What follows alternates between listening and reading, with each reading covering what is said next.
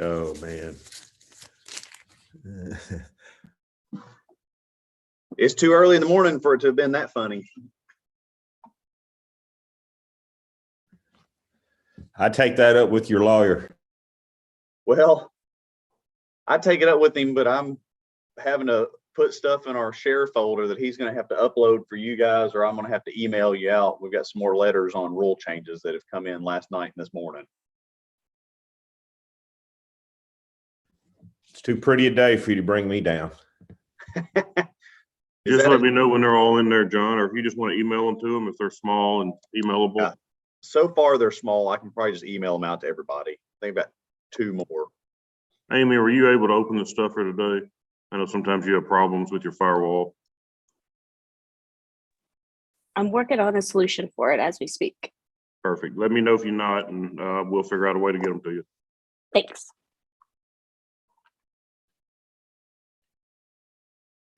I didn't realize my mute was off, John, until I got kind of into it. Well, it's off now. Yeah, I've got the fingers working. There you go.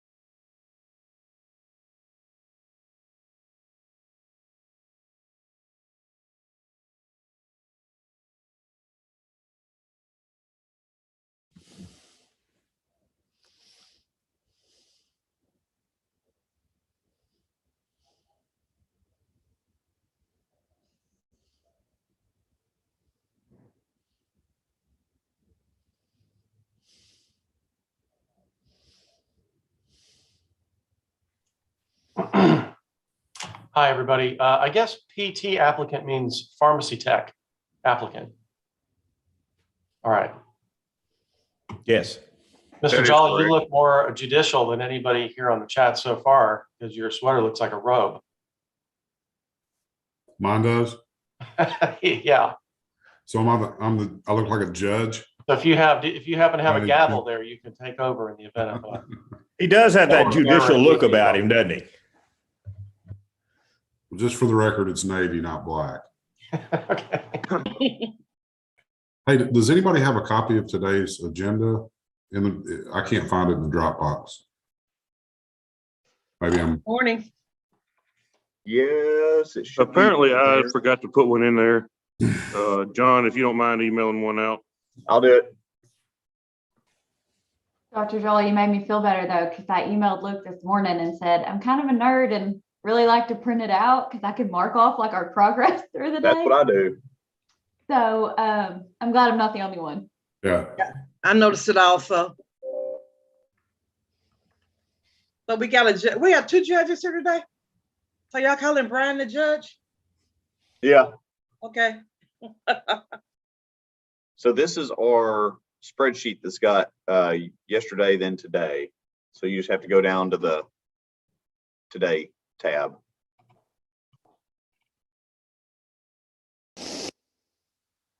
So Luke, so there's 3 denials of appeals of denials. Are you going to need me at 11 a.m. for these emergency hearings? What are those?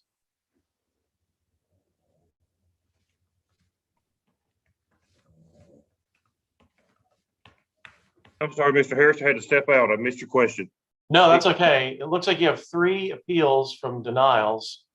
You start off with an 11, and then it says at 11 a.m. you have emergency hearings.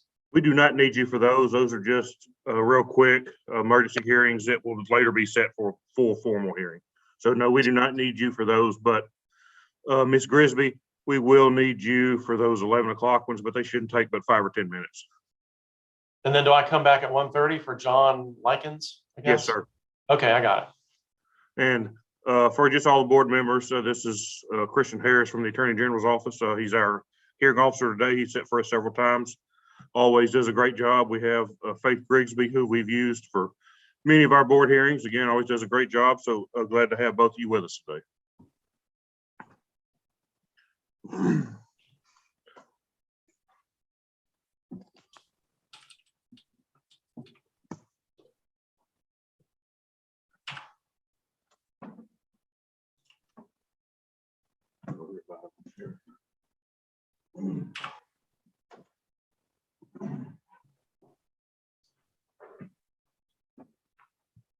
I know it's about 9:02. We'll wait. I know there's sometimes people have difficulty getting on, and I know our 10 o'clock has already tried to get on, so she will at least be present.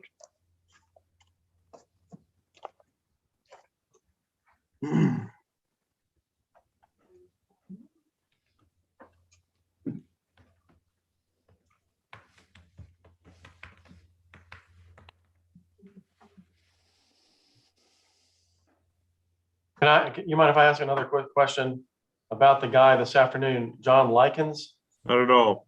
PD 0914, is that Doctor of Pharmacy or is that the Yes. other? Okay. Pharmacist. They're all, at this point, they're all doctor of pharmacies. I remember somebody tried to explain the difference between the way it used to be and the way it is now or something last time. So I can just say pharmacist license. Yes. Now we just all call it pharmacist license or a doctor of pharmacy. So either one is.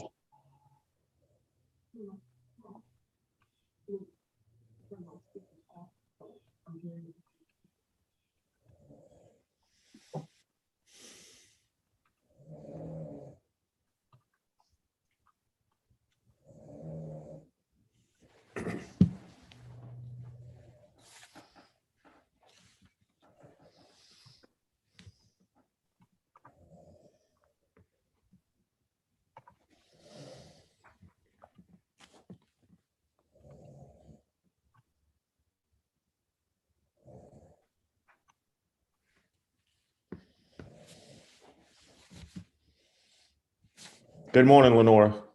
Good morning. How you doing? Doing good so far. All right. Morning. What's with the bow? You got a bow tie today? I know I didn't have, Yeah. I guess I was feeling a little crazy when I got up this morning. Oh, it looks good on you.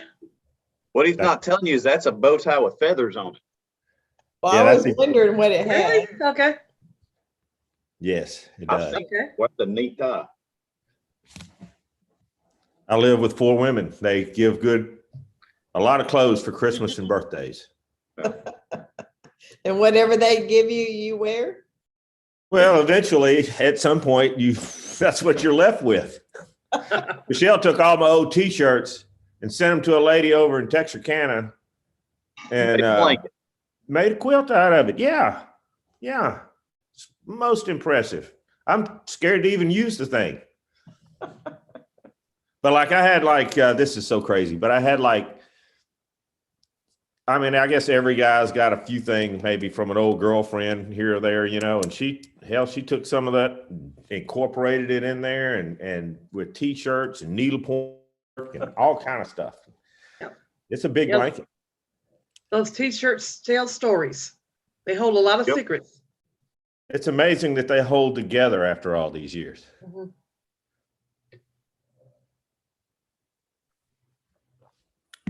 Yeah, my daughter steals all my college T-shirts she finds at this point. Yeah, mine. I lost a bunch at Christmas. Yeah, they come home, they pilfer through, and I'm glad. I'm glad for them to have it. My grandfather passed away. I got all of his T-shirts, and I still have them. And I swear to you, even after all these years, I can still smell him on those T-shirts. Now that probably tells you I stink, but nonetheless, that's the truth.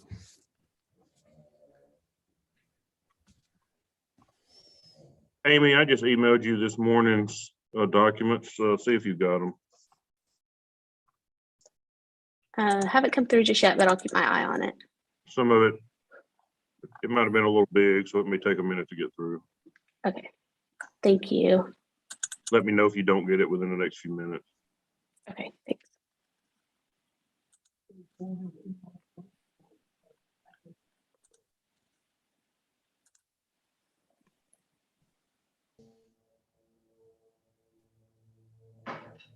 Are y'all getting crawfish up there, or do y'all get crawfish up there?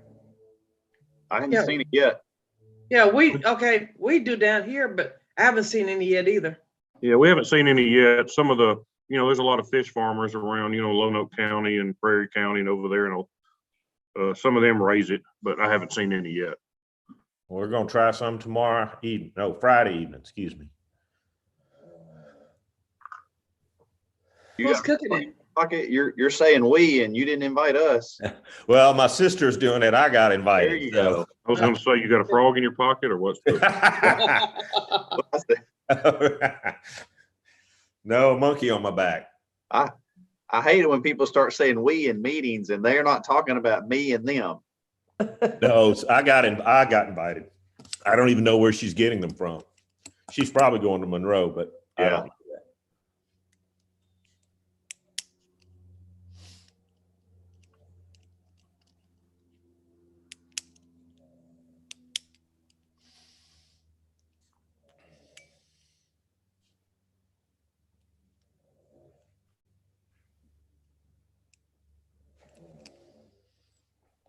And who is Gavin down on the bottom? Gavin, are you there? Yeah, I'm here. I'm just listening in. I work for Walmart, so Okay, what you guys are doing? So, Thank you. so Gavin, if you're just listening in, you should use the YouTube link that is on our website right below the Zoom link. We ask that only people with an appointment or need to talk to the board to be on the Zoom link. If you want to make comments on like rule change or something, you come in on Zoom, but otherwise YouTube just for our bandwidth. All right, that sounds. I'll switch over. Thanks, y'all. Have a good day, Gavin. Yep, you all too. Thank you.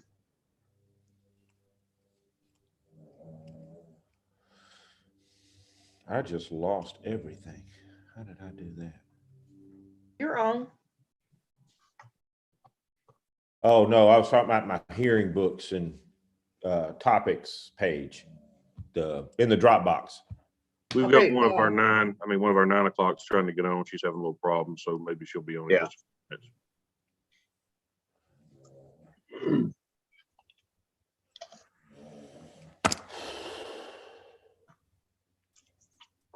So I'm And I also know going to email you all the comments that we have gotten overnight for the hearing or for the rule change. If I get any more today, I'll forward those as well. Hey, John, do you have my UMS email address? I'm sure I do. Do I need, you want me to update to that one? If you could, please. Yep, I'll copy it as well. Thank you.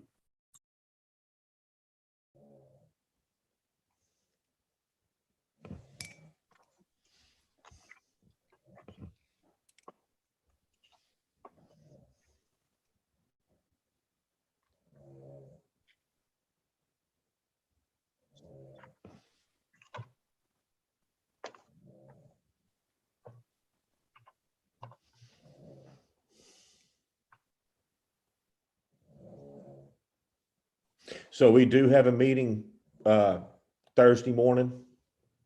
No, that This was is just yes. leftover. Okay. That we canceled since we couldn't do it live. Got you. That's what we're trying to set a one day for later.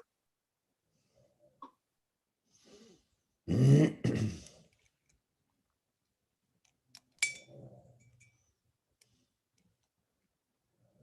that's a full board, that you want that to be a full board thing? Yes, it's an appeal. Mm-hmm.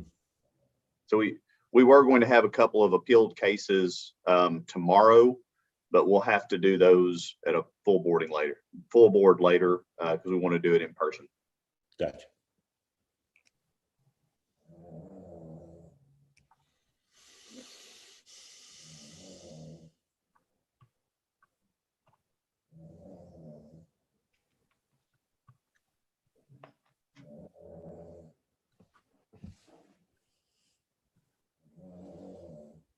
Can y'all hear my dog snore? Yes, I was trying to figure out what that was. Somebody down the hall bust out laughing. I think it's Jennifer. Yeah. Ms. Mitchell, are you still the board president? That's what they tell me. Okay, great.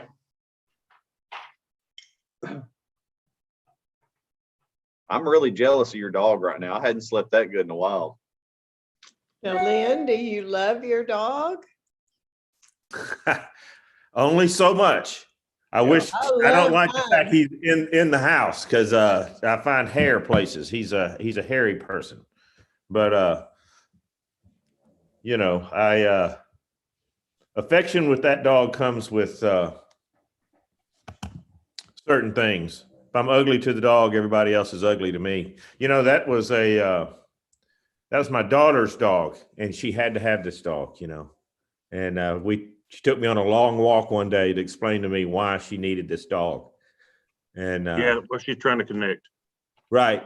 Oh, sorry, I didn't mean to interrupt you. Well, you're right in both cases. Anyway, we got the dog, and now I have the dog. Yeah. I have dogs and kids, and the dogs have never once complained about anything I've fed them. They've never complained about, you know, so it's, you know. No, there's ups and downs to it. Yeah. Ms. Durant, can you hear us? You're muted. Will you unmute yourself? Okay, there. Perfect, perfect. You can hear us okay? Yes, sir, I can now. Okay, perfect. We'll get started in just a minute, okay? Okay. Dr. Mitchell, I believe we've got everybody here. If you will do a roll call, and then we'll turn it over to Mr. Harris. And just for, this is Anna Durant. You do have a package, Yes. hearing book for her in your documents. And Ms. Durant, did you get the copy I mailed you? Yes, sir. Okay, thank you. Dr. Mitchell? All right, good morning. It is Wednesday, February 9th at 9:14 a.m. I'm going to call this meeting to order. I am Dr. Mitchell, the current board president. Also present for this virtual hearing, we have Dr. Lynn Krause, Dr. Brian Jolly, Dr. Lenora Newsom, Dr. Debbie Mack, Dr. Rodney Richmond, Ms. Carol Rader, and Ms. Amy Ford. That is all of our board members. And I will turn this over to our hearing officer. Okay, good morning, Ms. Durant. I'm up here. Can you see me? Yes, sir. I'm your hearing officer this morning. My name is Greg Harris. I'm an assistant attorney general at the Attorney General's office. And I forgot to tell the board members, this is my first virtual hearing, so I hope you'll bear with me if I make any strange mistakes. But I'll be the hearing officer today. This first case is in the matter of Anna Jeanette Durant, pharmacy tech applicant. This is case number 2022-11 before the Arkansas State Board of Pharmacy. Ms. Durant, would you please just identify yourself out loud for the record? Yes, this is the first time I've ever done one of these meetings as well. My name is Anna Durant. Is that all I need to say? Yes, ma'am. I'll tell you. I'll tell you what the way that this. I'm sort of the traffic director for this hearing. I'm they call it a quasi judicial role, and the way this works is that it kind of proceeds sort of like a court proceeding. We're going to have questions and witnesses, but there is a little bit of informality to it. Let me ask you, it looks like you're there by yourself. Are you represented by counsel? No, sir, I didn't have time or, think to do that. I'm sorry, sir. That's okay. Did you receive a copy of the order and notice of hearing? Yes, I did. Very good.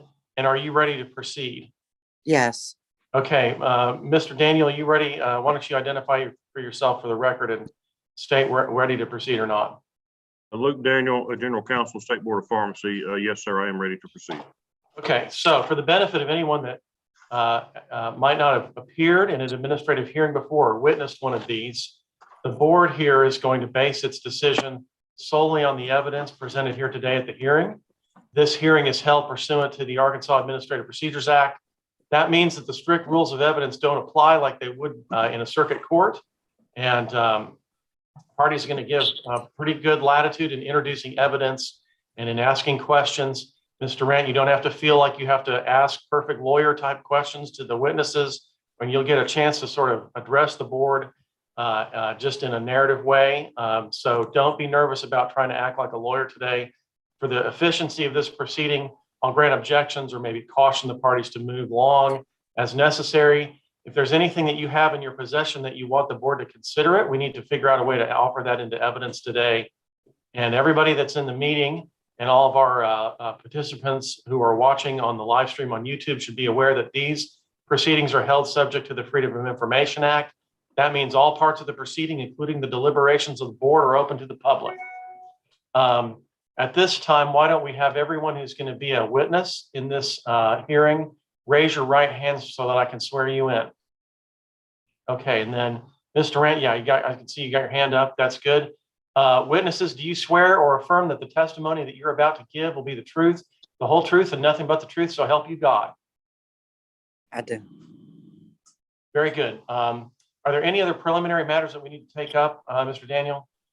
We would just ask that you incorporate the pharmacy law book, which includes Arkansas statutory law, criminal laws, the Code of Federal Regulation, and also all pharmacy board rules and regulations. We would ask you to incorporate all of that into this hearing, and we would move to enter exhibits 1 through 9 at this time. All right, we'll show that that is so incorporated and those exhibits are admitted. Ms. Durant, do you have any exhibits that you need to try to get before the board that they don't already have? No, I submitted everything that I had for them. Okay, very good, very good. Council, ready to proceed? Yes, sir. Any opening statement from either side?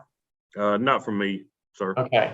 Ms. Durant, like I was saying, you could make an opening statement now to kind of, this isn't the only time that you're going to get to put your story out there. So if you want to wait until you get called as a witness, you'll have plenty of opportunity to share what you need to share with the board. But if you want to make an opening statement, you have that right to sort of do so right now if you want to. No, that's fine. I'll wait. Thank you. Okay, very good. Then Mr. Daniel, call your first. The board calls Deputy Director Brenda McCready. Dr. McCready, would you just state your name and occupation just for the record, please? Ms. McCready, you need to unmute though. Oh yeah, you need to unmute. We can't hear you. That helps. Brenda McCready, Assistant Director, Arkansas State Board of Pharmacy. And there may be a little playback. We're going to try to turn my mic down a little bit. Dr. McCready and I are in the same room, so we may have a little. Let me turn my speaker down. Dr. McCready, how long have you been with the board? 11 years. And we're going to skip over. We got a packet of exhibits here, 1 through 9. Looking at exhibit 1, which is the order notice of hearing today, looking at the second page of the exhibit, which would be the first page of the order. This is a pharmacy technician application, is that correct? That's correct. And during this process, the board saw that she had criminal history. Yes. And I'm looking at application. She did mark yes that she had some criminal history and was honest about that, correct? Yes, she was. And it shows on April 29th of 2000 that she was arrested for manufacture of a controlled substance, methamphetamine, criminal attempt to manufacture methamphetamine, possession of drug paraphernalia, methamphetamine, and possession of methamphetamine with intent to deliver. And these were all felonies, correct? That's correct. And it shows on December the 10th of 2001, she entered a guilty plea to a criminal attempt to manufacture methamphetamine. Is that correct? Yes, she did. And that's a felony? That's correct.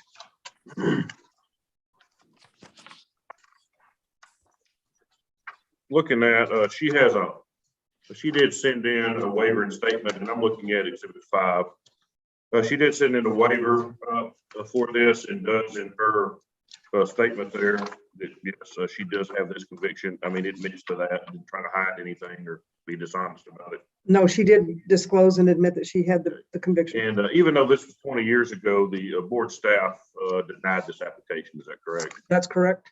And that's based on, and exhibit 6 shows just that she did in fact did plea, well, I guess plea no low contendere, which is a guilty plea under the laws of the state of Arkansas. That is correct. And it shows that she did plead guilty to the C felony, which is criminal attempt to manufacture methamphetamine. Yes, sir. And I'm looking at what's going to be the last exhibit, Exhibit 9, which is the Code of Federal Regulations. So even though this is 20 years ago, it was denied by board staff based on this section of the Code of Federal Regulations. Is that correct? That is correct. And it's section 21 CFR 1301.76, which states that the DEA registrar shall not employ as an agent or employee anyone who has access to controlled substances who has been convicted of a felony offense relating to controlled substances. And so that was the basis for, even though this is 21 years old, 20 years old, that was the basis of the denial. Is that correct? That is correct. So under this Code of Federal Regulations, she cannot work in any form that allows her access to controlled substances. Is that correct? That is correct. And when the board grants an application, it's in fact, I mean, it's telling pharmacy owners that yes, this person has gone through our process and we okay this person to work in your pharmacy. Is that correct? That's correct. So unless she told her employer that all this happens, that employer would actually be liable. I mean, would be liable for her working there and could in fact lose his registration with the DEA. That's possible, yes. That's all I have. Thank you. Okay, very good. Now, Ms. Durant, Yes, sir. you may see me turn off my video from now and again, unless the board has a strong preference about that. I'll try to save y'all's bandwidth, but rest assured I'm here listening and we can rule on anything that needs to be ruled on. At this time, you can ask some questions of Ms. McCready on cross-examination if you want to. Okay. And so go right ahead if you want to. Yes, I would like to ask her a couple of questions at least. Okay, go ahead. Yes, ma'am. Did you, during all this process, I had filed for an expungement and received that expungement, which I also sent with my application and stuff to the board, the pharmacy board. Does that not have any effect on the decision? The expungement of the record does not negate the ruling or the requirement from the DEA that you would have to have a waiver. It does not consider the expungement at all. Okay. I'm trying to figure out how to phrase my thing as a question. Sure. If a person has contacted the DEA and is currently trying to work with them to get that waiver, does that shed any light onto the decision maybe being changed in my particular case? It won't change the decision today, but if you obtained a waiver, it's possible you could come back before the board and reapply and request to come before the board again. Okay, so just the expungement alone does not help the decision as far as the fact that they denied me. It has no bearing whatsoever in the deniement. I mean, it's not a positive in the negative. It's the conviction is there, and because of the CFR regulation, we have to consider that conviction. Okay. Is there any way that they would consider the expungement of the conviction and the time that has passed since that conviction and having no other conviction since then? Does that in any way waiver this decision? That's a question for the DEA. The Board of Pharmacy does not have the authority to overrule CFR regulation. 21 CFR 1301.76 precludes you from working in a pharmacy where they have controlled substances. If we issue you a license, we're saying you're good to work in a pharmacy, and we can't do that. Okay, so just the conviction alone, no matter what has happened since or before that, has any bearing in the changing of this decision? The felony conviction, yes, ma'am. Okay, thank you. You're welcome. Okay, thank you, ma'am. Questions from the board for Ms. McCready? Go right ahead.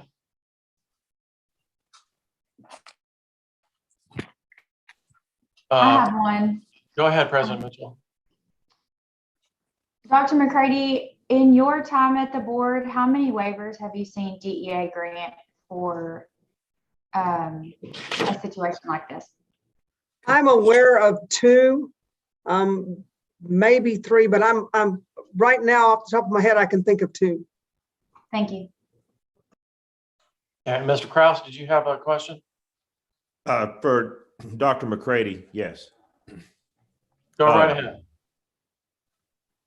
In your opinion, if Dr. McCready, if we took no action on this person at this time and gave her an opportunity to seek this waiver, do you think that that would probably be in her best benefit? The application has already been denied. This is an appeal hearing, so I don't know that it will change anything. But even though the denial is there, I think the DEA would consider their facts, and this probably would not weigh into those that decision. Thank you. Any other questions from any board member? All right, let's go ahead and call your second then, Mr. Daniel. Board has nothing further. Would like to Okay. make a short close at the appropriate time, but have no further witnesses. Very good. Okay, so Ms. Durant, that's the rest of the state. State only had the one witness, Ms. McCready. And so now technically you get to call witnesses, but you can also call yourself and just talk and just give your statement to the board if it makes you more comfortable to do it that way. Or if you have some folks that you want to call, either way you want to do it, you go right ahead. No, I have nobody here to call. I don't know that my statement will make much difference in this decision. I have worked for all the years since this has happened. It's been over 20 years now. I did my probation like I was supposed to without getting in any trouble, and I have continued to work and raise kids who are grown now and have better jobs than their mother does. I just like the opportunity to do something better for myself. All right, very good. You're doing great. Any questions, Mr. Daniel, for Ms. Durant? I have no questions. Thank you. Okay, board members, any questions for Ms. Durant? Okay, seeing none, let me ask then, anybody, either one of you want to make a closing argument? I do, just real briefly. Okay, go ahead. This is not this is a technical legal reason. I mean, it's nothing to do at this point with her character. I mean, this happened 20 years ago, 21 years ago. She has not had, that we show she has not had anything since. I mean, this is just a legal basis for that denial. I mean, she cannot work in a pharmacy that has access to controlled substances. In the past, the board has either just made no decision on these and taken no action. And if she gets a waiver, and it's not her that has to get the waiver, it's the employer. So a pharmacy, she will have to contact a pharmacy. That pharmacy will have to apply for a waiver. I've spoken at length with the DEA on these types of issues. Expungements don't matter, sealings don't matter. Even a state pardon would not override the fact that she has a no low contendere or a guilty plea to a crime involving controlled substances.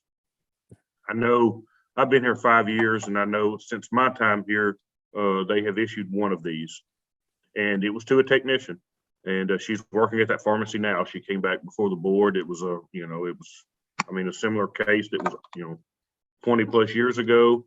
They decided to give that employer a waiver, and they did so. But the board would ask, or staff is asking, not to grant this application before there is any type of waiver in place. Because like I said, when we issue a license, we're telling potential employers that this person can work in your pharmacy. And that is not the case in this case. So she cannot work in a pharmacy. There are very, very, very few pharmacies that don't have controlled substances in them. And so we would just ask that it not be granted. And if she can get in contact with an employer and that person can apply for a waiver, then and she gets it, fantastic. But until that point, we would ask that her license not be granted and just be taken no action. All right. Thank you, Mr. Mr. Durant, Harrison. I know you, oh, sorry, go ahead, Luke. Okay, Ms. Durant, I know you just gave your statement to the board. You can make a closing argument if you want to, and say anything else further that you want the board to consider before we go into deliberations. I would like for them to reconsider the denial on the fact that it has been more than 20 years because of my character, my work history. I worked at the same employer for like 12 years until, the store closed in 2020. I have started every job at an entry-level position and worked my way to the top, including at my last employer. I was actually the office manager responsible for every penny that came into a busy grocery store and had to account for it on a daily basis and make sure that everything was right. So I think that gives me some character. The fact that I've raised children who have went off to college and became good, productive citizens of this United States. I just asked for a chance to prove that I can do this job without any issues. And I'd ask that they consider giving me the technician license so that I can prove my self-worth to them and myself. Very good, very good. Thank you. At this time, let's go off the record for the board's recess for deliberations and a decision regarding findings of fact and conclusions of law and anything else that needs to be taken care of. Once the board reaches a decision, we'll go back on the record. And as I mentioned before, these deliberations are open to the public under the Freedom of Information Act. And so all parties can remain and observe these deliberations. I'm going to turn my camera off and my mic, but I'm still here. So if you need anything, just let me know, board. At this time, we'll go off the record.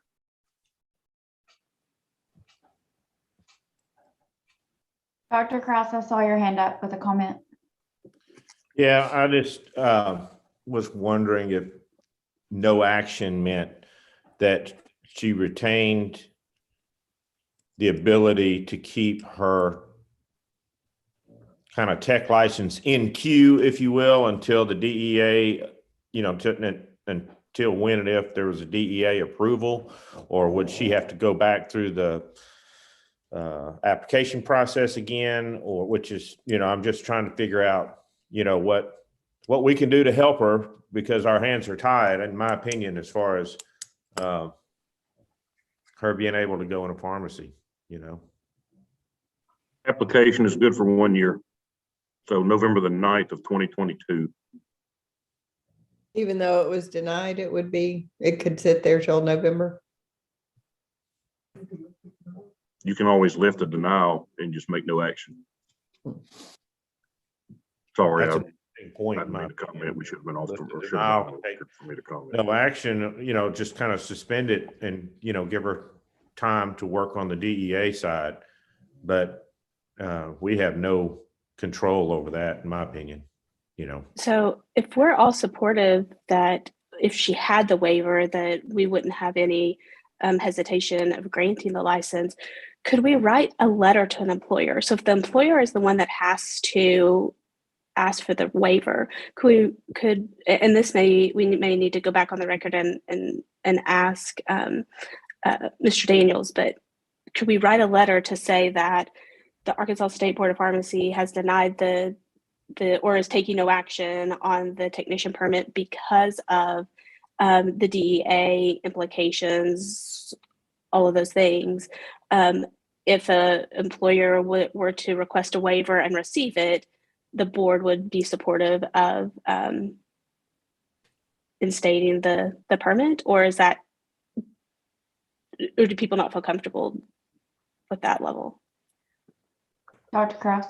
I think that's a good idea personally, Amy. I mean, I think that if we could have some, show some support to her hard work and character over the last 20 years, that, our hands are bound as far as that goes. And if the DEA is willing I would be willing, I assume. I don't know what everybody else feels like. I'm probably speaking Just out of like turn. as an employer, it would be hard without any. So even you went through the whole process to get a waiver and then not knowing if that person would still receive the permit or not. If we want to go back on the record, Mr. Harris, I think I can answer the I question. think Dr. Richmond had a comment first. I was just going to say, I think from a factual standpoint of everything that you said, Ms. Ford, that I would be in agreement with, but I think we want to be careful about taking an advocacy position. I think to simply have a letter to an employer to say, we've reviewed the application, it has been denied on the basis of, however, if you receive a waiver, then we'll reconsider application. That's all factual. But if we say we are supportive, then we become an advocate, and I don't think that's our job. That's a good distinction. I like need that. to. I would also be okay with authorizing the board, basically reversing the denial and authorizing board staff to approve the application upon receipt of the DEA waiver, if that's something we could do. As long as there were no other things outside of what the waiver was taking off. So yes, you could still state they still need to do their full review, just like we always do. But yeah. Dr. Mack. Well, I agree with Dr. Richmond. It really isn't our place to help or deny or hurt anybody. I mean, our place is just, you show us the facts, we determine if you get a license. But so we would just be sending her back to, if she can handle all of that, then she could come forward. But I don't see how we could just say that we want some employer to give her a job or anything. So I don't see any way to go that way. Dr. Newsom, and I'll see you, Ms. Rader and Dr. Richmond. I'm in agreement with Dr. Richmond and Dr. Mack. We need to take a position of neutrality, and all the conversations need to take place between her and her potential employer. Ms. Rader. I agree with what the others have said. Unfortunately, if it were a situation where she were still working for the same pharmacy or the grocery store, and it was, I think it would be a different situation than just a broad open letter, because right now she is not employed. I don't think an employer, even if she went into a drugstore or a pharmacy and worked the front or whatever, it would still take a amount of time for that employer to want to take a risk. So, I mean, I just think that we just need to remain neutral and let her handle it, and then come back to us or a potential employer once she's established a work relationship, come back after they've gone through the DEA process. So based on her application, which is Exhibit 4 in our packet, it says that she is currently employed at Daily Dose Pharmacy, which, unless that's set up like a Walgreens or CVS where the pharmacy department is completely separate and locked, if it's like most, independent small retail pharmacies, then like they're in violation of the DEA regulation just by her being employed, whether she's functioning as a technician or not. That's definitely the way Oklahoma Board of Pharmacy sees it. I've had that experience several times with individuals that they can't even work in the greater chain pharmacy. And they probably don't realize the position that they are in. And I hate it. Because it has been a long time, yes. And she's done well, and we appreciate all of that.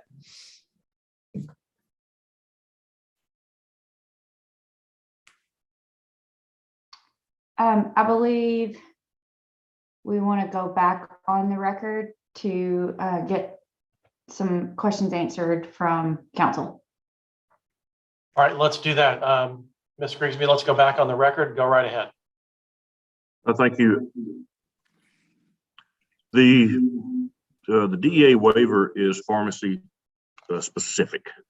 So if they grant a waiver, they grant it for her to work in that one pharmacy, and she would not be allowed to work in any other pharmacies. So and I know some of y'all mentioned a letter, but that can all be worded. I mean, there's going to be an order at the end of the day's case, regardless of any situation. And we can word that order however we want to, that, you know, once she apply or once a pharmacy on her behalf applies and receives a DEA waiver, the board will, you know, would reconsider her application, or the board would grant that application. We can put all that in the order. But her license, if granted, would have to be store specific. And the one that we have, like I said, the one that I know of since I've been here that was granted for a technician was granted store specific.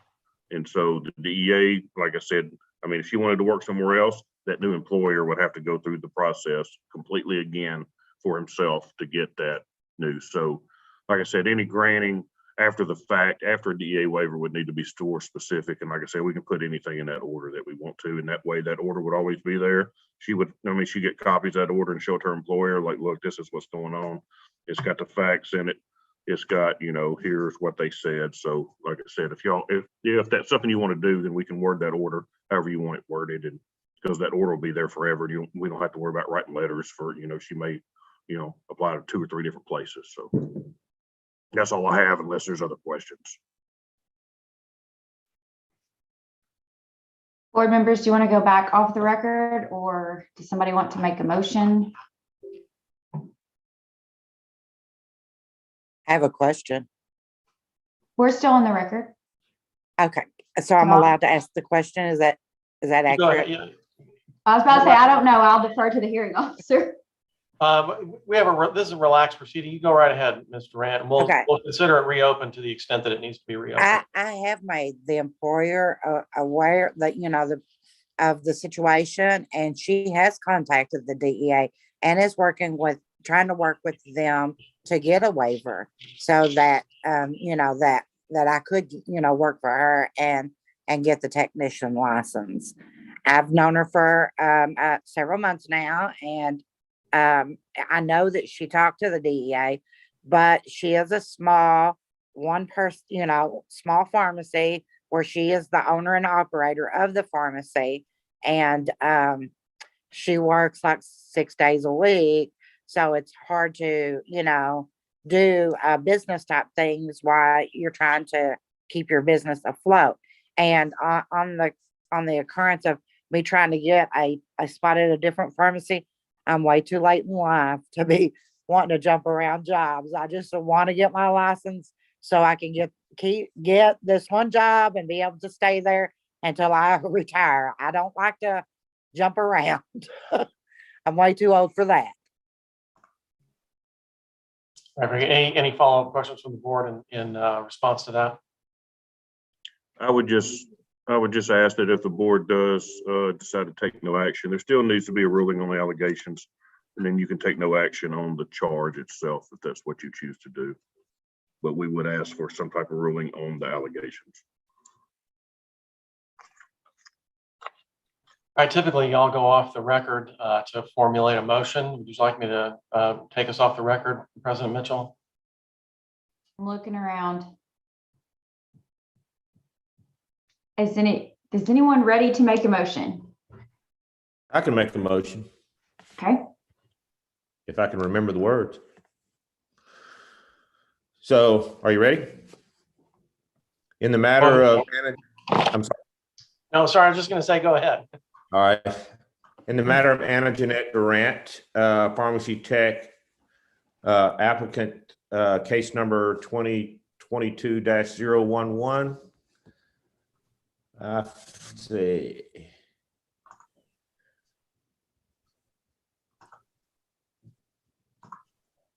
State that all the allegations are true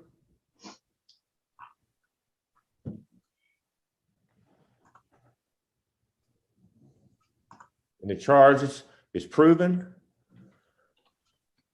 And I move that we take no action on this at this time.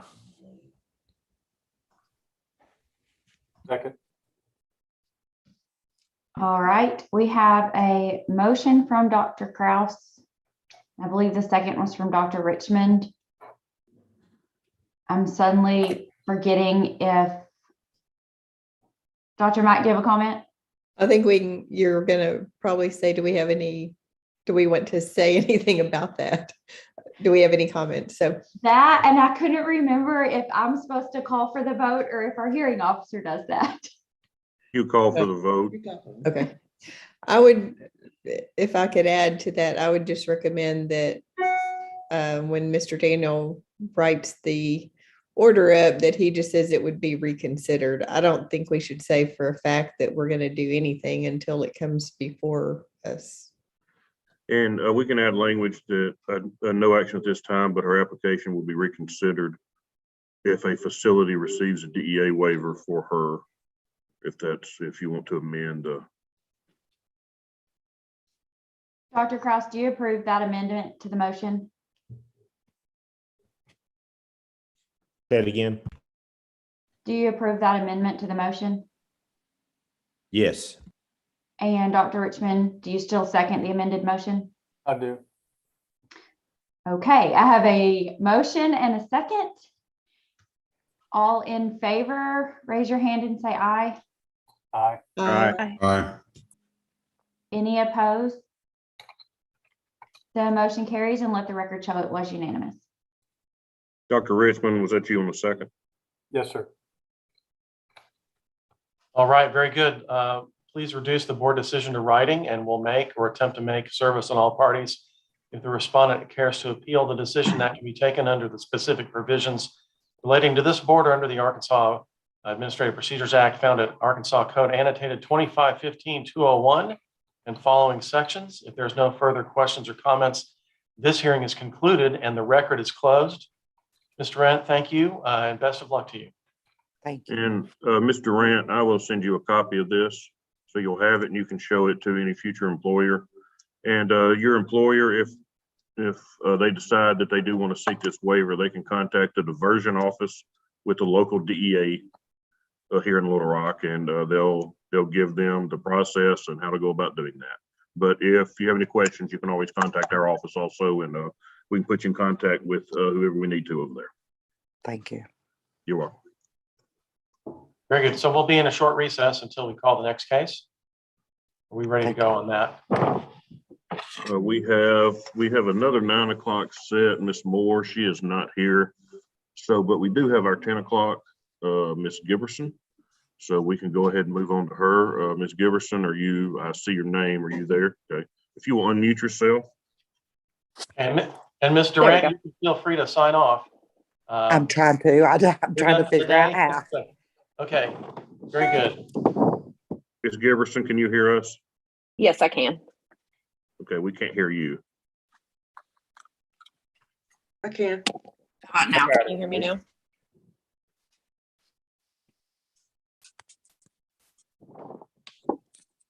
Can you hear me now? Yes, we can. Okay, perfect. Okay, good. Ready to proceed? Yes, sir. I'll turn it back over to you, Mr. Harris. Okay. Good morning, Ms. Giberson and board members. My name is Christian Harris. I'm the hearing officer today. In this matter, I'm an assistant attorney general at the Attorney General's office. This is case number 2022-007 in the matter of Margaret Catherine Giberson, pharmacy tech applicant. Ms. Giberson, would you please identify yourself just orally for the record? Yes. My name is Margaret Catherine Giberson. I'm applying for a pharmacy technician license. Very good. And it's Giberson. I'm sorry about that. That's okay. Okay. I think that was my fault. I've been calling her Miss Giberson since it started. So. That's okay. And ma'am, are you represented by counsel today? No. Okay, very good. No requirement that you do that. Anytime that you have any questions about the procedure or anything like that, I'm sort of the traffic director of this thing. You can sort of think of me as the judicial officer, so you can ask any questions of me anytime that you want to, all right? Okay. Did you receive a copy of the order and notice of hearing about this hearing today? Yes, I did. Okay, are you ready to go? Yes. Proceed. All right, very good. Board counsel, would you please identify yourself for the record? Luke Daniel, General Counsel, State Board of Pharmacy, and I am ready to proceed. Very good. All right, so for the benefit of anyone present here today or watching the live stream on YouTube who may not have appeared in an administrative hearing in Arkansas before, here's some little bit of an explanation. The board today is going to base its decision solely on the evidence that's presented here today. This hearing is held pursuant to the Arkansas Administrative Procedures Act. That means a couple of things in practical terms. The strict rules of evidence that we would follow in a courtroom don't apply. The parties are going to be given some latitude in introducing evidence, and the goal of that is to promote a fair hearing and provide the board with all the information that it needs to make a decision. To ensure the efficiency of this proceeding, I can grant objections or caution the parties only as necessary. If there's anything that you have in your possession, Ms. Giberson, that you want to have the board consider that you haven't provided them already, we'll have you offer it into evidence today.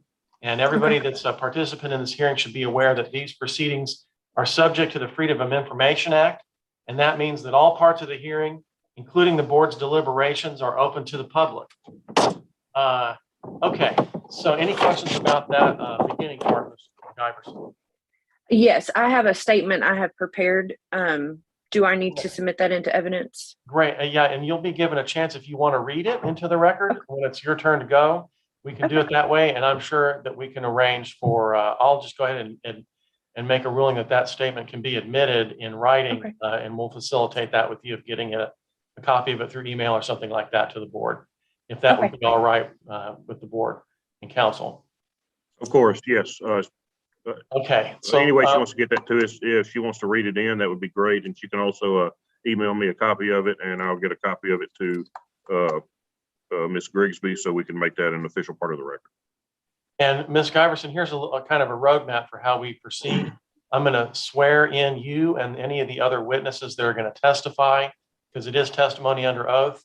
After that, both parties, meaning counsel for the board and yourself, you can make an opening statement if you want to. They're not required. And then we proceed as the state will call a witness, however many witnesses they have. They'll ask questions of that person on direct examination. You'll get to ask any questions of each witness in sort of a cross-examination, but don't feel like you have to be a perfect lawyer type questioning. And then the board for each witness also gets to ask questions as they gather their information. And when the state's done with their witnesses, you'll get to call any witnesses that you want. And you, what happens a lot of times, you just call yourself, and you don't have to be a perfect lawyer. You can read your statement to the board and make those positions known. You'll get, Mr. Daniel will get to ask you some questions and your witnesses questions, same for the board. And then after all the witness testimony is in, we'll go off the record for the board to deliberate, and then they'll make a decision. So that's where we're going. Any questions about that from anyone? All right, so whoever's going to be a witness in this proceeding, would you please raise your right hand so that I can swear you? Great. Witnesses, do you swear or affirm that the testimony that you are about to give in this proceeding will be the truth, the whole truth, and nothing but the truth, so help you God? I do. Very good. Mr. Daniel, go ahead and call your first. I would like to. I'm sorry, do you want to make an opening statement? This time, I would ask you to take judicial notice of Arkansas statutory law and board regulations, and would move to enter exhibits 1 through 8. That is so noticed and admitted. Any opening statements? The board would call Dr. Brenda McCready. Dr. McCready, will you just state your name and occupation for the record, please? I'll be sure to unmute, Ms. McCready. We can't. My apologies. Brenda McCready, Assistant Director, Arkansas State Board of Pharmacy for the last 11 years. And we've got there have been a few exhibits entered here. There are 2 different order notice of hearings you see. One because we had to change how this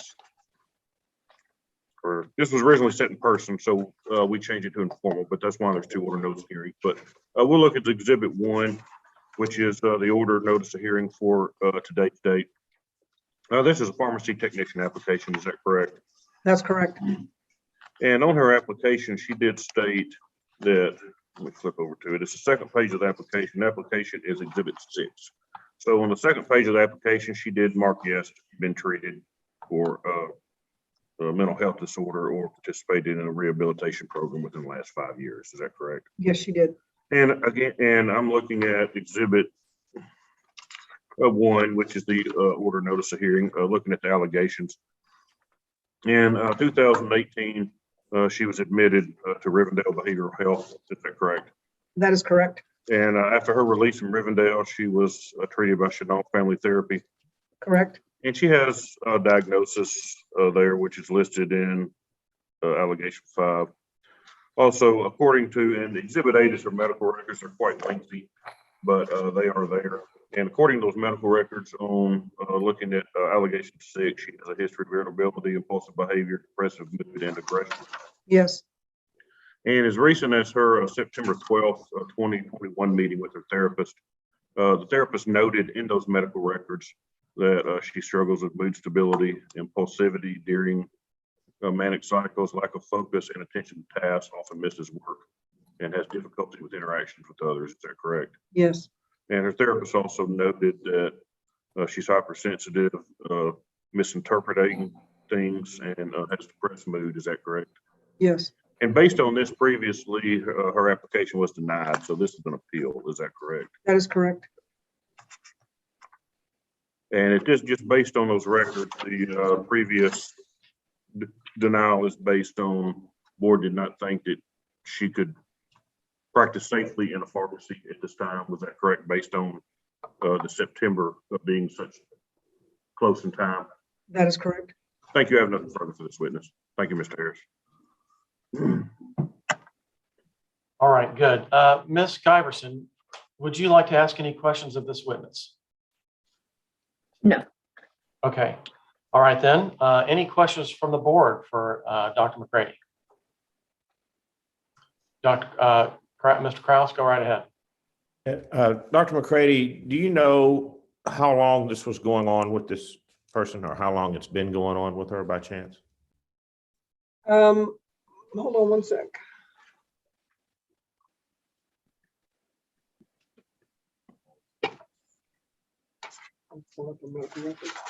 The order notice of hearing says she's been being seen since 2018.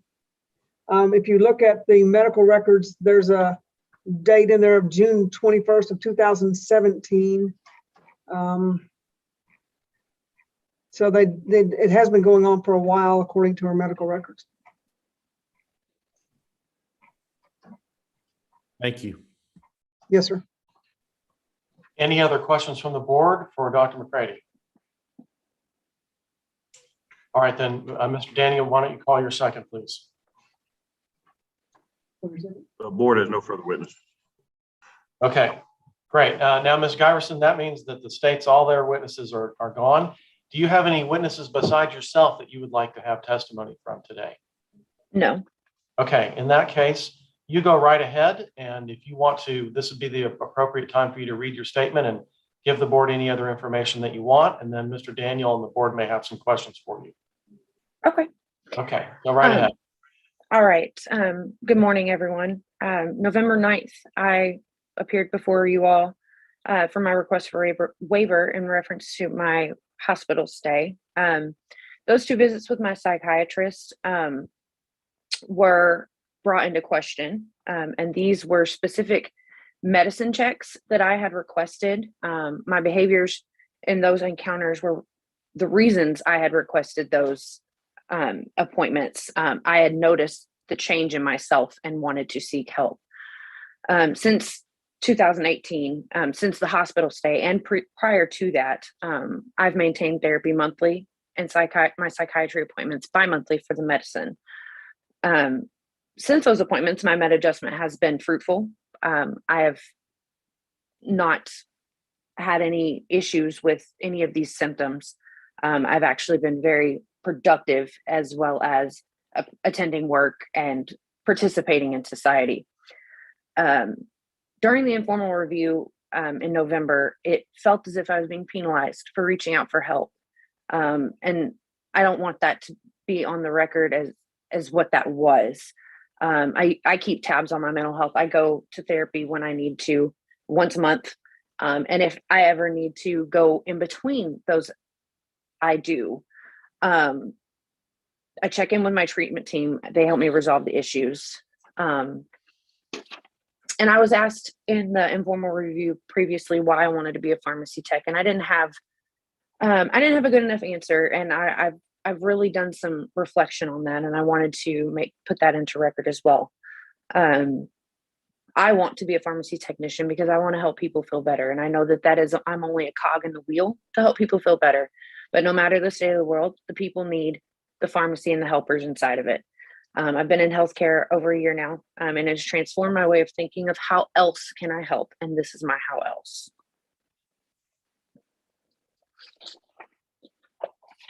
All right. Thank you, Ms. Giberson. Any questions, Mr. Daniel, for this witness?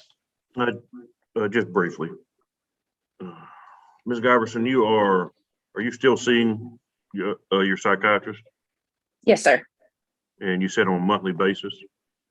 I see my therapist on a monthly basis and my psychiatrist for my medicine bi-monthly. Okay. So you're seeing a therapist, I guess, a counselor. Is that what you mean by therapist? Mm-hmm. Okay, so you're going to counseling once a month? Yes. And that's still at Chenal Family, same place? Yes, sir. Okay.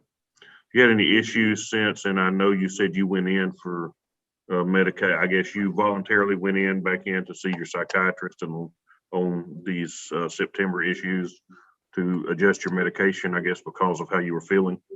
Yes. And any issues with that since? None. I have not. It's been a very good med adjustment. I've not had any of these issues since then. And before that, were you seeing, how long have you been seeing a psychiatrist? Let me ask you that. I've been seeing a psychiatrist since 2014. Okay. So you've been seeing one constantly since your hospitalization back in 2017? Yes. And, well, I guess, I'm sorry, 2018 in July. Yes. You've been seeing a counselor or therapist since then also? That is correct. So before, had you been taking that medication for a while that apparently did it just stop working, or what was going on there that were you having those issues? I have been taking the same medication for a while, and I needed a little bit of an increase just to help me be able to use my tools to make sure that these events don't happen. And I needed an added medicine onto that to like Abilify. I mean, we don't have to get into specifics. I mean, this is a public hearing, so you don't have to get into to the specifics of your medications. But you haven't had any issues since then, and this was in September? Yes, sir. That's correct. Thank you, Mr. Harris. I have nothing further. I can see questions from the board coming in. Go ahead, Ms. Mack. Oh, don't forget to unmute. I just wondered where you currently work in the last few years, at least. I currently work for Baptist Health. And you do what there? I am an information associate, which is like a secretary. And I also am a monitor tech, and I monitor heart monitors throughout the hospital. And you would like to get a technician permit to work there or somewhere else, or? I would prefer to work there, yes, but I do have a job prospect with Walmart. Thank you. Mm-hmm. Any other questions from any board members for Ms. Giberson? Okay, I think at this time then we're ready to go off the record for the board's recess for deliberations and the decisions regarding the findings of fact, conclusions of law, or anything else that needs to be handed down. Once the board reaches a decision, we'll go back on the record. And for everyone's benefit, these deliberations are open to the public under the Freedom of Information Act, and the parties can stay online and keep viewing on YouTube and observe these deliberations. So at this time, let's go off the record. All right. Who Dr. Richmond is unmuted, so you get to go first. Okay. Well, I think we asked, I don't know, but it's my impression that we ask these type questions regarding the presence of mental illness to make sure that we do our due diligence, that we don't have someone who's seeking a permit who is actively, I'll just simply say, in trouble medically. This lady speaks well. She's in a position that requires a great deal of diligence and care, currently monitoring someone on monitors. It's not to say that the role in a pharmacy is any less important. It's not. It's equally as important. I don't think that that at this time it seems that she is well involved in her care, and that she seeks out help when she needs it. I guess I don't really have any trouble with giving her a license at this time. Dr. Kraus?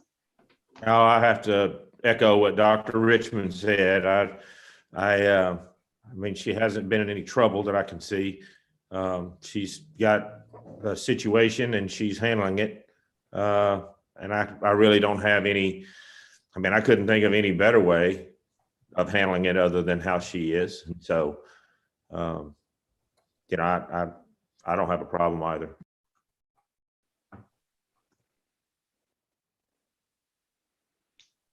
Any other board members have comments or anything they want to add? Dr. Newsom? Yes, I have concerns about working in the public under stress. Right now, she's working in a controlled environment. And how will she do, especially working in the public and the things that go on in the public sector? Stress is an issue, but it's an issue for everybody. Dr. Mack? And I guess we don't have anything since September that the doctor said. I mean, we didn't, I don't think we have anything more recent that says due to the medication change, she's doing so much better. So I don't know if we have anything like that. I was looking for it. Should we ask for something like that? I mean, from all indications, you know, from the technician and patient, or she does seem to be doing great. I just wondered if there were anything additional that, well, there is something from November. No, that's 19. Okay. Yeah.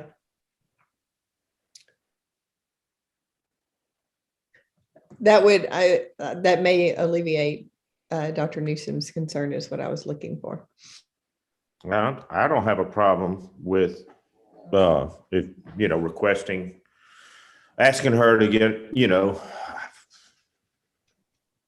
what her doctor, you know, has to say about it or anything like that. I mean, we've certainly asked for that on others. I feel like Miss Rader is just itching to say something. Not itching to say anything because I realized that she has worked very hard and is very interested in working in a pharmacy. However, I think we still have to look at the evidence that's been presented to us. And, you know, based on the history, and it's recent history. I mean, it's just last September. I would not feel comfortable putting her in a pharmacy tech position.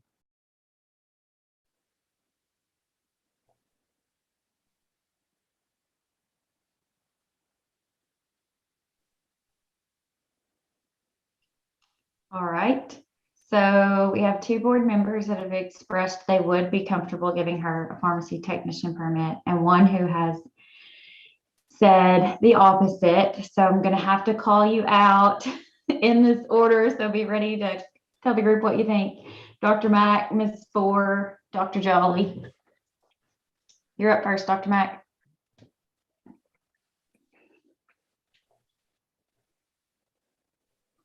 Well,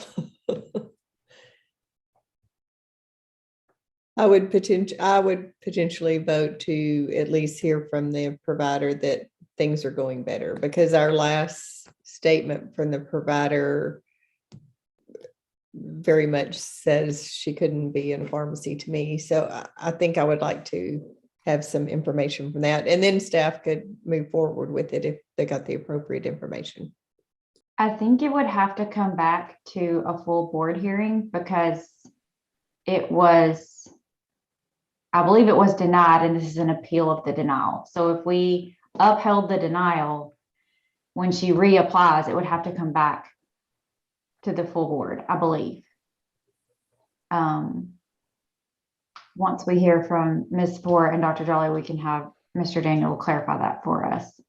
And Dr. Newsom, I forgot about you. I'm sorry. You moved on my screen and I didn't see you.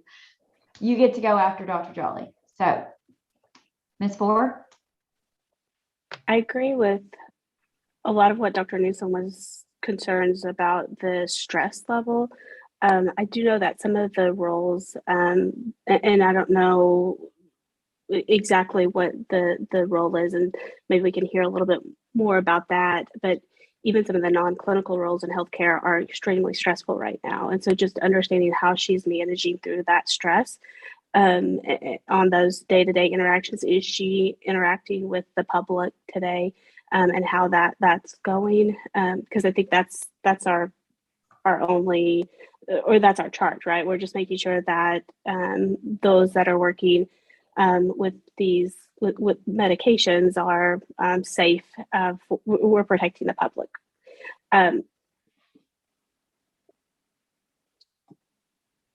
still there? Sorry. You're back.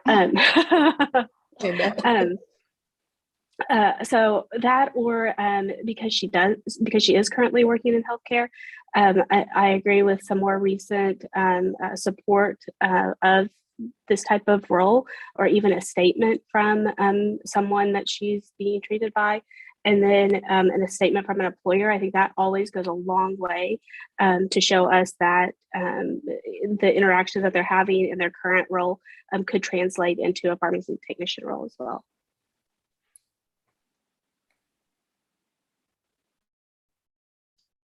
Dr. Jolly? She appears to be stable to me. It looks like she's having monthly check-ins with her psychiatrist, maybe even more frequently than that, every 2 weeks or so.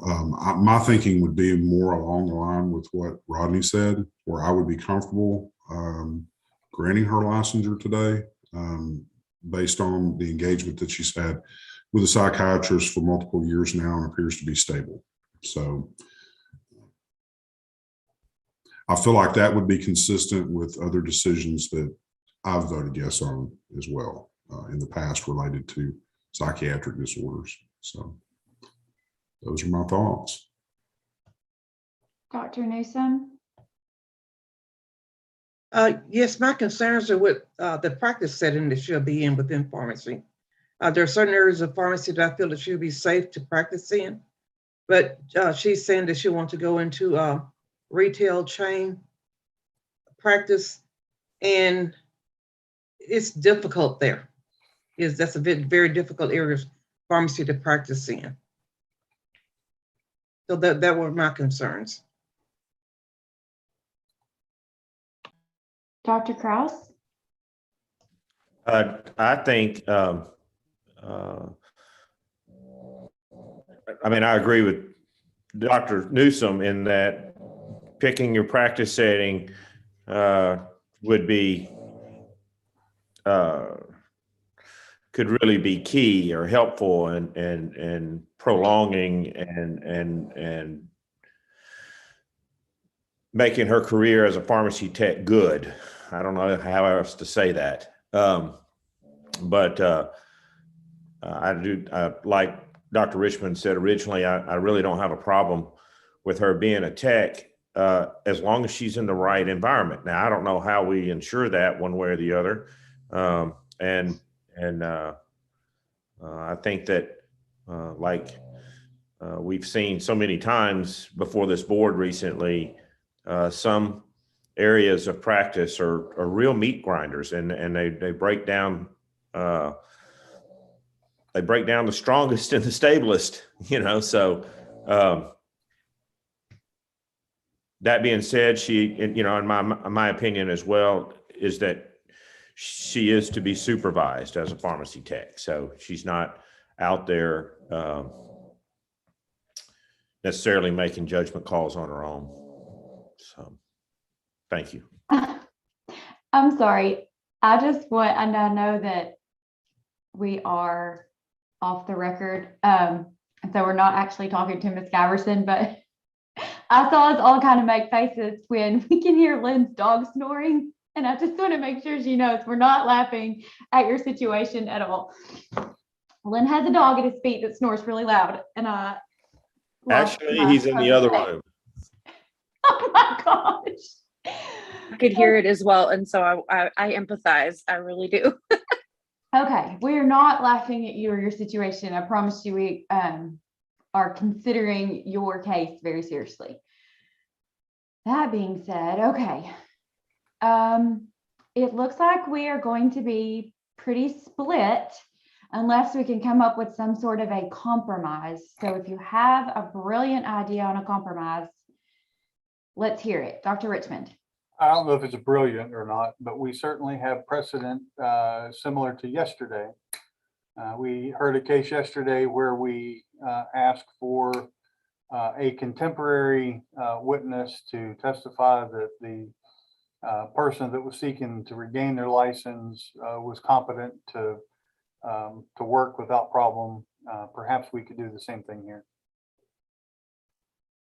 I think, and we'll go back on the record here in a second, but I'm not exactly sure what our options are since this is an appeal. Like, I think we have to make a decision to either reverse the previous decision or uphold it. Dr. Krause? Well, I think we can also do nothing until we hear something from her provider that would give the full board faith in a decision.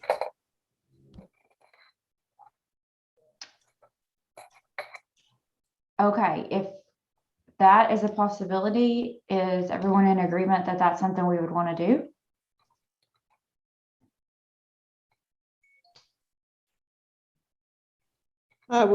For me, I would say yes. Maybe we get back on the record and ask if that's even possible.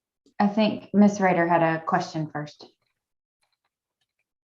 I can agree with holding off. My biggest concern is the information that we have from her therapist or her psychiatrist. It's only 4 or 5 months old. And then we don't have anything at all other than Ms. Giberson's, telling us that she is doing well. And in my experience, when you look at mental illness, that's a very, very short period of time.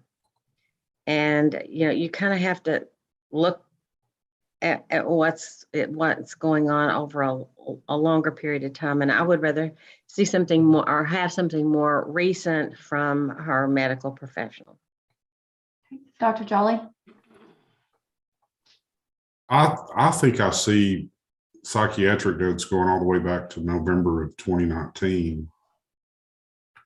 It's hard. There's several pages and we don't have time to read them all, but I think we've got multiple years there. But it wasn't very long. It was just September a few months ago that we heard she wasn't doing so well. That's the concern, is September to now is not very long. I thought her original issue was in 2018. Maybe I misunderstood. It was, but in September of 2021, the therapist noted that she was still struggling with mood stability, impulsivity, lack of focus and attention to task, et cetera, et cetera.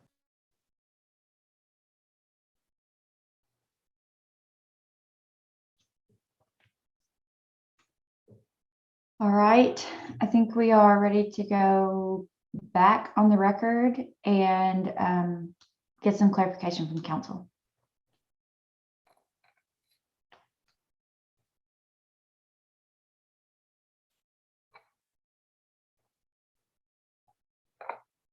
And our court reporter, or not the court reporter, our hearing officer just disappeared off my screen. Yeah. Did we lose Mr. Harris? Yeah, we lost him. So we'll just stay off the record until he comes back.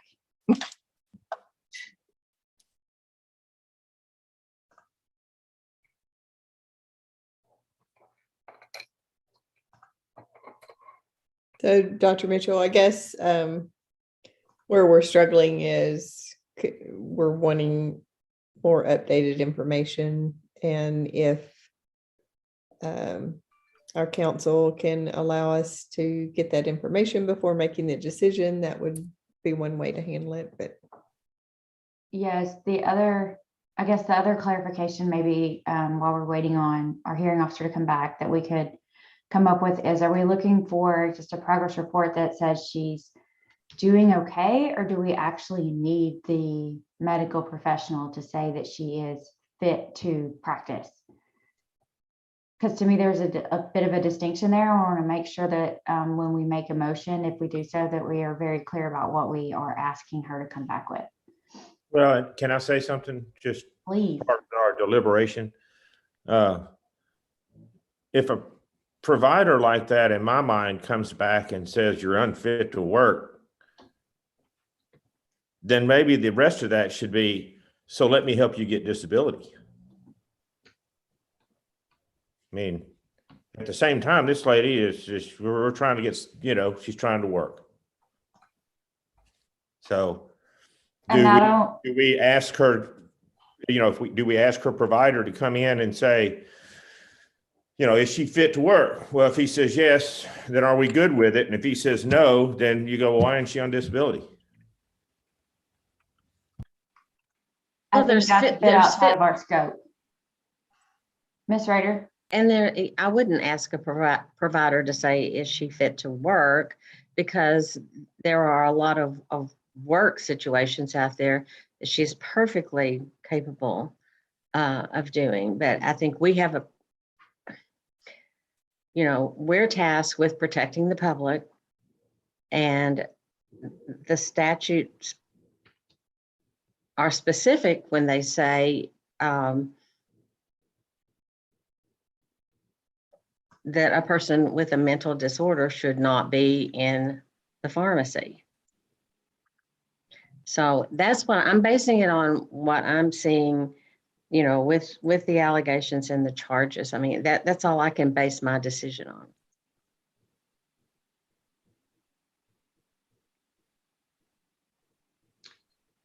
Okay, Mr. Harris, are you back?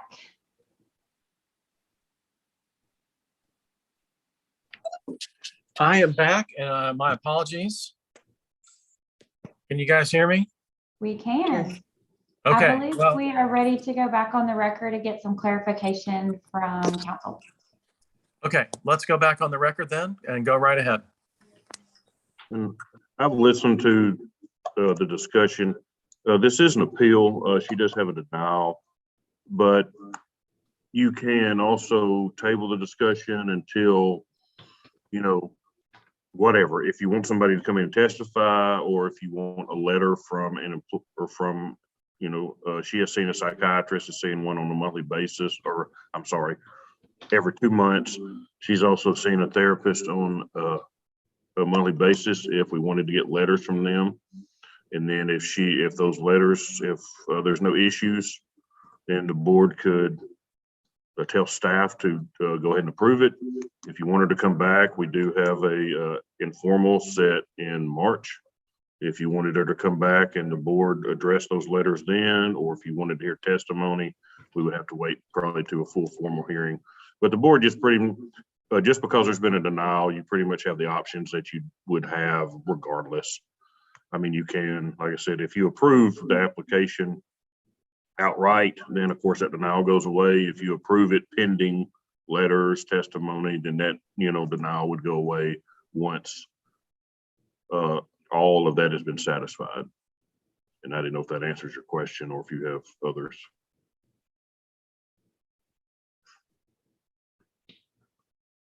Thank you. Board members, do you want to go back off the record? I see Dr. Richmond shaking his head, so I will entertain a motion.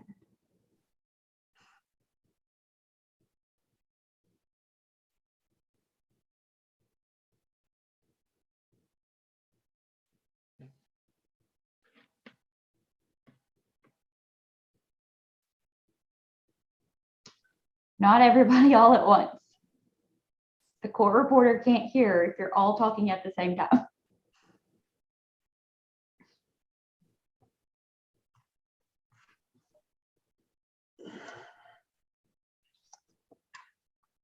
Madam President, we can go off the record for a few minutes if you want to wordsmith a motion, if the folks need more time. It looks like that's what we need to do. All right, then let's go off the record briefly, and I'll try to get my connection back as well. I'm going to pop off and I'll be right back. Okay, are we off the record? Yes. All right. Dr. Mack. I don't think we should make it cumbersome for her. I just think in my opinion, if I would say probably her therapist or we can decide that the psychiatrist would at least write a letter that, she's progressing good, doesn't have to go into detail. I just think if we had something from a medical professional, since we already have something that doesn't sound very good in September, if we have something from the medical professional and we can decide who could tell us that she's progressing well, then I think staff could make the decision, in my opinion. I don't think we'd have to bring her back or take any longer time for her, but that's just my thought.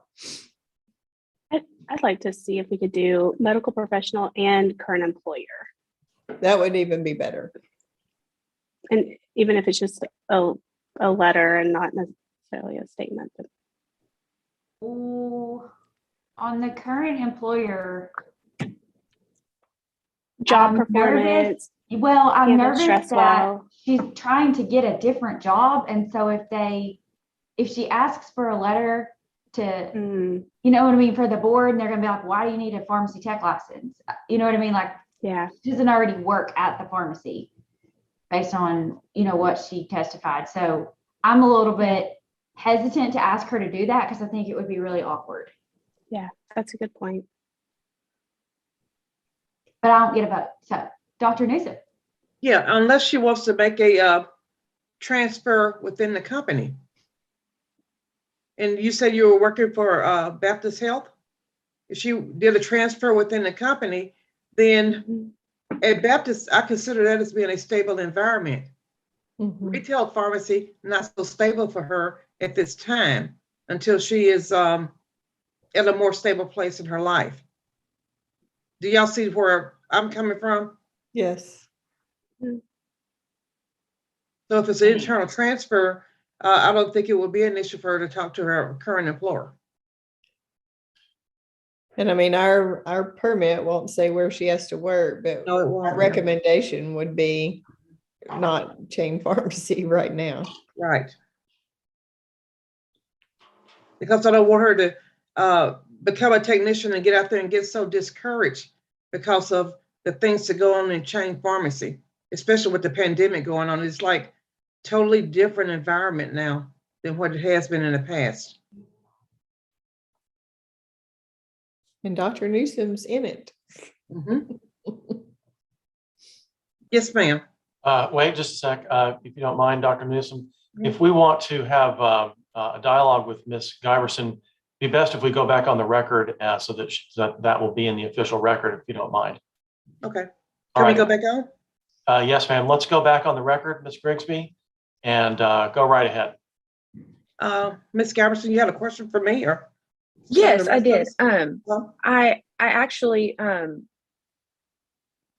lost my train of thought. I am open to transferring within the hospital, within Baptist Health. I don't know if that's an option for me right now. If there's a position, but I know that Walmart was willing to pay for my certification to be a certified pharmacy tech. And so I wouldn't be in the retail portion for quite some time. Also, with that being said, I am a secretary within the hospital as well. So I deal with the public all day long. And it is stressful, but it's something that I remember that these people are in a very compromising situation. They're not at their best self, and I understand that, and I need to be my best self for them. Okay, I didn't realize that you had that type of experience. in Yes, I healthcare. apologize. I didn't address that. Mr. Daniel, you got your hand up. And to what she said, I don't know that there would be an issue with her getting a letter of recommendation from a current employer. I mean, even if it's at Baptist, I mean, Baptist is not going to be one of those places that's going to, retaliate against her if she decides to, broaden her horizons or something. So, I mean, she could possibly stay there. So I don't think there would be an issue with a current employer eval as there might be at some other places.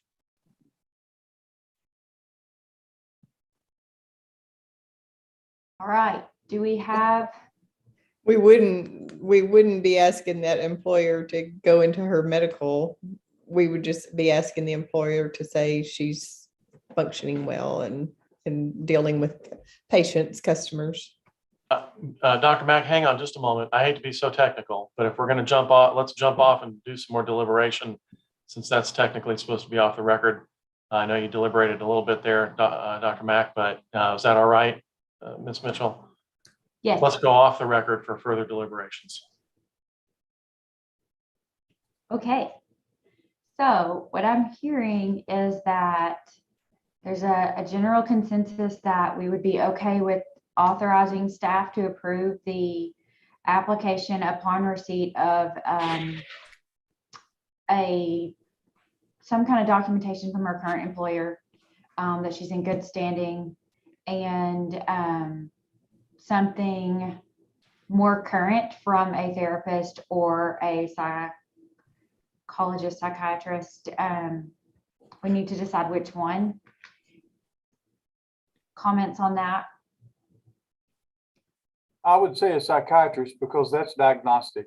To my knowledge, counselors cannot make such diagnoses. So I would say they would be from her psychiatrist. And we're looking for something that says she's just currently stable. Is that, do I see heads nodding? Yes. Okay, Psychiatrist for sure. all right. So who wants to, not yet because we're not on the record, but who wants to make a motion?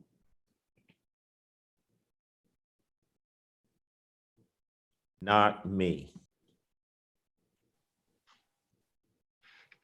If I can remember the words, I'll be happy to try that. Okay. Anything else before we go back on the record? Just remember that allegations are true or not true, charges are proven or not proven. Did I Okay. get that backwards? All right, All right. I think we're ready. Let's go back on the record. All right, we're on the record. I believe we have Dr. Richmond ready to make a motion. Forgive me if I get the wording wrong here. I think I understand what we agreed to.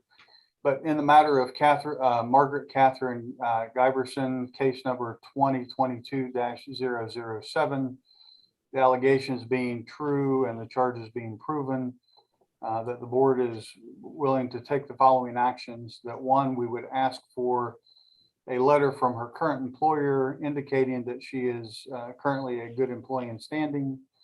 And two, that we would receive a letter from her treating psychiatrist indicating that she is medically stable at this time and would be okay to work in a pharmacy setting.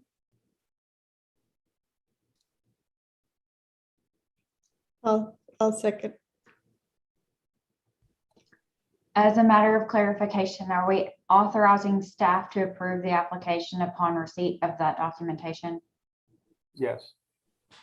And I'm sorry, I missed. I know you said allegations were true. What did you say on the charge? proven. Okay, thank you. Okay. So I've got staff can approve the applicant after or when it reviews documentation from a current employer that shows she is in good standing and from her treating psychiatrist that she is currently medically stable and stable to work in a pharmacy setting. I knew I would leave part of that out. All right, I have a motion from Dr. Richmond and a second from Dr. Mack. All in favor, say aye. Hold your hand up and leave it up, please. Aye. Aye.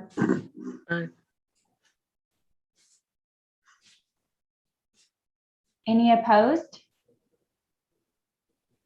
The motion carries and let the record show it was unanimous. All right, very well. Let's note that decision of the board will be reduced to writing. Service made or attempted on all parties. Any appeal can be taken according to the Arkansas Administrative Procedures Act, Arkansas Code Annotated 2515-201 and following sections. If there are no more questions or comments, this hearing is concluded and the record can be closed. Ms. Giberson, best of luck to you.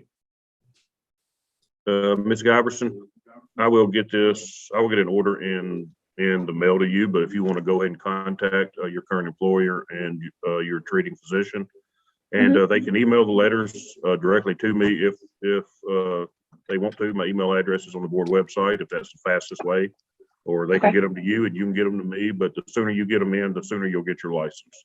So Thank like you I so said, you'll much. receive this order. It may take a week or so to get to you, but you can go ahead and start getting, you don't have to wait on the order to get those letters in. So the sooner you get them to me, and then we'll look at them and go from there. Thank you so much. I appreciate you all. Thank you for being here. Bye-bye. And board members, we have one more set this morning that she is not here. If y'all want to go ahead and go through that quickly, then we've got a couple emergency hearings, or if y'all want to take a short break, whatever you want to do. Dr. Mitchell? Would we entertain a short break right now? Perfect. Say 10 minutes? Oh, or it's up to you, of course. 10 minutes is fine, so we'll come back here at That sounds good. 10:50.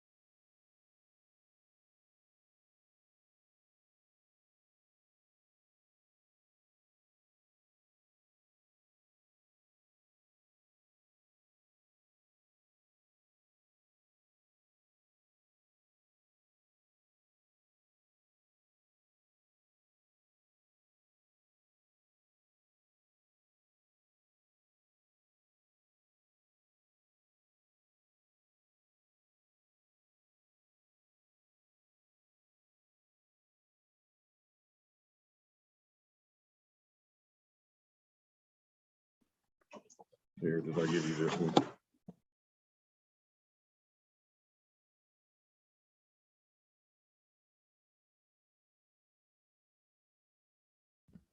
Hey, Luke, it's Lynn. How much time we got left? What do you mean before we start back? Yeah. Just a couple of minutes. All right. Thank you. Do you need to feed the dog? No, I needed to call somebody back, but it's And to get that dog a CPAP machine. yeah, it's he's not a very big dog. It's a King Charles Spaniel, so that ought to tell you. So look, we just do this, if memory serves, we just do this the same way we do any other hearing, just no witness for the respondent. That's correct. And you can, Okay. you know, save your spiel at the beginning if you want to, since there's nobody, I guess, to listen Right. to it. But yeah, I'll call witnesses and we'll go through the testimony real quick and I'll make it as short and brief as possible. Okay. And Dr. Mitchell, I don't know if Dr. Richmond told you he had to step out, so he will not be involved in this hearing. So when we get back on the record, if you would just show or just state that he had to step out, and we still have a quorum of 7 of 8 members. He had something at the university that came up that needed his attention. Got it. So I think everybody's back. If Dr. Mitchell and Mr. Harris, if y'all are ready, and I see Ms. Grigsby. Sure. All right, everyone ready? Yes, sir. Okay, let's go back on the record. I'm Christian Harris. I'm the hearing officer today in this matter. So sorry, let me grab the, Mr. Daniel, would you do me the courtesy of reading the style of the case and the case number? I have mislaid it. It is DeQuincy Tierra Moore, a PT applicant or pharmacy technician applicant case 2022-006. Very good. Thank you for doing that. The record will reflect that Ms. Moore is not present, so but we are going to go forward with the hearing. Nevertheless, whoever's the witness, why don't I just go ahead and swear the witness, and I'll tell anyone who might be streaming on YouTube in this public meeting that this hearing is held pursuant to the Administrative Procedures Act, which means and appeals under the same statute. Whoever's going to testify, please raise your right hand. Mr. Harris. Can we get Dr. Mitchell on the record real quick? Oh, I'm sorry. Go ahead, Doc. That's all right. Before we swear witnesses, I would just like for the record to note that board member Dr. Rodney Richmond is not present for this hearing, but we do still have a quorum with 7 of the 8 members present. All right, very good. Dr. McCready, will you raise your right hand, please? Do you swear or affirm that the testimony that you are about to give will be the truth, the whole truth, and nothing but the truth, so help you God? I do. All right, Mr. Daniel, proceed. Thank you. Luke Daniel, General Counsel with Arkansas State Board of Pharmacy. Also, this hearing was originally set in person. It was later changed to virtually via Zoom. A new order notice hearing was sent out, but we have checked outside with the office or checked in our lobby, and Ms. Moore has not appeared at the office either. And just for the record, she did speak to staff this morning on the phone, so she was aware that her hearing was today. We would ask that you take judicial notice of Arkansas statutory law and board regulations, and would move to enter exhibits 1 through 9 into the record at this time. So noticed and admitted. Thank you. Dr. McCready, the board will call Dr. Brenda McCready. Dr. McCready, looking at exhibit 1, which is the order notice hearing for today. And this states that the hearing would be on today's date, February 9th at 9 p.m. Is that correct? Yes, it is. And exhibit 2 is the order, is a proof of service that showed that this was delivered to her address on record, and that it was signed for at that address. Is that correct? Yes, sir. And exhibit 3 is the second order notice hearing, which was mailed out stating that the hearing will be conducted completely via Zoom. And it also has today's date, February 9th, 2022 at 9 a.m. Is that correct? That is correct. And it also, looking at exhibit 4, which is the order notice of hearing, which is a proof of service of the order notice of hearing. It shows it was signed for at, that the second order notice of hearing was signed for at her residence on January 21st. Yes, it does. And that residence is 550 Beverly Drive, 418 in El Dorado, Arkansas. That's correct. And the next page, Exhibit 5, is the address on file with the board, and it shows that that address where this was mailed is the address that she has provided the board. That is correct. So go back to Exhibit 3, which is the order notice of hearing. Looking at the allegations, this was a technician license, or she applied for a technician license, and the board found out that she had disqualifying criminal history. That is correct. On June 22nd of this year, she was I'm sorry, that should say, I apologize, that should say June 2020. I apologize for that. That's a misprint. If just like to amend that orally into the record, Mr. Harris, on allegation 3 that she read on or about June 22nd of 2020. We'll show that as amended. It says applicant was arrested for theft of property. Is that correct? That's correct. And this was Walmart, and this happened on March 23rd of 2020. She was an employee of Walmart, and her and another subject were on video not scanning all of their items at the self-checkout on Walmart. Is that correct? That's correct. And on June 24th of that year of 2020, she entered a guilty plea to that theft of property. Yes, you did.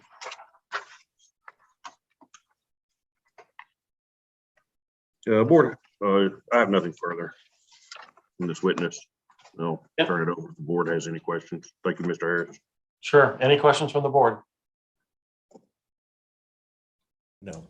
All right. Any other witnesses, Mr. Daniel? You're muted, Mr. Harris. Can't hear you. Oh, can you hear me now? Yes. Okay. Any questions from the board for Dr. McCready? I actually have one just to clarify. This was Go right ahead. denied by staff, or it was denied in an informal hearing by the board?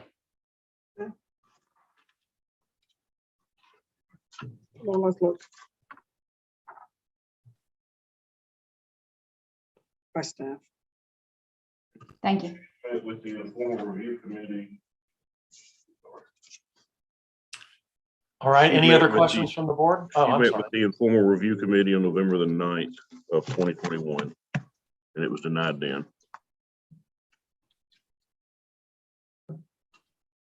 I mean, in lieu of a close, Mr. Harris, I would just, board members just ask to deny this application. She has a current theft and she's not here today. Again, the record shows that the respondent has not appeared. Let's go off the record for deliberations then. Oh, sorry. Did I jump the gun? I don't believe we need to go off the record. Okay, great. Let's Board go back on the member, record, sorry. does someone have a motion? Dr. I'll- Kraus? In the matter of JaQuincia Tierra Moore, pharmacy tech applicant, case number 2022006. All allegations are true and charges proven. I move that we deny this application.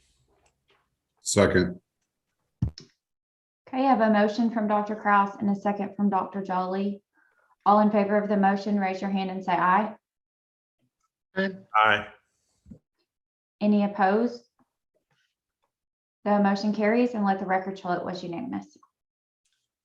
All right, please reduce the board's decision to writing and make or attempt service on all parties.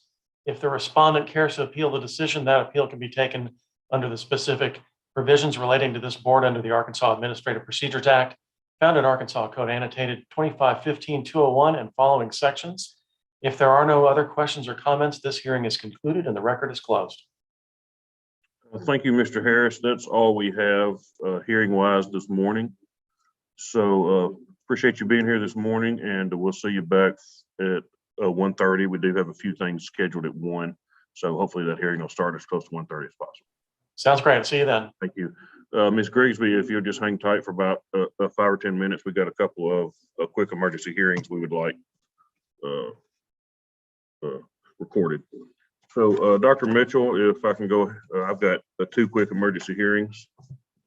Yes, I would just like to quickly point out that those are on our agenda for 11 a.m. and it is straight up 11 o'clock. I don't think we've ever had any timing better since I've worked here. Right. We should all So go we buy have a lottery couple tickets. real quick, and this is, if we'll go back on Ms. Grisby. Thank you. This is Mary Houston Smith, a pharmacy technician, number PT 95633, case number 2022-018. The board received a notification from Collier Drug that they did just a random drug screen and tested all their employees at 2 of their stores. Ms. Smith, one of their pharmacy technicians, took her test. It came back positive for THC. She admitted using marijuana. The board asked her to voluntarily surrender her license and never got a response back. Based on that positive drug screen, we would ask that her license be suspended pending a full hearing in front of the board.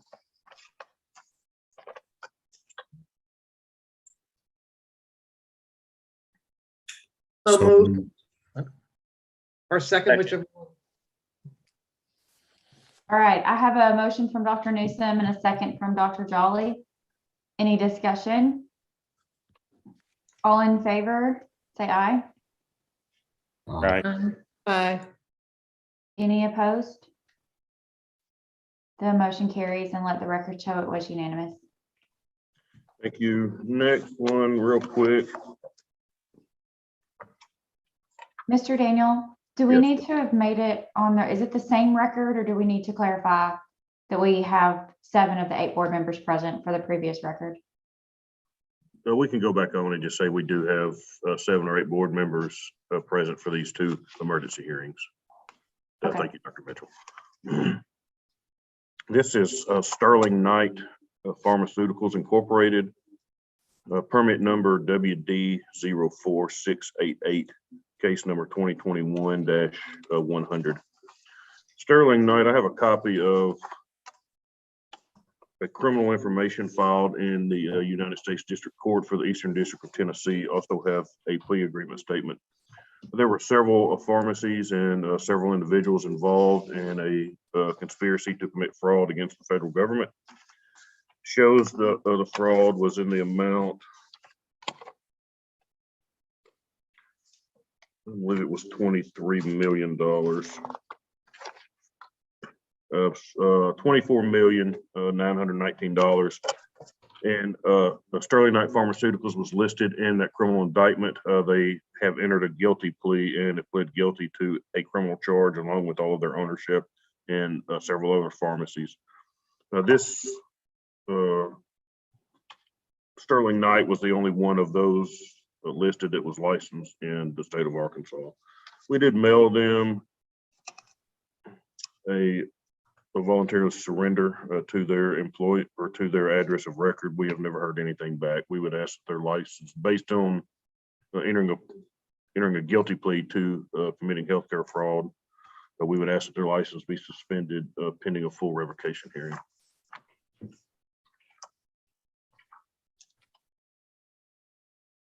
Dr. Jolly? Luke, do you know what type of wholesaler they are? Are they just a traditional wholesaler? Yeah, they're just a traditional wholesaler, and this was, let me just look at I've got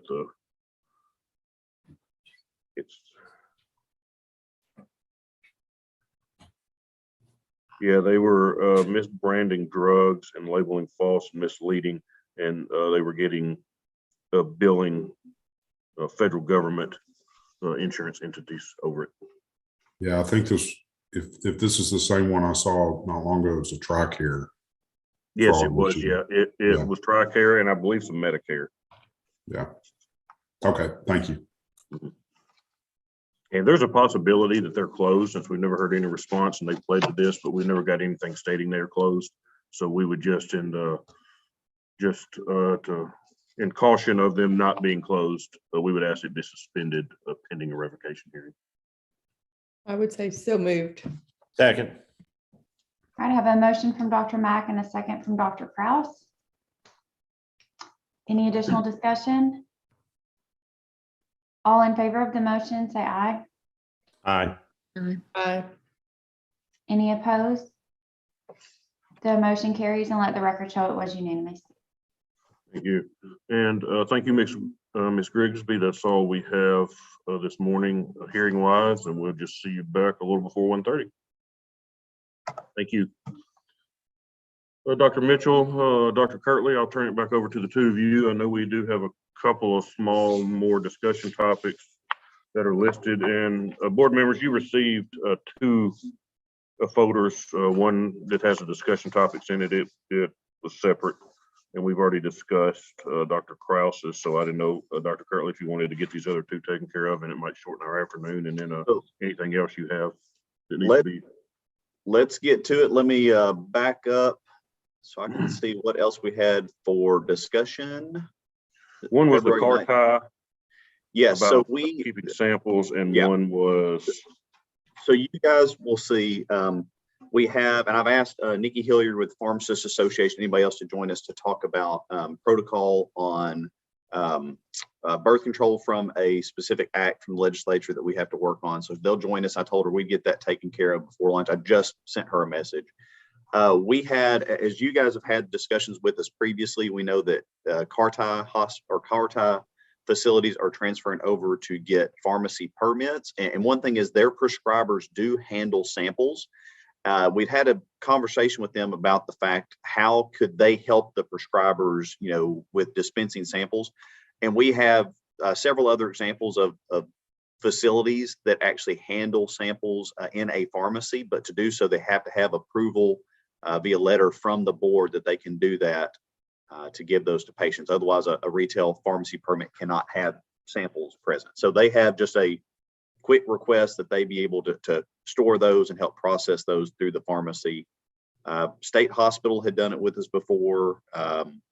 We had a prison jail system pharmacy that was doing that for starter doses. We've had some people that have done that for prophylaxis treatment for different types of exposure, and a couple of other psychiatric facilities. But since it's a specialized medication, they had this request to us.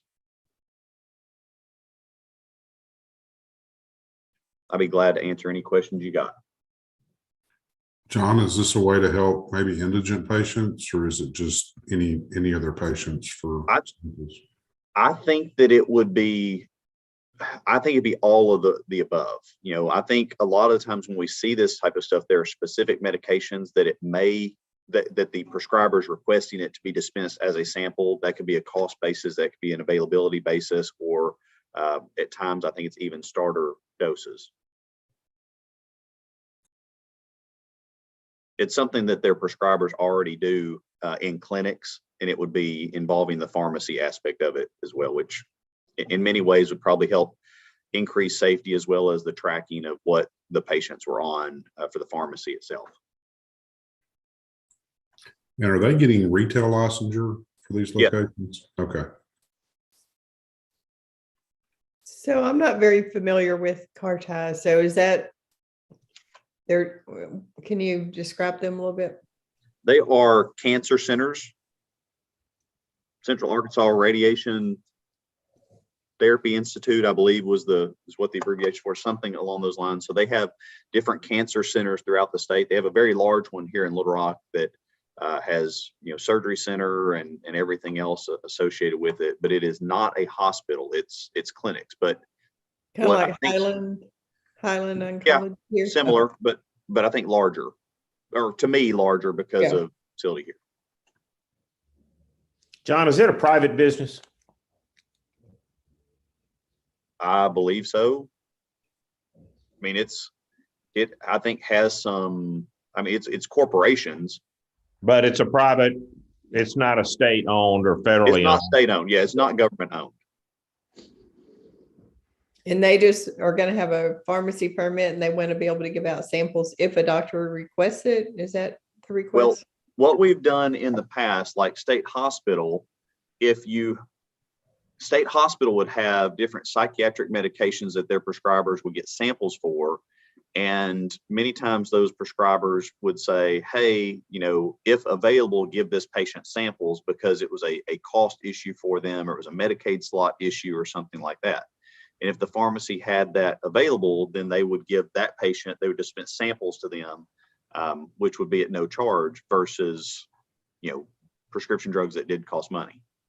It literally is just, for some facilities like State Hospital in the past, and I can't speak for Carti, but if they had 5 or 6 prescribers, it wasn't, well, which prescriber might have samples for this? Is, do we have a set of samples that could be used for this patient in this manner?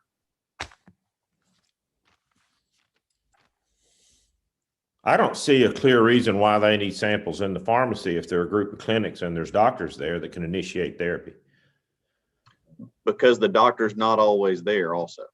I mean, the board's approved this for, I can think of 3 or 4 facilities at least in my time.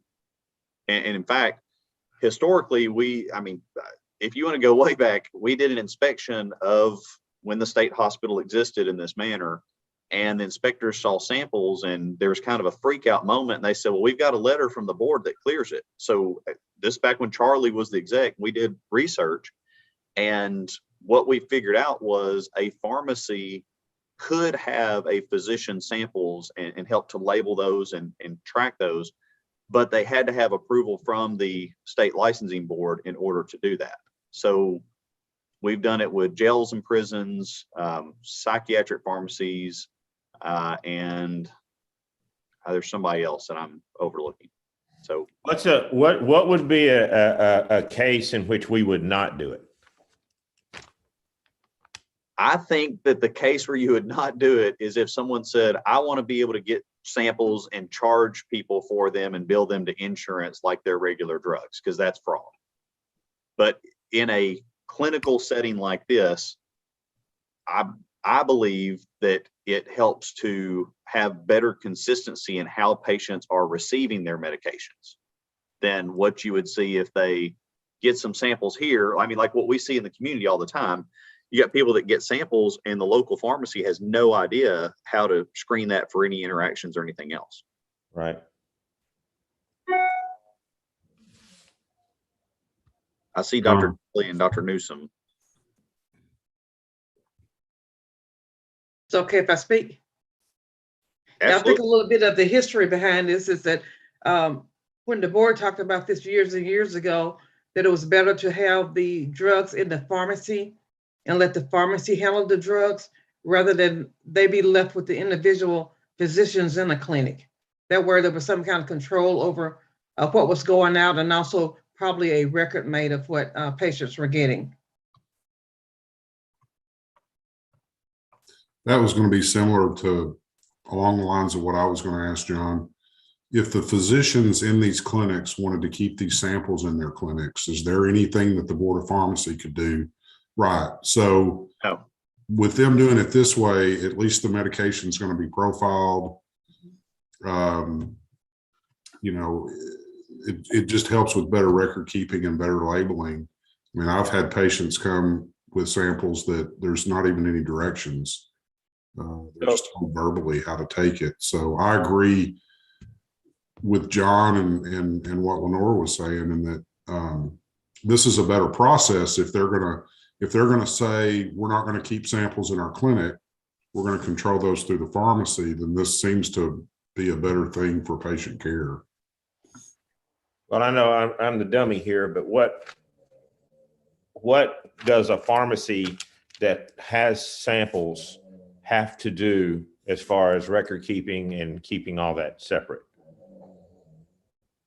Well, they are already using a system to track samples that would allow them to help, what they say in here specifically, they prefer to keep them in the pharmacy so they can record lot numbers and monitor expiration dates, so they have all the records in one place. What we had seen previously was literally, some people did not have a separate tracking system already in place, and so they used their normal pharmacy processing system, and they had a different code for samples so that if a patient got samples, you could tell that that was a sample product. So you will be able to tell, was it a sample or was it a charge for drug?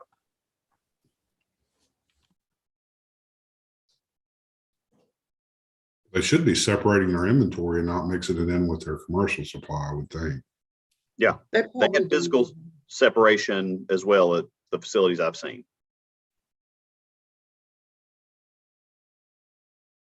I mean, I think it would be better control, better record keeping, and service to the patients personally.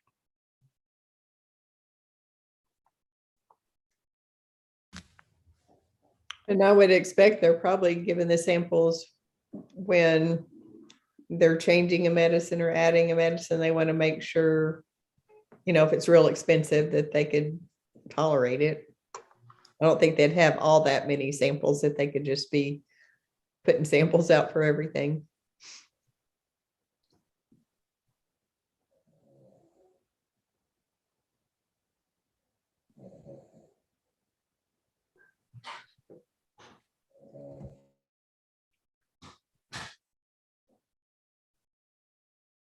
Any other questions on that? Do they is that a 340B pharmacy that they have? Not that I know of. I thought they were for profit. Yeah, well, I think they have a not-for-profit arm on something, but it's, their care is so specialized. I don't know that it really is applicable.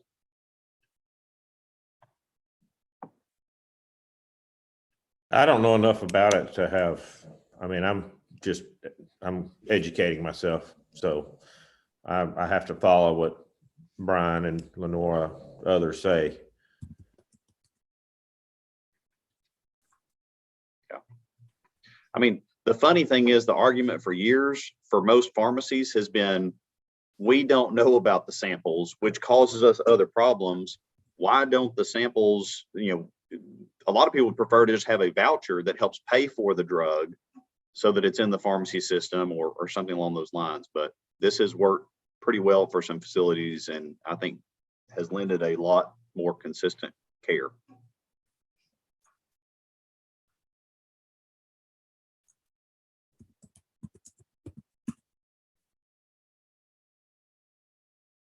And are you wanting us to just say we're for it or we're not? Well, no, the request is if the board would have a motion to approve this request so that they can do it legally. Otherwise, you tell them no and you say, well, just have your physicians handle it. Yeah, they need, under the regulation 7-03-0001, the board has to approve this before they're able to do it. So we do need a vote. Okay, I would like a motion to approve this process for it. Is it Carti? Yep. Okay. So that's a motion. I can second it. A motion from Dr. Newsome and a second from Dr. Mack. Dr. Kirkley, did you have a clarifying question or? Nope. Okay. All in favor of the motion? Say aye. Aye. Any opposed? The motion carries and was unanimous. And I will get them a letter and it'll state approved as stated in the attached email, which is the email they sent to Brenda that just stated why they wanted to do this and how. And that's for all their locations, right? Yes. Yes.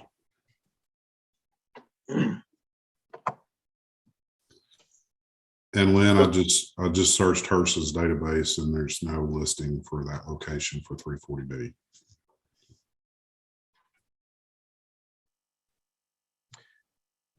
So we have a couple of questions for the board at some point today about CE credit that we will get to, but I think we've got a decent amount of time.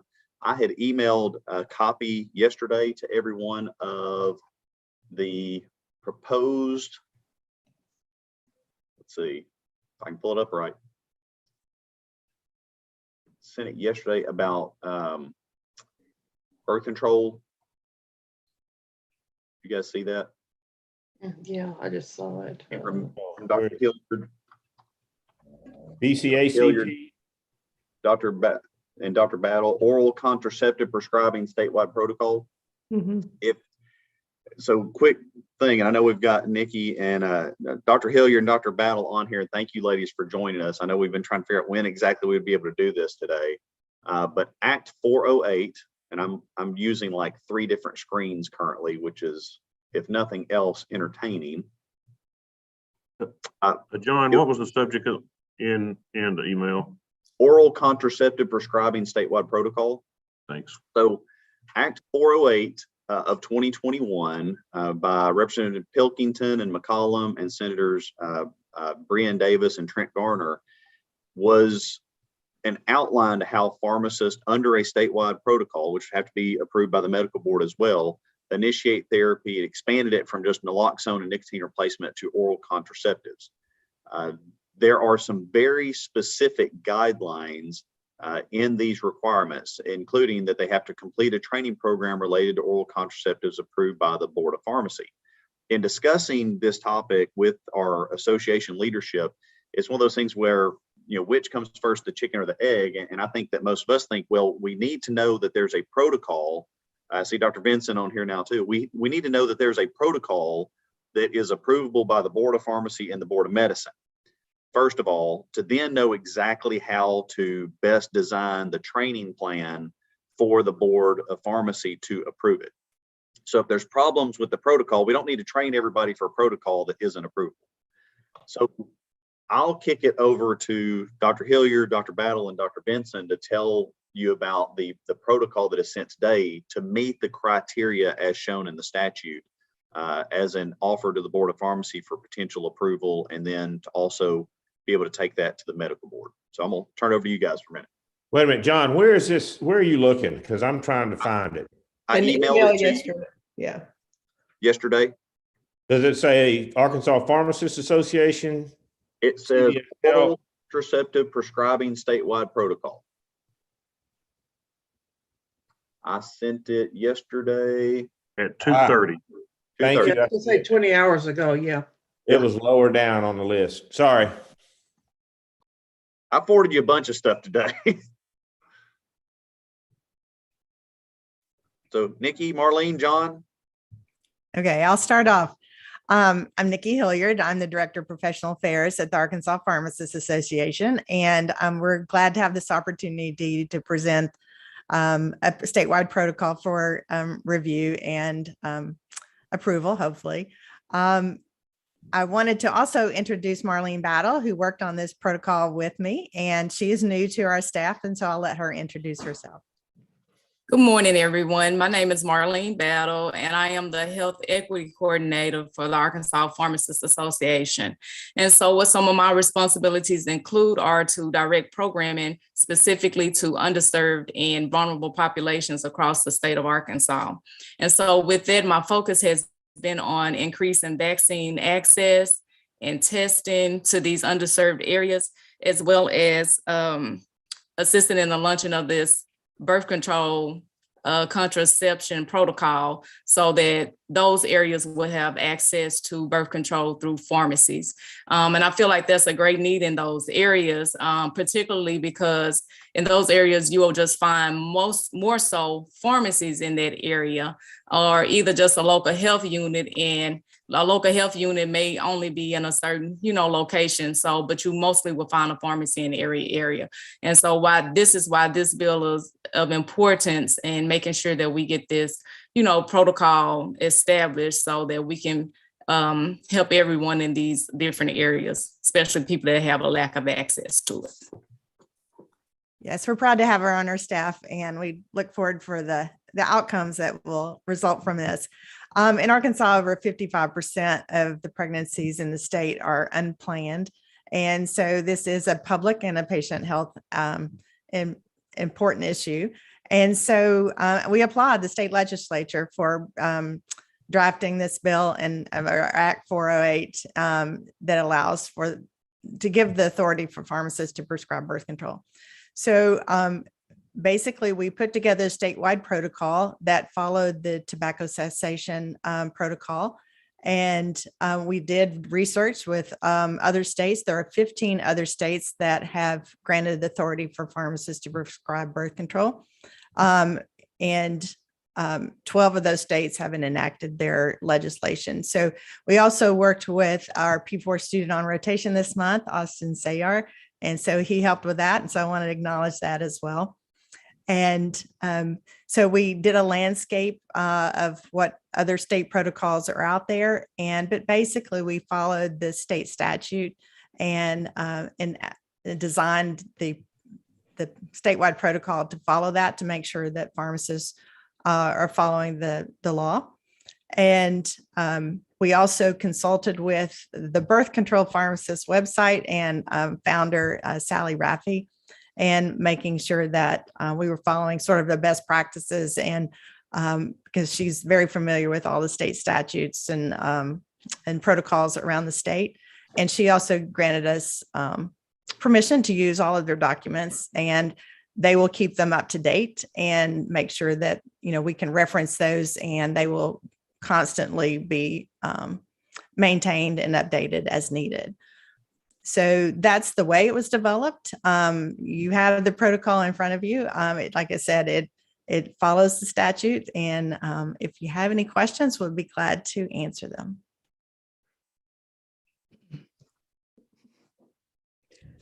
Hi, Nikki. I have a couple questions. Is that okay, Becca? So you did look at all the other states. Do you feel like, Oregon and several of those were early on, and I'm sure they've updated theirs since I looked at them, but do you feel like we incorporated all the good points from everywhere, as far as, even if our statute didn't exactly call for it, if 12 of them had this particular thing, did we use something like that? I'm just wondering if we kind of gathered everything possible.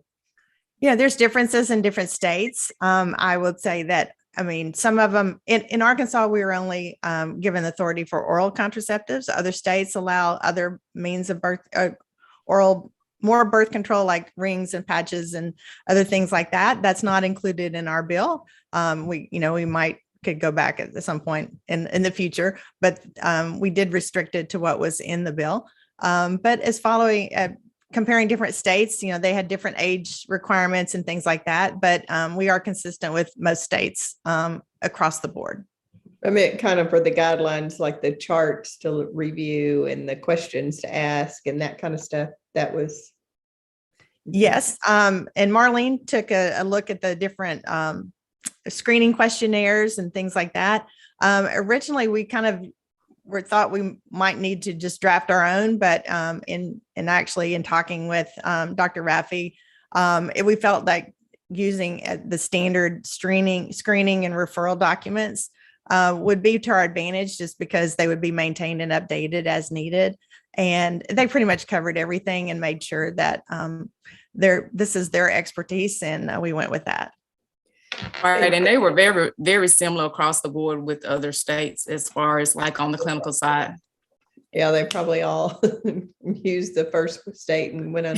And then I glanced through here, but I couldn't tell quickly enough. So I don't know what our law said about if they don't go see a doctor in a year or two. We aren't going to just give them birth control pills forever from the pharmacy, are we? Or is there some kind of guideline there? There's a 6-month restriction, so you can initiate therapy, and you can only give refills up to 6 months, and they are referred to a physician or healthcare provider to seek primary care to make sure that they're followed, and that is the restriction. Okay, so a pharmacist can only give 6 months worth period, and then they have to see a doctor. Okay. Correct. And so I guess I would ask if we could maybe take a little bit deeper look at that verbiage, because the way that I read it, it says that you can only dispense 6 months, and then you would check again. If they haven't seen a healthcare provider, you just mark that they haven't seen one, and you could only dispense 6 months. It doesn't say how many times you can do just that 6-month thing. So I think that if that's the intent, we probably need to clarify that a little bit and call that out, because I would imagine that we'd have folks that have different interpretations of that section. You'd have to re-refer them. Right, but you could re-refer them for 6 months after 6 months after 6 months. It doesn't say after however long you can no longer keep prescribing. It does say until the patient has been seen. My concern was that they would be hopping around to different pharmacists and might wind up never actually being seen. Exactly. Dr. Krause? Yeah, so I would like to know how our protocol and procedure compares to what the health departments are currently doing. In other words, if a lady wants to be put on birth control and she has an option of going to her pharmacy or going to the health department, what are the different protocols or procedures that she's going to have to undertake? I thought that at the health department, they were seeing an APRN or a PA or a physician in order to get anything approved. I think Dr. Newsom, I know you worked with that years ago. Well, they have one sign off on it, but generally they just see it. No, a lot of times they'll have an exam. So we have a partnership with the Sebastian County, and so we can help if they're getting backed up or that sort of thing. So I know for sure for our county, they're seen by a nurse practitioner. Right. At the health departments, they're seen by some type of practitioner. So that's the difference. It seems like, and this has really been a long time, but I thought they said maximum of a year or 2 years. I think what Amy's saying is if they came back every time and kept saying they hadn't seen anybody and you referred them, you just keep giving them 6 months. But at some point, I don't know what that point is. We need to make sure they actually do see a physician, not just that we referred them. So, and maybe that isn't in the rule, but is that something we want to contemplate how to work that? Well, let me ask you this. All right, so at the end of the 6 months, if they came back and you gave them the same screen and all the answers were still no, what difference would it make? You could give them another 6 months, the way that it's written. And you would re-refer them to care. I mean, it's just like your patient, you come in and if you see somebody come in every single week and buying some OTC item for some chronic issue and they keep talking to you about it, most pharmacists can say, man, you need to see a doctor about this. Like here's so-and-so down the road, or here's this person. I mean, it's just like you're going to have to do in the Vaccine for Kids program if you participate for children, that you're encouraging them. They need to see a pediatrician at certain milestones to have your child checked up. But they don't ever have to in this case?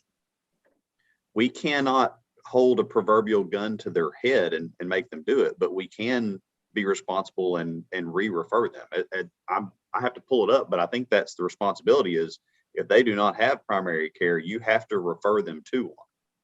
I was going to say in the law, and I'm not looking at the protocol, Dr. Kirkley, but in the law itself, in the law, page 2, section B, line 32, the pharmacist shall not dispense more than a 6-month supply or the equivalent number of refills until the patient has not just been referred, but has actually seen a PCP. Okay. So that would make sense. That's what the law says. And I'm not looking at what the protocol has in it, but if that's not in the protocol and you'd like for us to add that clear language that's from the law to make sure they match, that would be easy. That would be my preference. I don't know, I'm just one person, but I think better clarification around that, because when I read through it, to me, it sounded like what Dr. Mitchell was also saying. You could either go back and just reattest, yep, I referred them again, but they still hadn't, or go to other pharmacies or that sort of thing. So. And we can clarify that language in the statewide protocol. I will say that 6 months was probably more restrictive than a lot of states. A lot of states said a year. Most of them I thought were a year. Dr. Krause? So what is the training program that needs to be completed? How's that going to be done? What's the nuts and bolts there? Well, I think first we're trying to get a protocol approved from both the pharmacy board first, and then to see if there are any needed changes or suggestions, or if we can get approved through the medical board. Once we have an approved protocol through both, I think that you can figure out what all the education program specifically has to involve, but it would be training on the statute and training on the protocol, as well as, covering any potential gaps in your clinical education to be sure that they are met. John, isn't that kind of what we've discussed? Yeah, I agree. And it was going to be just in discussion with the bill sponsors and with the board and with some of the governmental affairs folks from other that helped the sponsors to draft the legislation and to put it in place. The training is mostly going to be like an hour or 2 hours long of what does the law say? What does the protocol require? What are the resources that are available to sharpen your skills, if you will? Like, we're all taught how to prescribe and manage contraception in the PharmD curriculum now at both colleges. But if you haven't actually utilized those skills recently, you might need refresher course on what resources are needed to provide that service. Dr. Hilliard? Yes, we don't need to reinvent the wheel. Those programs are out there for that refresher training. And in fact, if you haven't graduated since 2012, we would recommend that they go back, because the MEC that's in Appendix B was not developed and was not taught in pharmacy schools before that. And so we felt like if anybody graduated prior to that, they would probably need to go back and refresh that training. Dr. Kraus, and then I have a question. I mean, we give COVID vaccines every day based on a questionnaire. All we need, in my opinion, is a questionnaire to give a birth control pill. Have you had diabetes? Do you have hypertension? Blah, blah. We're not going to get paid to take a blood pressure. We're not going to get paid to do anything extra. Why don't we just send out a questionnaire to these pharmacies, these pharmacists that are practicing every day, and say, check the box. And if they check the box appropriately, here's your birth control. Why is that not an option? I would The law requires a protocol and a training plan. And the training plan would more than likely, similar to what we did in the past with disease state management, would largely be around how the protocol works and ensuring that your clinical knowledge is appropriate. But by law, you have to have both. We didn't ask for the training program to be required. The bill sponsors put that in there, and that's what they wanted, and that's what was passed. So, and these bill sponsors, they made out the plan, or did we make out the plan? They just said have a plan. Correct. They did not make it out. They're delegating that to the State Board of Pharmacy to decide. But they that. told us Why are we what had not to just be doing a included in the questionnaire? plan. Oh, that's crazy. Yeah. The thing is, this wasn't a law that the Board of Pharmacy designed. It's one that we're having to respond to, though, and we have to meet the legal requirements. Harder than it needs to be. I'm going to ask a quick question, and then I see you, Dr. Jolly. And I feel like I'm really about to step in it, but I have to ask, where did we come up with the verbiage in item number 6? It's on page 2. That is directly from our state statute, from our legislators. That is verbatim from the statute, and it's required.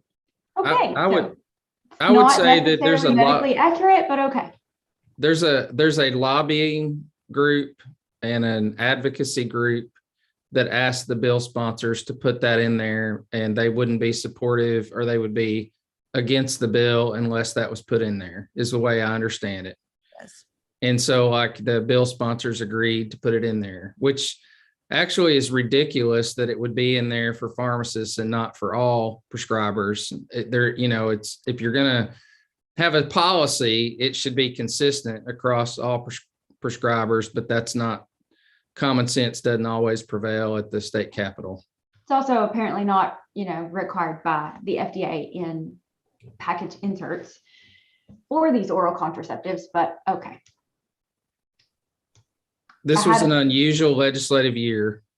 I had a feeling that was going to be the answer, so I was just curious.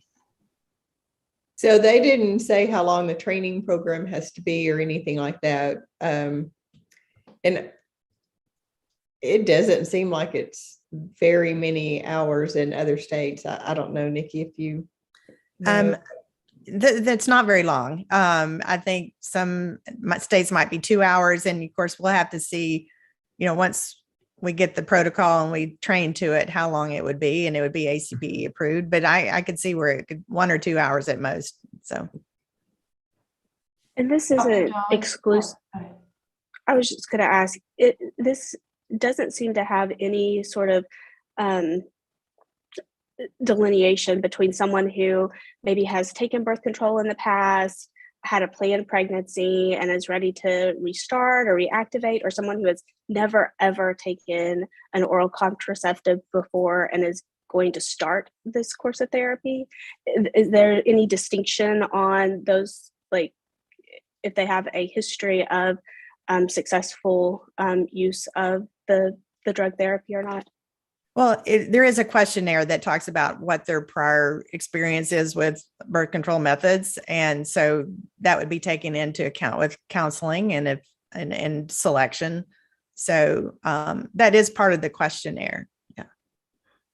I guess some of my concerns is if you're starting a new therapy that's never been used before, and so this patient may never have been evaluated before, some of these big red flag things that may prevent you from prescribing, a pharmacist wouldn't have the means to assess, do they have a distorted uterine cavity, or, you know, different things like that that may, if they've never had the therapy before. I mean, that's nothing we can address. Well, and that's why they were referred, you know, back within a certain time frame. And they're also, they go through a number of different questions like uterine bleeding, different things that would be red flags. Then if they hit those red flags, they would be referred back to a primary care provider for further evaluation without a prescription if those red flags appeared. The pharmacist doesn't have to give it. No. Sure. Oh, absolutely. Absolutely. Yeah. If they, in the questionnaire, they answered questions that would trigger, you know, they had other issues that needed to address. They would, in the referral form, it shows that they were referred to a primary care provider without a prescription, but because of these issues and concerns. Okay.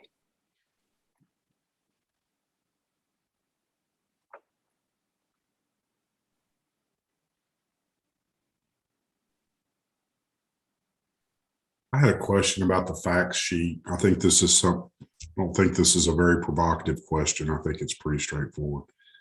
On the hand, I'm assuming that's going to be handed out to the patient. Do we screen that for health literacy, or are we required to do that to make sure we're meeting like a minimum health literacy, I guess, benchmark or level of health literacy? Oh, that's a good question. We did not screen it going into this, but we can do that. The other thing is the instructions from the state statute also say we will go over this verbally. So if they aren't literate, then the verbal explanations and counseling, you know, should help with the literacy. I was just going to add, Brian, I don't think every state has access to a health literacy department like Arkansas does. You know, UAMS has a service they offer all over the country, but we were, if I just might add, Marlene and Nikki were using almost verbatim what had been used in other states, you know, and trying to adapt it to Arkansas, but we didn't, you know, engage or pay or ask for help, you know, from health literacy experts that our state has. But I have experience with when I was working at UAMS with a health literacy team, and I don't mind send it to them and have them take a look at it. Oh, no, I wasn't making that as a recommendation. I was more curious around, are we required to have standard screening procedures for patient information around health literacy? I was just curious if there were any established standards we were required to, I guess, hold to before we publish something. So not advocating that it require more work or more money on our part. Just curious if that was part of the process, really.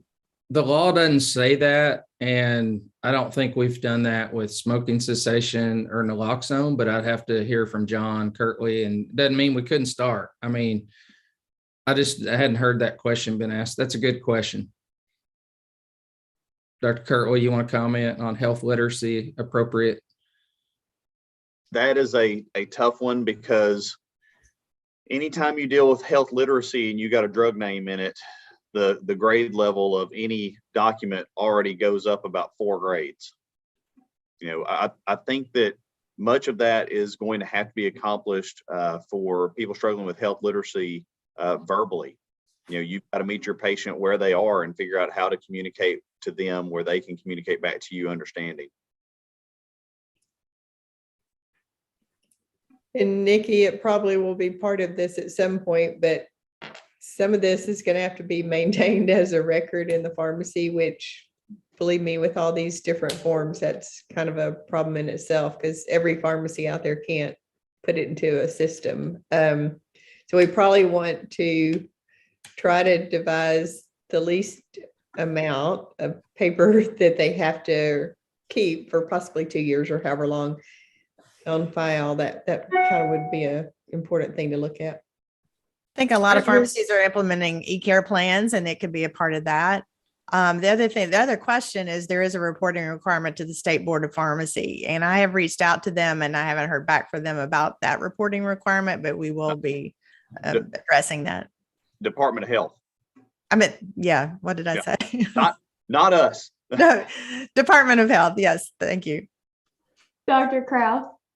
And how long will these records need to be maintained? And is that depending, are we billing insurance? Is that going to have a factor with insurance?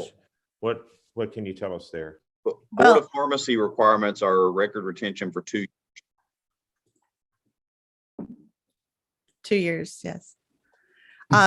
That we didn't address payment on this. We would like to, and I have actually reached out to some of our payers, and I've actually gotten some good response on that being able to pay pharmacists for cognitive services, but it is a barrier that's probably our biggest barrier as well for this, is to making sure that they're compensated for their services. And just to clarify, on compensated for services, Dr. Kraus talked about not being paid for some of the cognitive services or the checking blood pressure, other things that are necessary. Our position outside of the context of State Board of Pharmacy with the insurance industry or cash, either one, is that if pharmacists are assessing and prescribing, they should be treated no differently than any other healthcare professional who is assessing and prescribing, and we should be eligible to bill office visits for the time incurred to prescribe these therapies. And we have health plans who are listening to us who have implemented those office visit codes and ability in other states that are very open to doing that in Arkansas as our practice advances and we fill some of these needs in our state. And if that's the case, well, and even if it's not, I mean, if we're asking a pharmacist to assess and prescribe, that's more than filling the prescription. So do you need to have a more of a medical record to have documentation of what the conversations that you had, the assessment, the medical decision making pieces of that? And if so, is that something that pharmacy programs today, systems out there, can support? Because I don't know that they're designed that way. And then do you have to abide by the PHI, the length of time you have to keep a medical record versus just the filling of the prescription record? I mean, there's a lot of things there that we probably need to consider as well. Agree. I was going to ask, I think it's Appendix E. Looks like it is just it's from an online website. And I'm wondering, are these examples, or is this like the actual appendix is what has to be, like this is the version that has to be given if you're following this protocol? Because if that is the case, I would maybe like to look at that wording a little closer. I don't love where it says, I'm on page 12 of that 15-page document, where it says, the pill is safe for many people, but there are conditions that make it unsafe. So a progestin-only mini pill can be used. I think that implies that the mini pill is always an acceptable alternative. And I think that's not necessarily true. There are clinical instances where neither would be a good option. So just little bitty things like that, that if this is going to be like the version that we give out, I'd like us to take a little bit closer look at it before the protocol is approved. Well, my assumption would be that this would only be given out if they were prescribed that method. And so if they did not qualify or weren't eligible for that, they wouldn't be given any fact sheet because they wouldn't get that prescription. Okay. As I was thinking more like this was an information sheet and they might use it to consider whether or not it's something they wanted. I don't want to misinform them. It did ask for a standardized fact sheet. And so this would be part of that if they were given that prescription.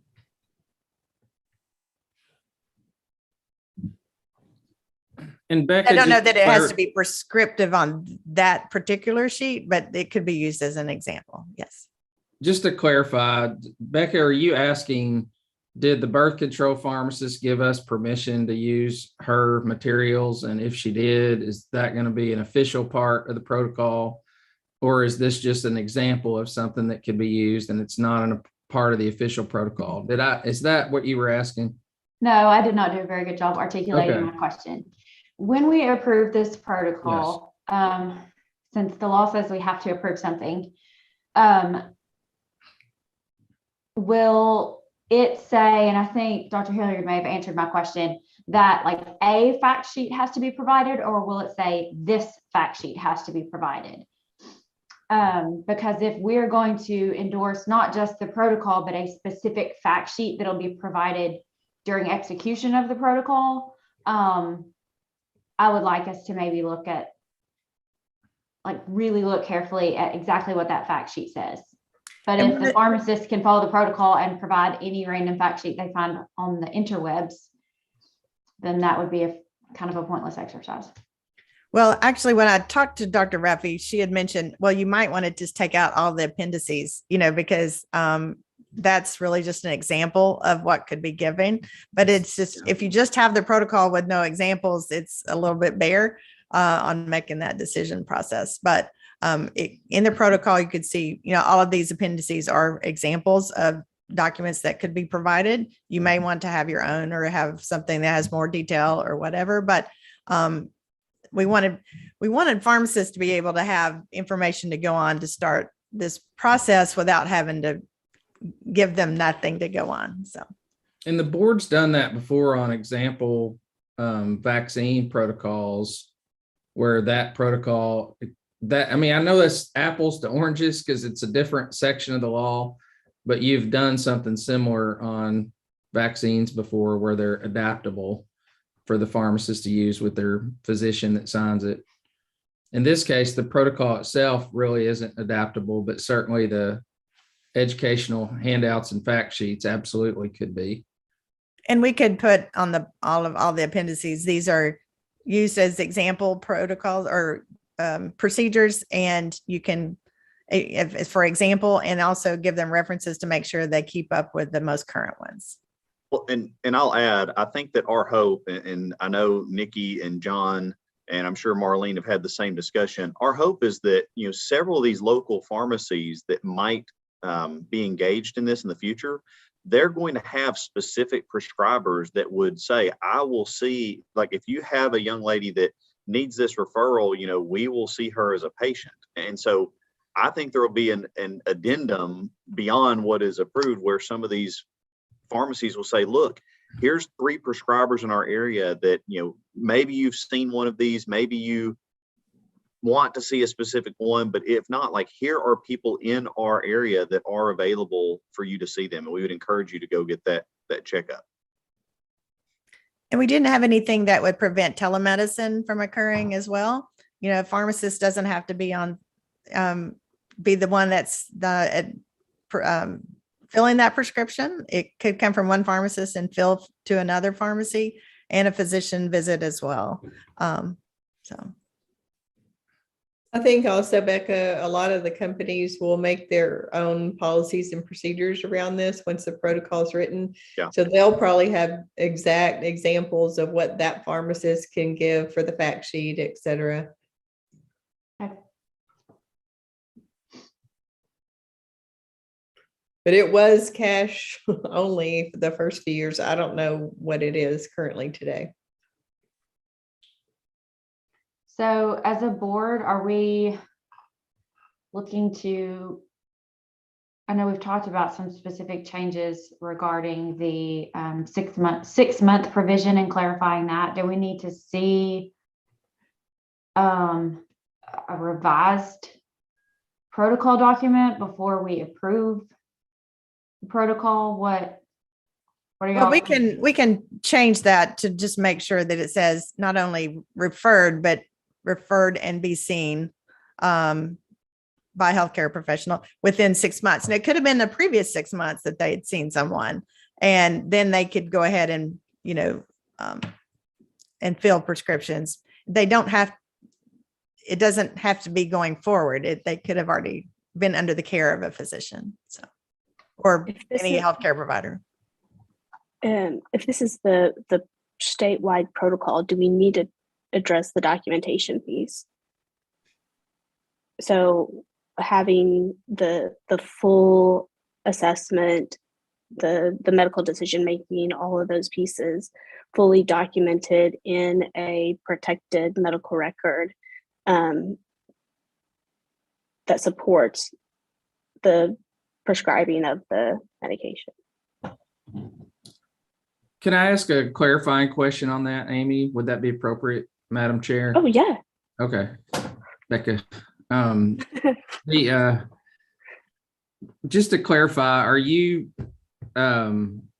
saying like in the protocol itself or in the rules, rules is not the right word, but in the protocol, or in secondary to that question, do you feel like a paper record that is kept in a HIPAA compliant manner, like many physicians and nurse practitioners I know most have moved to electronic systems, but not all have. Do you think pharmacists should be held to a higher standard and be required to use a system, or is paper an issue? If you have a way to keep, because pharmacists do that today for naloxone prescribing, and they do that for other clinical services if their software doesn't support it. And when they have enough business or enough demand to afford, and a business model supports implementing electronic systems, they do so, whenever the business model supports it. But anyway, I just wanted to know where you stood on that. So my personal opinion is, as long as the documentation is there and complete and can be referenced, however, and as long as it's compliant with, if down the road we are able to get payers to reimburse for that piece of the service, whatever requirements they have, I mean, as long as the documentation is there.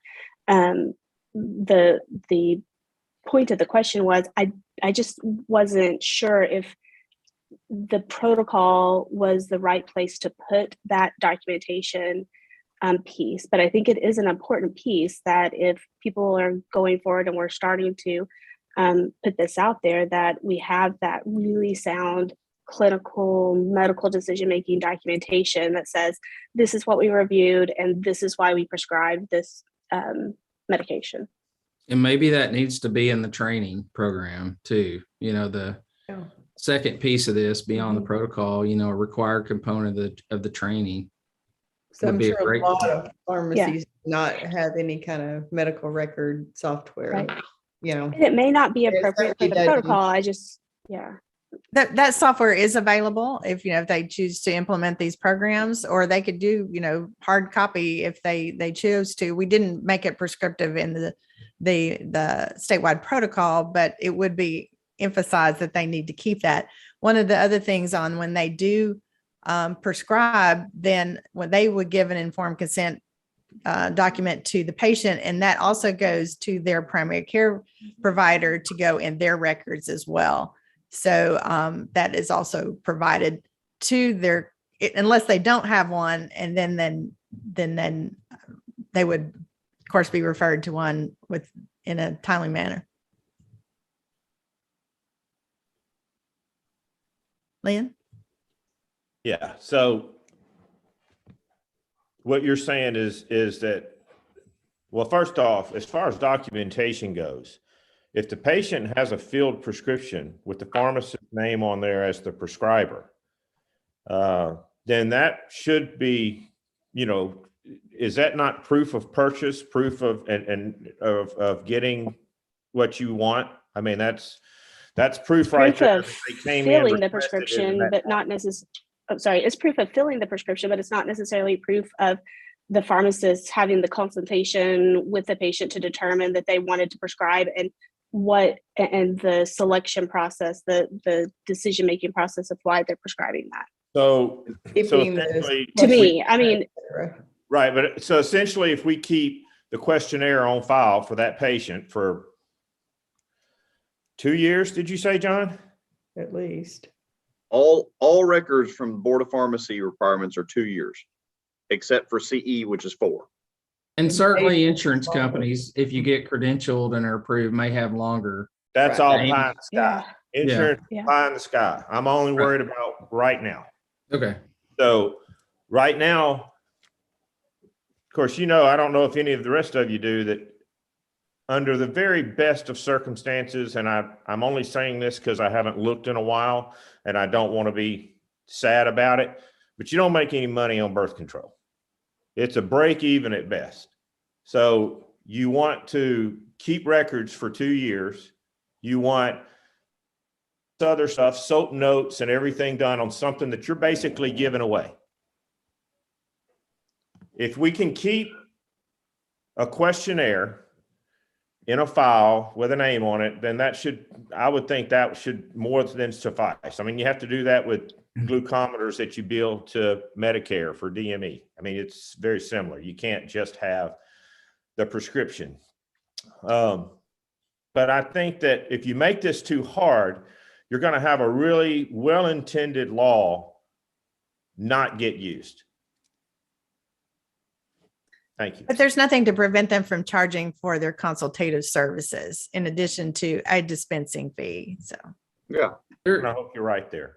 There are also foundations that are interested in this legislation that have talked. I mean, I'm not saying anything's approved, but there are groups of people who really appreciate this service being offered and available in areas where there's lack of access and uninsured patients who are potentially going to invest in pilot projects to even pay for those consultations if patients can't afford them. And that's not been approved, but I'm optimistic that there are organizations that are excited that this law has been passed. So they were when we did the morning after pill too. Well, we didn't do that. So the question for the board is, are you in favor of adopting this protocol with a couple of suggested changes for us to then try to take that? I think it's us, Board of Pharmacy, and the association to answer questions on it at the medical board to see if it is approvable. If they have suggestions, we can bring it back to our board as well. Or are you wanting them to do a rewrite and bring it to us again first? I'm in favor of this one. Just get started, because it's not going to there's going to be additional changes, I'm sure, by the time you meet with everybody. I agree. So this would get it started. Agree. I don't think the minor edits need to come back for review. So are we approving this thing, or are we approving this thing for review? Well, approving the board to move forward with the association. it has to go to the medical board. And so if they make changes to it, then, if they have suggestions that they want changed to not approve it until they're made, we would have to bring it back to our board anyway. If they go, hey, this is great and we approve it, then the next step would be developing the education plan for the board to approve it as a training program. But if we approve it without some of the edits that we've asked for, it'll go to the medical board as it is today and not with the edits. So I think that Dr. Mack would have a motion to make those edits. Yes. And allow the staff and APA to make the edits that because we'll be able to go back and listen to all this and then take it to the medical board for review. And Nikki said she would make the changes. So I mean, to me, make the changes, begin the process. More than likely, it's going to come back to us with some. It was our intent. It was our intent the whole time to follow the statute, and it was our intent that they would be seen by a primary care physician. It wasn't that they would just keep kicking the can down the road. So that was the intent anyway. Dr. Kraus. If what we're saying is that we're just approving this thing for them to take it on to the medical board and the medical board review it before it comes back to us for final approval, I have no problem with that. If you're asking for us to approve it and then take it to the medical board for their approval, I'm not for that. But if you want to take it like it is and see what the medical board has to say about it and bring it back and we see the finished product, I'm good with that. And just to clarify too, like the law, and John, jump in, please, Dr. Kirtley, but we've historically started with the Board of Pharmacy first, but there's nothing that says it couldn't start at the medical, so it's kind of semantics on how you want to do this, the making those edits and then taking the edits to the medical board and they approving them would accomplish the same thing, whichever way you decide. Yeah, I think the main point is the burden for this to progress starts with the Board of Pharmacy. If you don't progress with it in any way, then there's no point in us trying to do anything with it. Like I don't expect the medical board to write a protocol for the Board of Pharmacy. Right. I expect medical board to look at the suggested protocol that the Board of Pharmacy sends and to give feedback on it. And you guys have already given a good bit of feedback on the tweaks you would like. I think Dr. Mack's motion is make those tweaks, take it to the medical board to see if they have other feedback. And if they say it looks good, like you guys have, then we can start on step 2, which is the program for you to review. If they say we want some changes, then we bring it back to the Board of Pharmacy for those suggested changes. Fair That's enough. my motion. Fair enough. Did you get a second on your motion? I had Dr. Jolly. Oh, good. Okay. All right, so we have a motion and a second. All in favor? Aye. Any opposed? The motion carries. Thank you. Thank you. Thank you guys Thank for you for doing doing this. all this. Yes. I told you we'd get through it before lunch. I mean, this So- is a wonderful thing for Arkansas. So we need to do everything we can to make it happen. So It Luke, is. that is all I have before lunch. Board members, as I have gotten 2 or 3 more sets of comments for proposed rule change for the hearing at 1, I've been sending those to you along with kind of my reflection on, so what the background is and what the statute is. It's been interesting. A couple of them want like further definition of home delivery services. And I know John is someone with APA. That is a statutory term. That statutory term doesn't define, it's all types, not just common carrier, private. So some of it is, if we start, I don't know, I feel personally, I think John being behind some of these rules would agree. Sometimes your strength is in having a generalized approach to something, because when you start being very specific, you miss something and it is therefore excluded due to the specificity of the rest of it. So we did have, I'll tell you, and I'll explain this later too, like a good suggestion, I think, from Medical Society, that the state law now says equal or less than So a substitution could be at an equal cost. And so I said, no, that's actually a good point. I'll put that in the definition up top in the rule and have that for the board members to look at as a non-substantive change. Anyway, we're gonna have some fun at 1. Yeah, I don't have anything else until 1, so if we can just be back a few minutes till. Thank you. Thank you, guys. Thanks, guys. Thank you.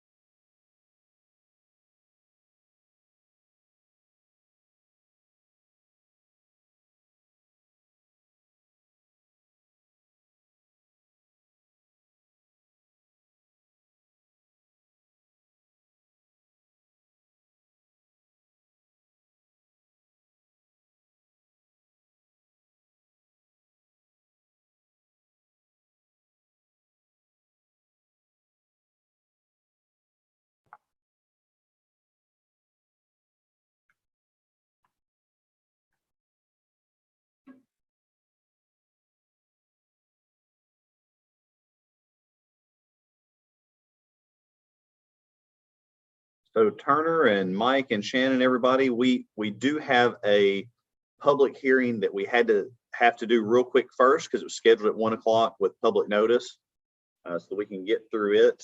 We literally had, I think, one comment on it, or two comments that were just, hey, we're in favor of this, until last night. We got a couple things to wade through on it.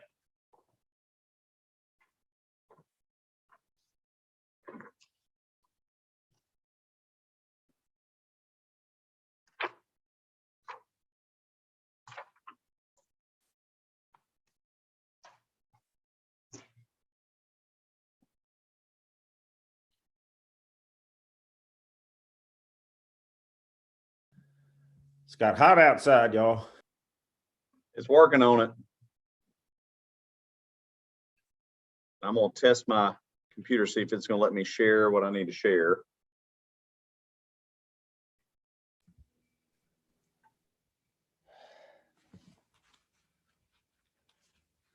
Yeah, that's not the easiest to see. So I'm gonna switch screens real quick.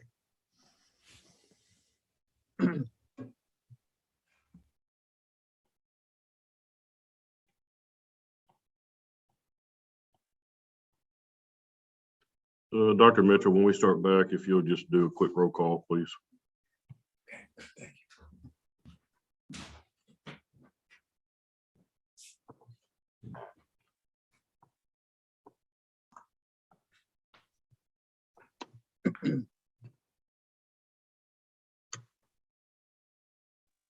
I wish I could figure out how to lock people in certain spaces on my computer, because I'm trying to see if everybody's back and everyone has moved on my screen. Every time somebody closes or adds their video, it's like a big game of Hollywood Squares. I do not see Miss Four. Is she? She's on here. She's here. I showed Dr. Jolly, Dr. Mitchell, Dr. Richmond, Miss Four, Dr. Mack, and Dr. Newsom. So we're rating on Miss Rader and Dr. Kraus. Okay. I'm here. I see Oh, Dr. yeah, Kraus. never mind. I You're don't there in see Miss front of my Rader. screen. I don't know, I missed you.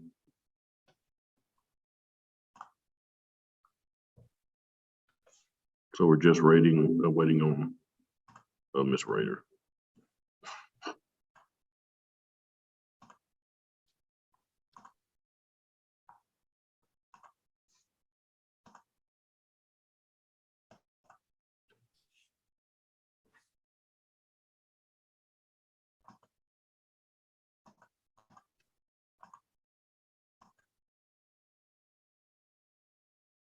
If our meetings get any more convoluted, I'm gonna need more than 3 screens.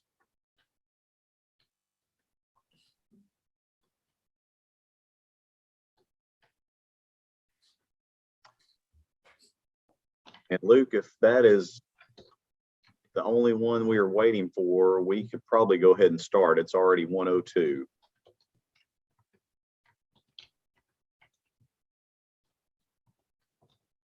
All right. We'll go ahead and get started. We have 7 of our 8 board members present, so we do have a quorum. And if Miss Rader pops back in, we will make a note for the record. Okay. So it is 1:02 p.m. on the 9th of February. We had a hearing set for comments on proposed rule changes for 1 o'clock p.m. today with our offices. We're doing this via Zoom, as well as we have some people I know that are just wanting to watch without making comments that are able to watch that on YouTube.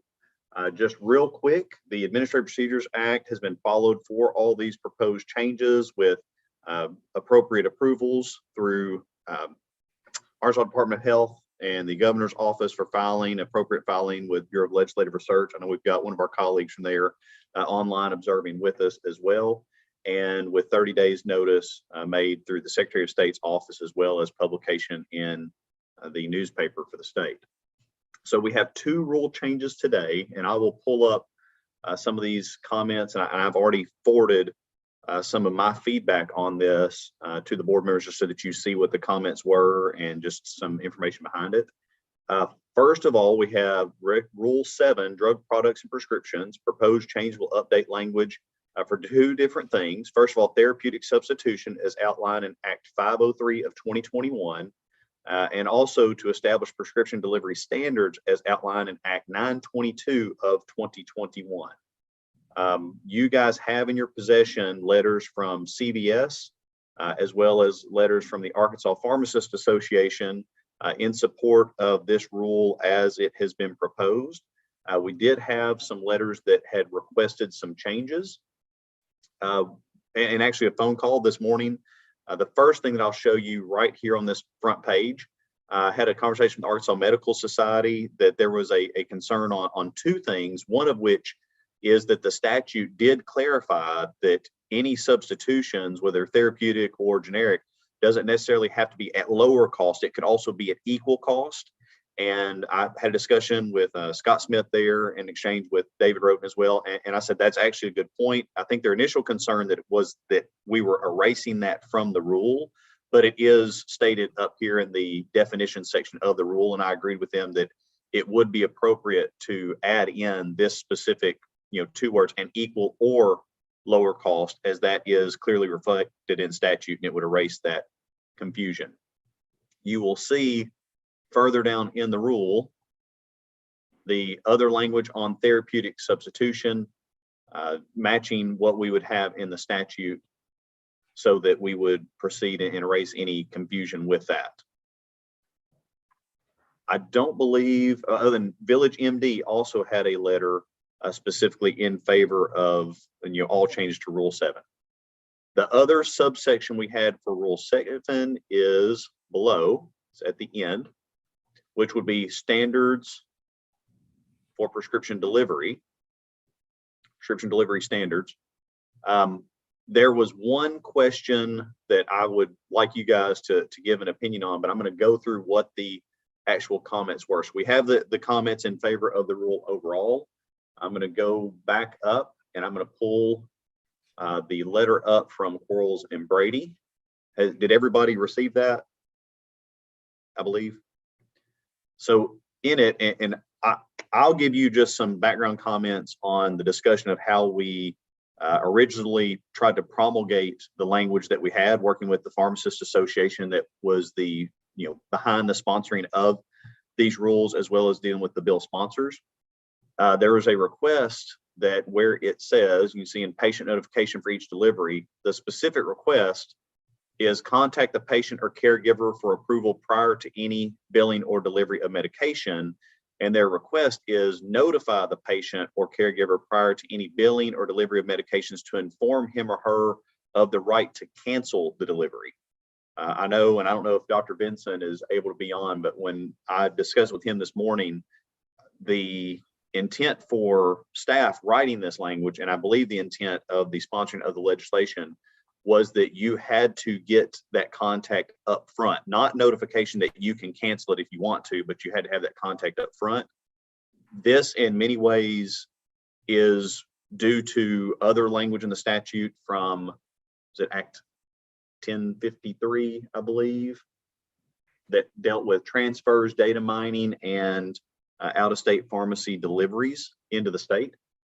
Those rules are very clear about how you have to establish relationships with your patients prior to doing anything else. With those prescriptions, you can't just receive them and bill them and send them. Mr. Morris is saying that this is likely due to the CMS call letter. That is not what we based this on. That we were basing it on the conversations that were happening in Arkansas around a couple of pieces of statutory language. So it would be up to the board to decide if you would want to change anything due to this request, and we can come back to that in a moment. The patient notification delivery plan, it's fascinating in here. There is a desire for patients to be apprised of it, shared by pharmacy clients, but there's something about it would be confusing if multiple people are making that notification let's see, it's currently drafted. The proposed rule requires pharmacies directly notify patients for each delivery, irrespective of whether patients will otherwise receive adequate notice from another entity regarding the same delivery. You know, our thought process was whether FedEx or the Postal Service or anyone else is going to have a delivery notification. This is before it is shipped, that here's the pharmacy telling you that you will receive these through this process. Their request on that is instead of saying notify the patient of the delivery plan and expected arrival, say ensure patients are notified of the delivery plan and expected arrival. I think that is a difference personally, whether it is something that we have the authority to require the pharmacy to do directly, or if they can farm it out to someone else that I would have to be assumptive in saying would probably be a common carrier. But I do not believe that was the intent of the statute. Any comments from the board members on this piece of feedback? What do you think the statute is telling us to do? Is this statute is regular telling- delivery, like you're driving it out to their house delivery? Well, that's part of it. It's any way that it is delivered. If you pull up the actual statute, which is Act 922, sponsored by Representative Michelle Gray and had several co-sponsors on there as well. Home delivery services means providing medications from a pharmacy licensed in this state, so whether that is an in-state or out-of-state pharmacy, to a patient through any means other than the patient picking up the medication at the physical pharmacy location. It includes shipping, mailing, or delivering in any manner a dispensed legend drug. Tells us that we shall promulgate and maintain rules defining the standard of care for pharmacies and pharmacists that provide home delivery services in Arkansas. And it has a qualifier about if you have any ownership or you're controlled by insurance company, PBMs, or anybody else like that, that you shall not be able to require that a patient receive his or her prescriptions through home delivery services, meaning you can't say it's mail order or nothing. Pharmacy is not prohibited from charging fees, and the board may modify delivery standards to accommodate changes in technology and for other reasons. You also have Act 1053, and let me reduce this size, that I also had sent to the board members, that engulfs a larger swath of issues and rules, largely for pharmacies that are owned by, controlled by, under ownership with insurance companies, clinics, rural health centers, FQHCs, PBMs, manufacturers, wholesalers, all the above, where they cannot initiate contact or have possession of information without the patient's approval even. So they already have rules specific to them that they cannot do a lot of this.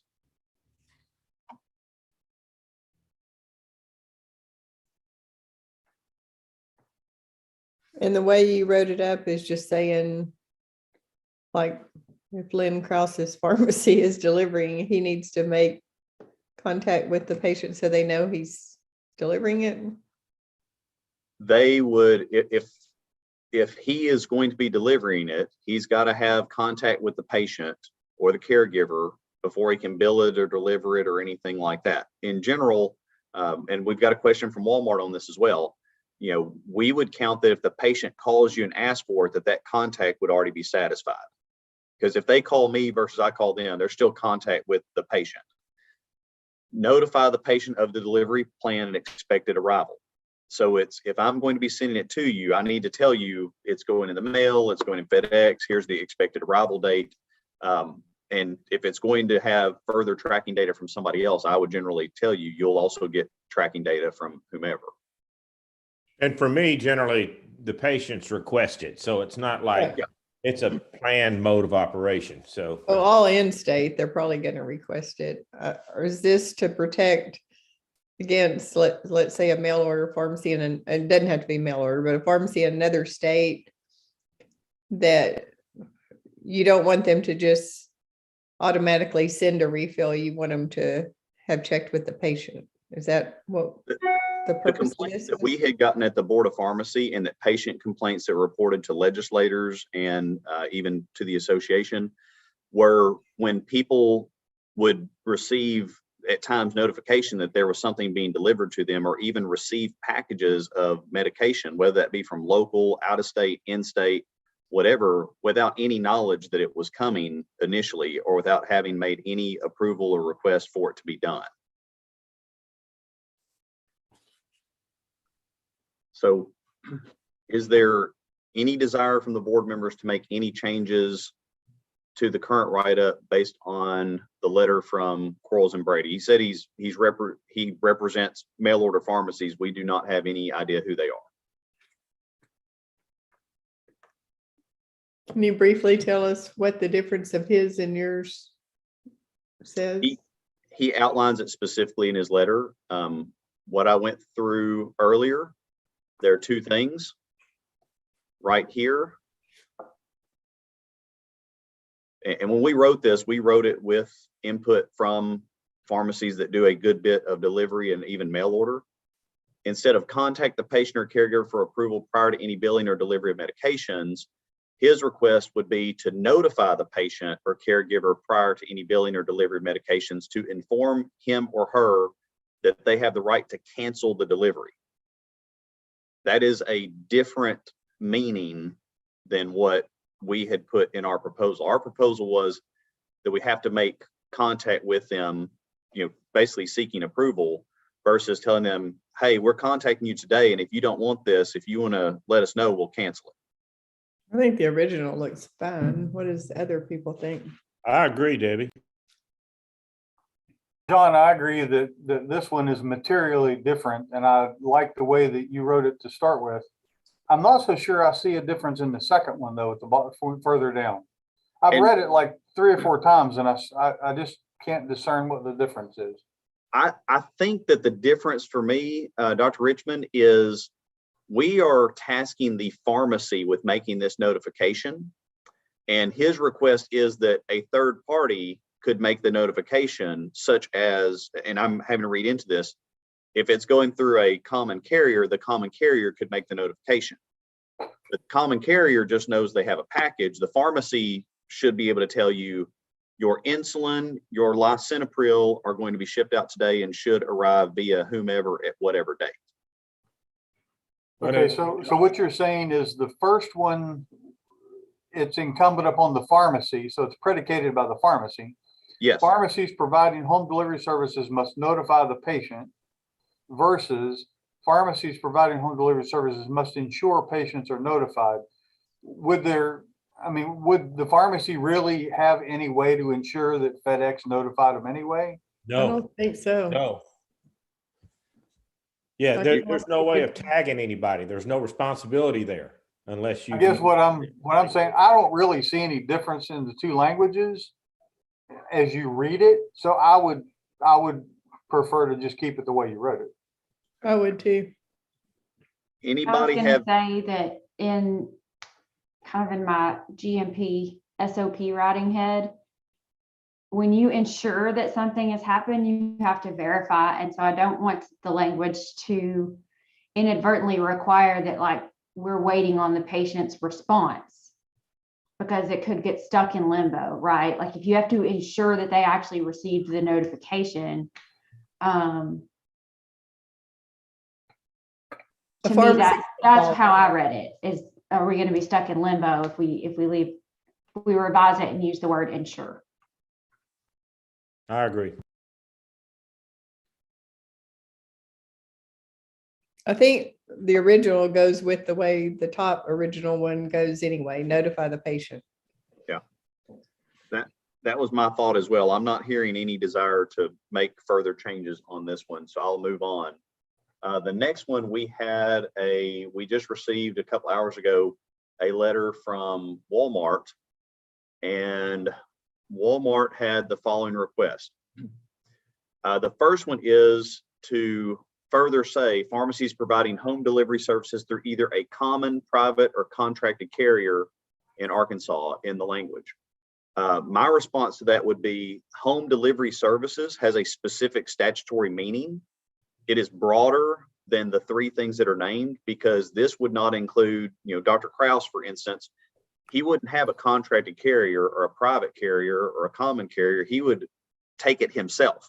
or he would have an employee take it himself. That's not a private carrier. That is the pharmacy itself. So my concern would be, we have a statutory definition of home delivery services, and I can pull that up as I jockey through all these documents.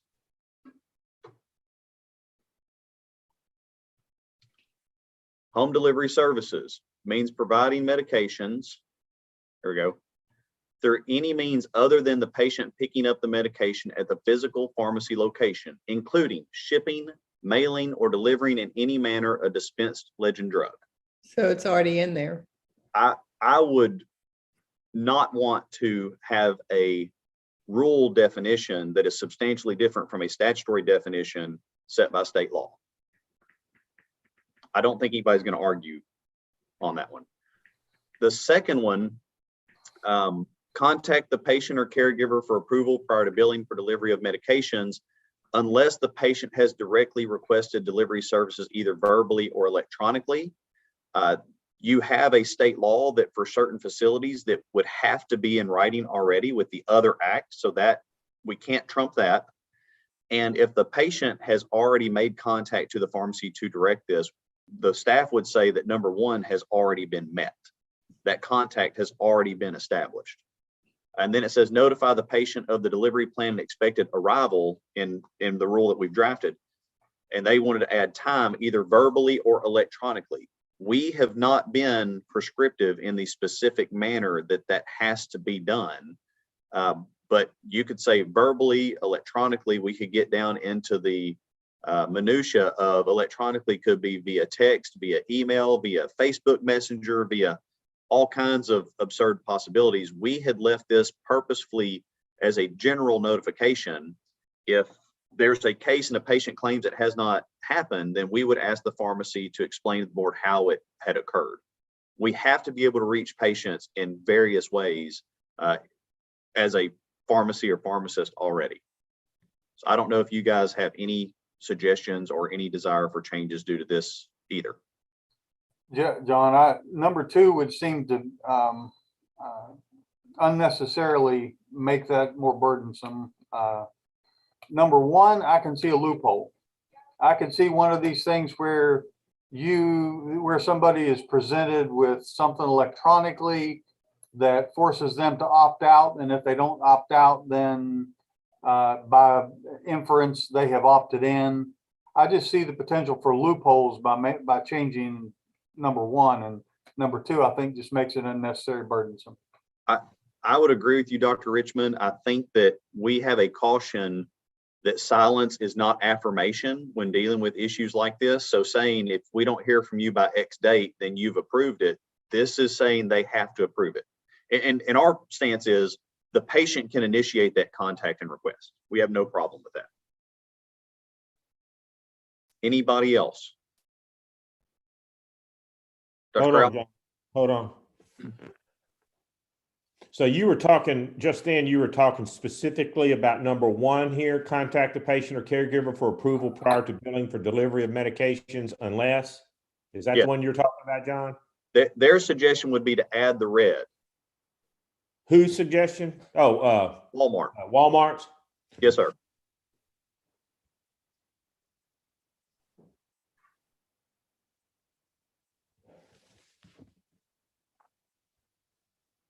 But it's kind of already in the definition of home delivery services.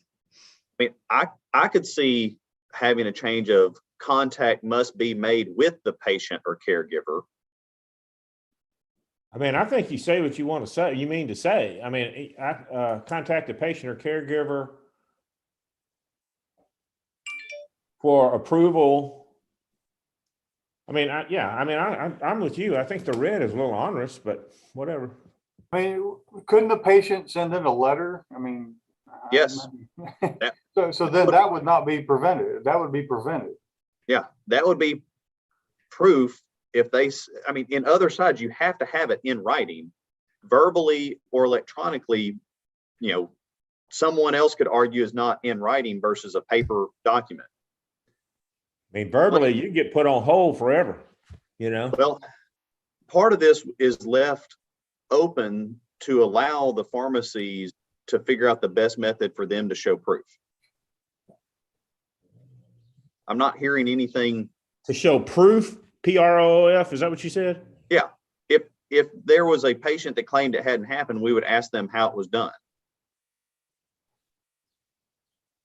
And you'd tell them your normal procedure of what you do and. Yeah. And see what happens. I'm gonna move down number 3 because number 3 is actually something that when we were developing this and we got feedback from the association and some other folks, ensure that the medication will be maintained within appropriate temperature guidelines.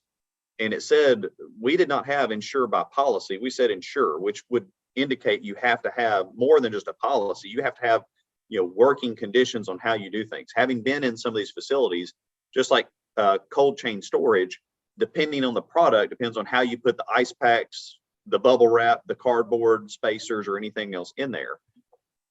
The interesting thing is USP temperature guidelines. USP guidelines do not have rules for every single medication. What we would say is you should be following the package insert, not USP.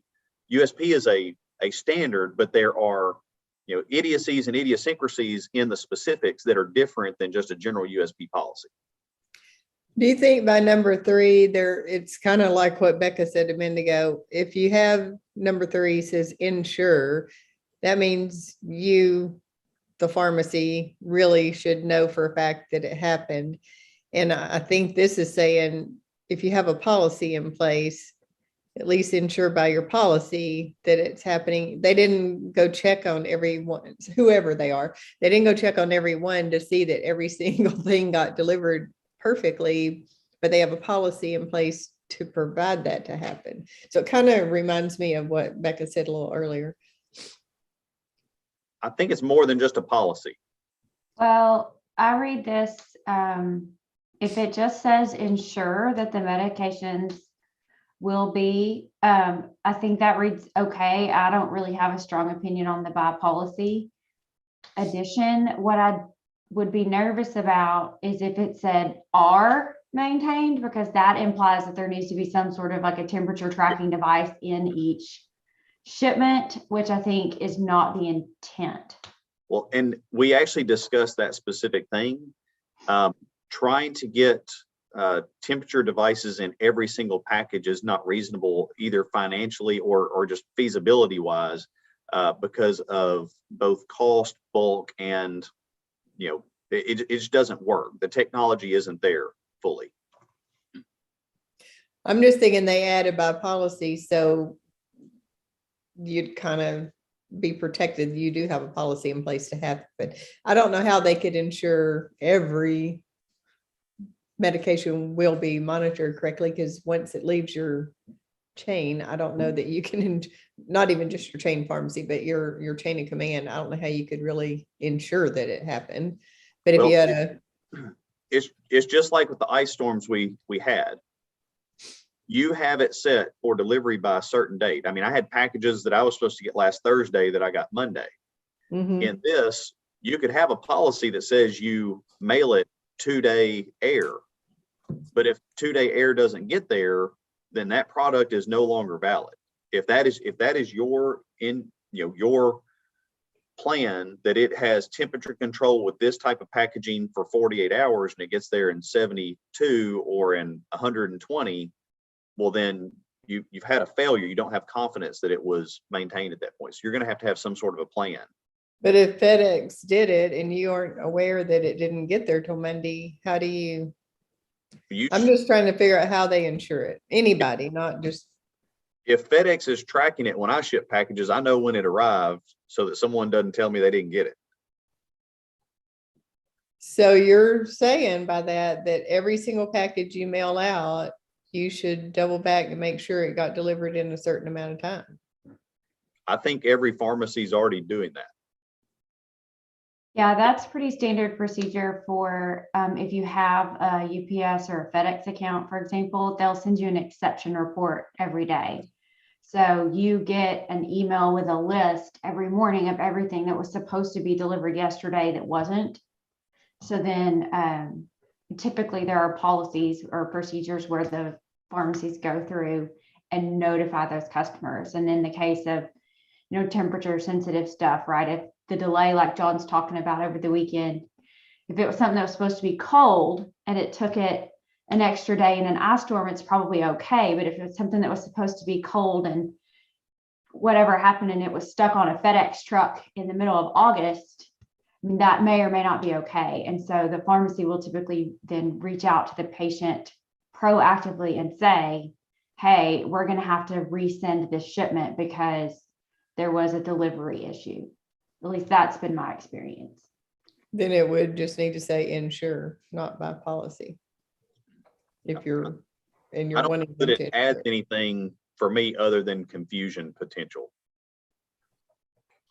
The last one that they had, number 4, I think actually has a substantive difference in what we had put in the proposal versus the request. Have a plan in place for alternative medication supply availability when delivery cannot be accomplished. What we have is have a plan in place for local medication supply availability, because alternative does not necessarily mean local. The point in this, and part of the legislation, justification was, if I'm supposed to receive this at my preferred address and it's not going to get here, cannot be done in a timely manner, I need a local option. I don't need an alternative that says, well, you live in Little Rock, so if you'll run over to Memphis, you could get it today. That's not local, even though it is alternative. So if a patient is looking for that, I think that's a substantive difference. Now, whether we want when delivery cannot be done or accomplished, that's which word do you prefer? How many letters do you want to say the same thing? And I'm indifferent whether you want to use the word done or accomplished. Personally, I don't think it changes any intent. I see Dr. Kraus with his hand up. Thanks, John. All right, I agree with you. I don't see any accomplished is fine as far as I'm concerned, but I do think that are we precluding or excluding patient's choice here? Once the original pharmacy can't deliver the medication, should the patient have a choice as to where they get it filled? If it's, because they know their situation better than others, So there's already patient freedom of choice issues on the books. In this instance, I think it gets to a point where I cannot get it through the pharmacy I have chosen in a timely manner or by the time I need it. That pharmacy has to have a backup plan via them of where I can get it. So I think you've already chosen A, and A is saying we can't get it there, but here's a potential B for you. The patient could still choose another pharmacy, but it may not be at the burden of pharmacy A that was unable to finish the order, if that makes sense.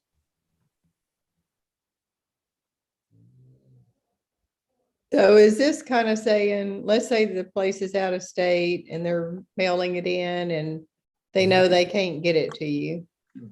Are you saying that pharmacy out of state needs to have, like a lot of those third parties and such have, say Walgreens as a local one, or they need to have an alternative? Well, they need to have a local place that you can pick it up if they can't get it to you. Well, if you are trying to do something like, if you're saying we have an adequate network to serve the patients, then that means you have, from the insurance side, you have someone in the locale that patient. What Walmart specifically says here is, by making this change, this would allow other pharmacy locations in our chain to provide medication in a manner consistent with the board's current rules in a time appropriate for our patient to ensure the patient is not without their current medications. There is nothing in this proposal right now that would say Walmart mail order was sending this, they couldn't get it. We're not saying the local Walmart cannot be the alternative plan. We're saying if there's not a local Walmart there, they have to have a local plan. Like they have to have some way to get that patient the medication they've been told they would receive in that timely manner. Can we use similar verbiage? Sorry, do we use similar verbiage in any other? I'm wondering how we've defined local. We've never had it before. We have defined things like pharmacy deserts for pickup stations with a 10-mile radius, but in this one, a big part of my understanding of why legislators did this was if a patient is being told they will have their medication and then it does not get there in a timely manner, but they have an immediate need for the medication, then they should be able to get it locally rather than having to be told, well, we have an alternative, but it's another 5 days down the road or 100 miles. Dr. Kraus? Well, and let's also throw in there the possibility that maybe, you know, the ice packs leaked out and the product was ruined in some capacity when it did get there. The patient's need is at an all-time height, and it would make you think that the plan in place for alternative medication supply would be at the patient's choice at that point to facilitate, because local, you're never going to define local, that somebody can't have their own definition or stretch and pull it. But if you make it to where the patient is first, I think that, I don't know, maybe you can't even do that. I don't know, but it's just my thought. I've got everybody on my other screen over here. Dr. Benson, any input on that? Because I know you were behind the scenes in a lot of the development of this. Thanks, Dr. Kirkley. I was just going to say that not getting into the nitty gritty details and the wordsmithing, but at a high level, you know, what prompted legislators to ask for this legislation, a lot of it had to do with what you described with prescriptions being generated from like prior authorizations to a physician's office that a patient never wanted to ever go to that pharmacy in the first place, to which they would then fill and potentially deliver, or send them an email that says we're going to deliver it and then send it to a patient who didn't request it. And then also the situation where they did know it was coming from a pharmacy and being delivered, mostly through mail, and then an ice storm or a delivery delay would happen, and then there'd be no backup plan for the patient to be taken care of. And their insurance may not pay for it locally, but yet the pharmacy where the insurance will pay for it had no plan to take care of their clinical needs. And there's a little bit of an analogy here, like with our pharmacies that service nursing homes, for example. They have to be within so much, you know, period of time, or they have to have a plan in an emergency on what to do, whether it's an IV or whether it's some other therapy. There has to be a plan to take care of the patient in a reasonable time frame, and not just have the patient out there in limbo, not able to access life-saving medications. So at a high level, that's what started it, and what led to the legislation being passed. And the original legislation too had much more detail in it that was eventually removed because it wasn't practical, or the technology didn't allow, like you were talking about earlier with the temperature monitoring on every single package. Like, it's cost prohibitive, and the technology is really not there to do that on every package for somebody who does opt into delivery. Thanks, Dr. Kirkley. And I just pulled up, here's the actual draft of the rule as it's been presented. This right here, local, their request would be change that to alternative, which I think is a substantive change from what the rule workup would be. Is there any desire for us to change away from the term local? I don't see anybody. I just have a question. Do you think that they're meaning local as in not a chain, or would there be a way to, so I don't know what their concern is, but if their concern is not that it's not a pharmacy that has bricks and mortar in that local location, but it could be a chain of, whether it's regional or national or whatever, but you know what I'm saying? Is there another way to say what we want to say? But well, I think that your point is a good one.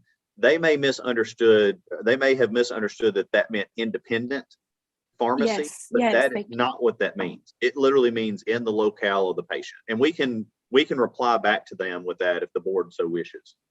I can send them the same information that I sent you guys. Is just, here's the rundown of what they've requested. The only other question I have on this is, do you care, or do you want to leave or make a change, that instead of when delivery cannot be done, whenever delivery cannot be accomplished. I actually like accomplished. I just think it sounds a little bit more elegant.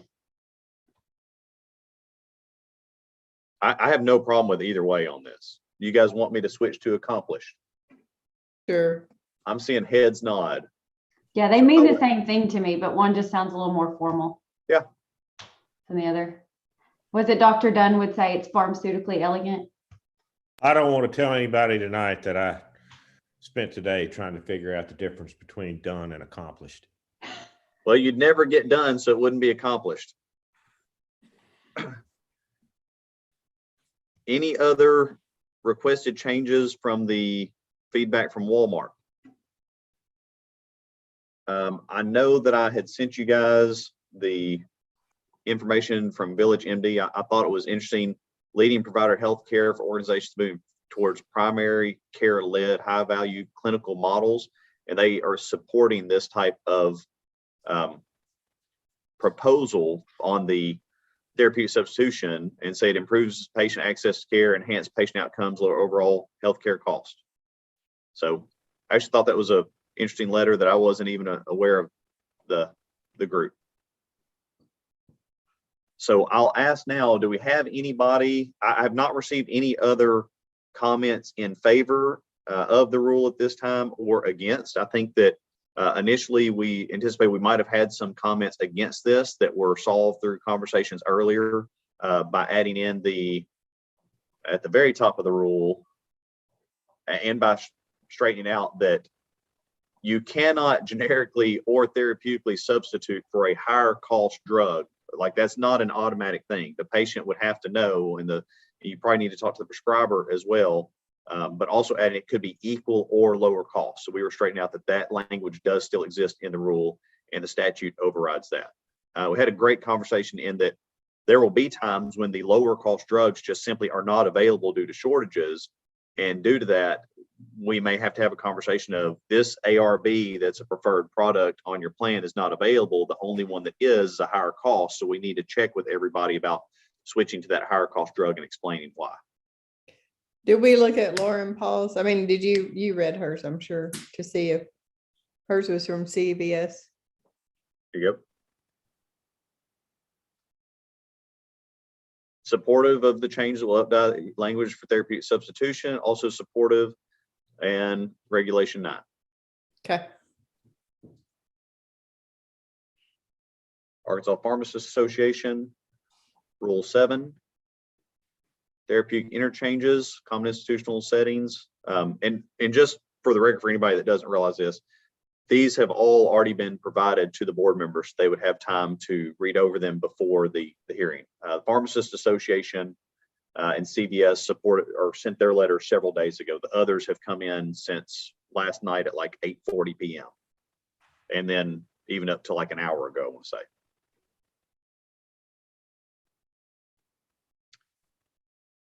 Anybody else have any comments for or against Rule 7? John, I may have asked you this before, so if this is duplicative from a previous meeting, sorry. Where is the list of therapeutic subs at, or is there a list? There is an automatic exclusion in this that we said right here that it absolutely cannot include any antipsychotics, antidepressants, no controlled substances, no oncolytic agents. The Board of Pharmacy, if you guys have a request and determine that something should not be substituted, we would then post that on our website as a notification for pharmacists along with our law book to say, as well as this medication. But we took those classes off to answer many of the concerns about therapeutic substitution right off the front. So the other ones you would have to use clinical expertise or a database or clinical pharmacology or something to show therapeutic equivalence in order to make the substitution. And the other thing I want to be sure to point out, I actually talked to Medical Society about helping us with this, is ensuring that prescribers, and they would lead the charge on this with physicians, ensuring that prescribers understand if they do not want a substitution, just like with generics, they say do not substitute, or, you know, this product medically necessary, this brand medically necessary. So if the prescriber says in their own handwriting or by name or initial to a note like electronically or anything else, it cannot be done. You would have to call the prescriber to request the change. But what drugs, like if you're going to substitute ACE, ACE inhibitors, for example, lisinopril for ramipril, do you just establish those yourself? No, you could use different things, like clinical pharmacology has a lot of comparison charts, just like you would find. It's the same data you would use for like P&T committee in a hospital. Okay.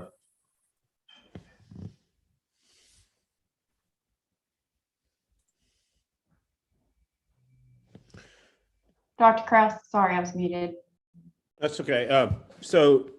Dr. Curley, on handwritten scripts, not that you see that many anymore, but handwritten scripts, they would need to write in their own handwriting. Do not substitute. Do not. But so what if it's a handwritten pad? And I know where this is going, but what if it's a handwritten pad and they have a box down there that says that they checked that says do not substitute? Prescription is in writing and the prescriber indicates in his or own handwriting by name or initial that no substitution is to be made. What we have said is own handwriting. The Board of Pharmacy has traditionally not accepted check boxes or signature lines on the left or right hand side of a piece of paper to do that. In electronic prescribing, they can actually have a setup to actually manually check a box that adds that to the text of electronic prescriptions or electronically prepared prescriptions that they could then sign. But we're following the same type of policy we would do right now with generic substitution. That's great. I just wanted to hear you say it. Okay. So, Dr. Mitchell, I do not hear any more comments for or against this rule. I think that my request at this time would be if the board would vote to adopt the rule with the two non-substantive changes as we have reviewed in this discussion, that one on page 1 and that one on page 25. So I will turn it over to you. Thank you. Board members, any additional comments or discussion? Hearing none, I will entertain a motion.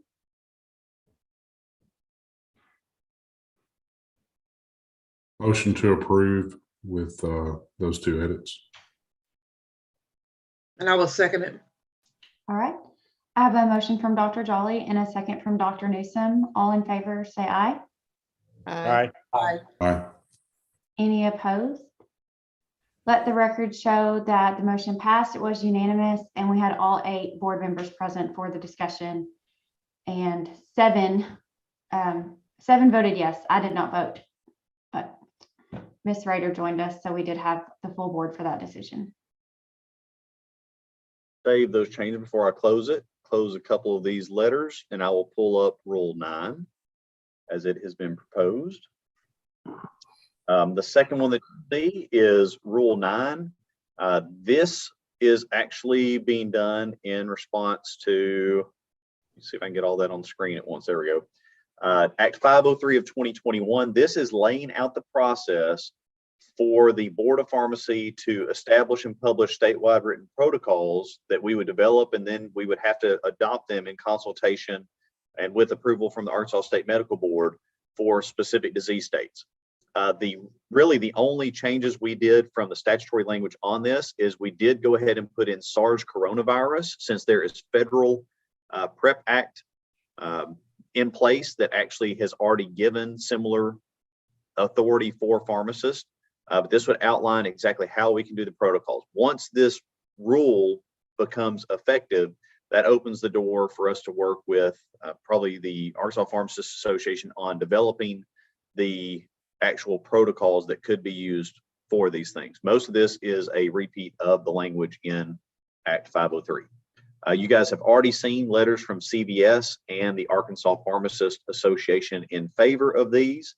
We did not have any suggested changes to the rule from any public comments, but I will ask if anybody on screen has any comments for or against these proposed changes at this time?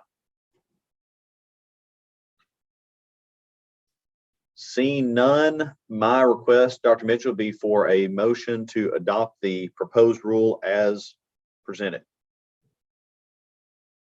Okay, board members, any additional comments or discussion on the proposed changes to Rule 9?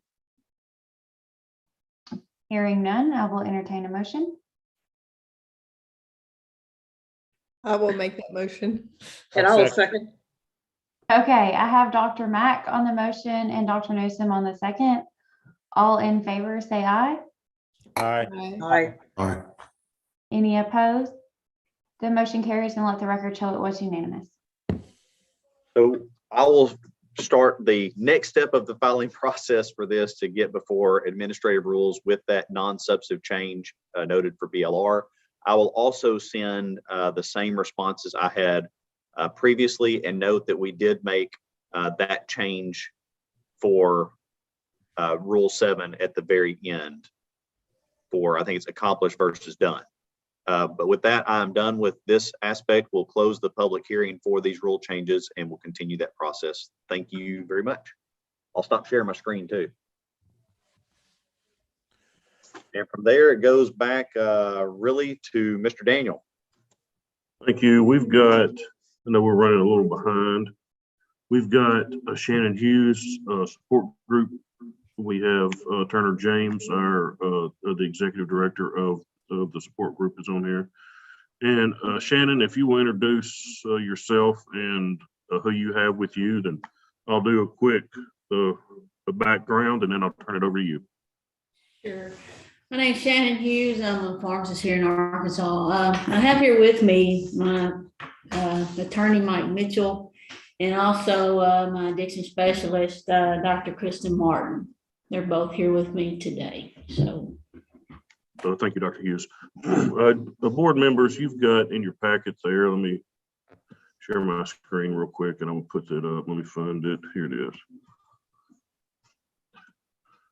So you should see Shannon Hughes this is just kind of the support group sheet that they fill out that just shows what's happened in the past. The reason she's here today is you have also a letter in your packet that shows where she met with the board on, met with the informal committee on January 21st of 2020. She was asking to be released from her support group contract.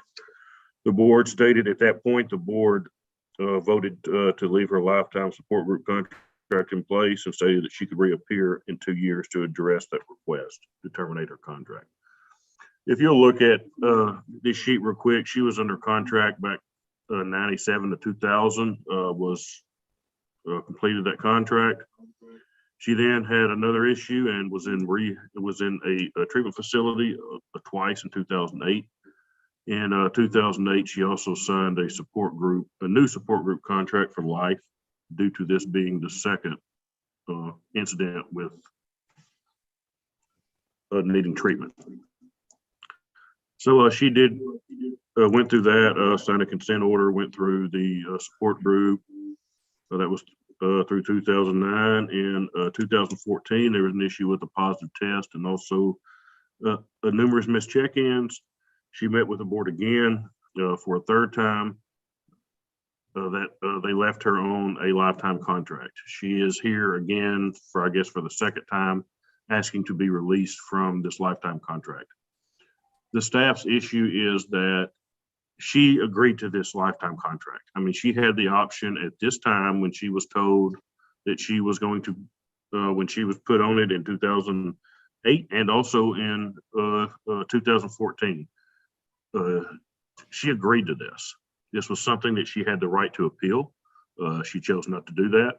Lifetime contracts are, I mean, this is somebody who's had her original issue and 2 issues since. I do realize, and staff does realize, that these are spread out over, 20 plus years. But these are items that she agreed to. She agreed to be on a lifetime contract because she wanted her job back. I mean, it's that simple. And this is somebody who's had, like I said, she's had issues over the years. This is not somebody that had one issue and it's over and resolved and it was 20 years ago. She had one in 97, had one in 08, had another one in 2014. So staff believes that she should remain on her lifetime contract. I mean, it was put there for a reason. She agreed to that. And so I'll, Dr. Mitchell, if it's okay with you, I'll turn it over to Shannon and her attorney and the other and her doctor so they can proceed as they want to. Yes, please. Thank you.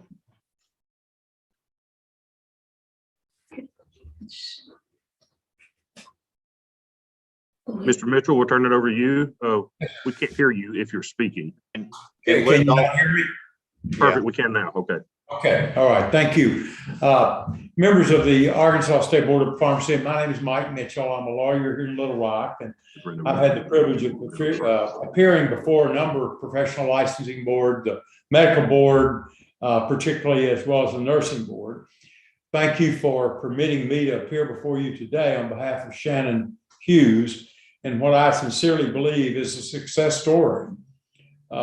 Since her sobriety, Shannon Hughes has successfully coped with the demon of substance abuse for a number of years. Successfully, she has progressed to the point of requesting a release from the burden of a lifetime contract with the support of numerous professionals. Those urging her release include Shannon's AA sponsor. I've been asked not to state her name. You see a letter from her in your packet, who states in quotes, "I without reservation completely endorse a decision to release her from her lifelong contract," close quotes. Pharmacist Mark McGrew, who employed Shannon for over 10 years, states his, in quotes, "sincere belief that Shannon should be released from her lifelong contract," close quotes. Pharmacist Stephen Carroll, who has academic training in alcoholism and substance abuse, and who has supervised recovering pharmacists, states, in quotes, "I sincerely believe that Shannon should be released from her lifetime contract," close quotes. Two additional pharmacists working with Shannon for a number of years, John Mason and Gary Reinhardt, with All Care, who she works with, says, in quotes, "They see no need to be monitored by the board," close quotes, and stated further, in quotes, "We humbly request that she be released from her contract." Add the support of the president of the Arkansas Bar Association, Paul Keith, who has experience with judges and lawyers' substance abuse program. Her release is supported by William Blevins, a former FBI agent who has known Shannon for 16 years and who supports her effort, in quote, "without reservation," close quotes. Her release is supported by her personal trainer who owns Orlando Personal Fitness, recognizing Shannon's discipline and commitment to living a healthy lifestyle and stating that the program has met its goals and, in quotes, "Shannon is no longer in need of that support," close quotes.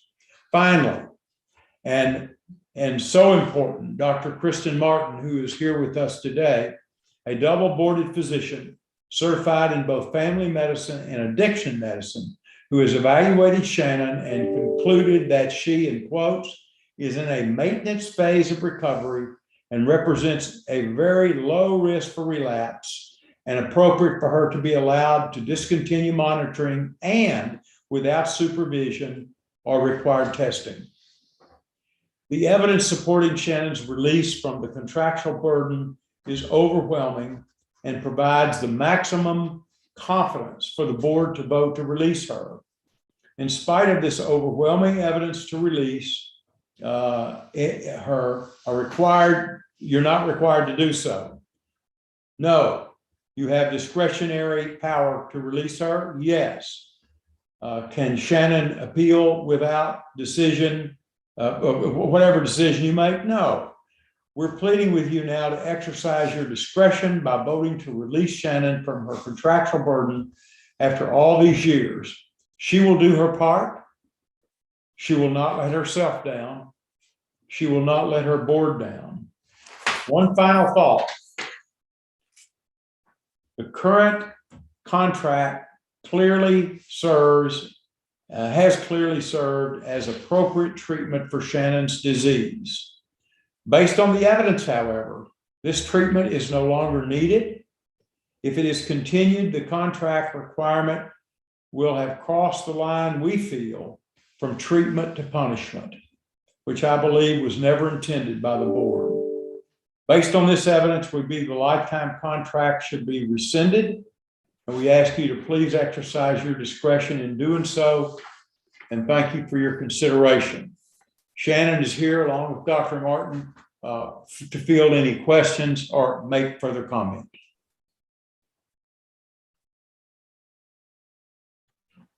Dr. Mitchell, I have a few questions if I may. Yes, sir. Besides Dr. Martin or any of those other people that wrote letters, addiction specialists? No, Okay.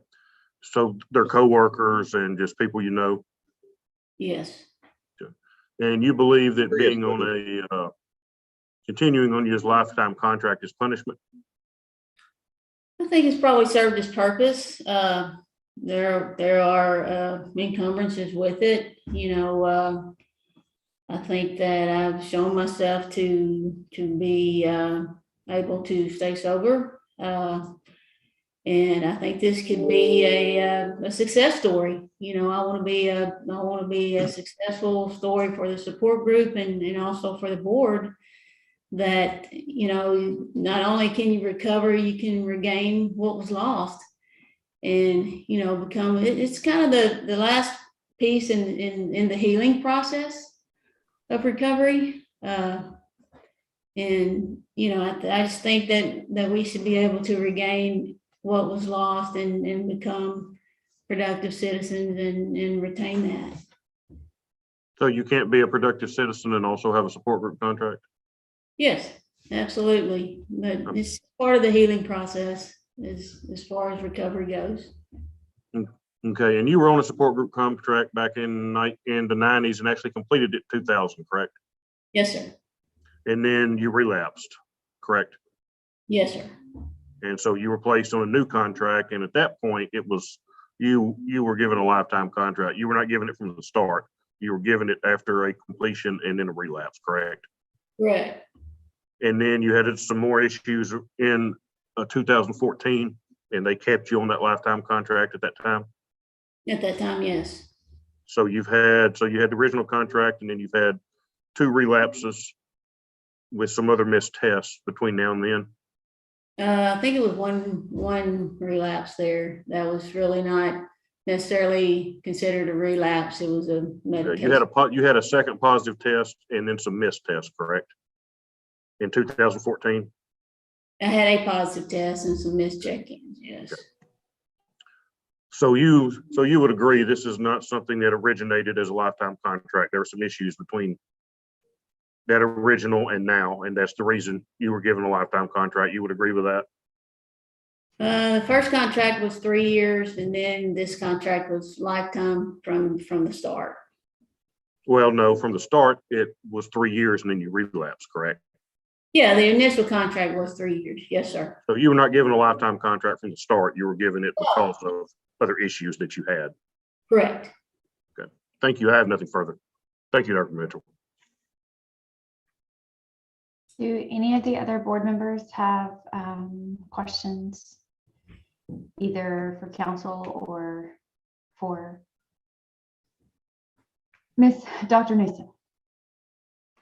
Yes, Shannon, Yes, ma'am. I have been here the whole while. I've seen what you've gone through. You brought relatives up here to help you to remember to do certain things. I mean, your case wasn't a pretty case. And we worked hard and hard and hard to come up with something to keep you in practice. And we've got all this in place for you. And now you want to take the chance to say, I can do this on my own without the help that we provided you with. My thing is the what ifs. what's going to happen when you go back? And that's looking at your record, that's a high probability that something will stress you and you'll go back because you don't have the support that we've given you for these last few years. So are you strong enough to do all that?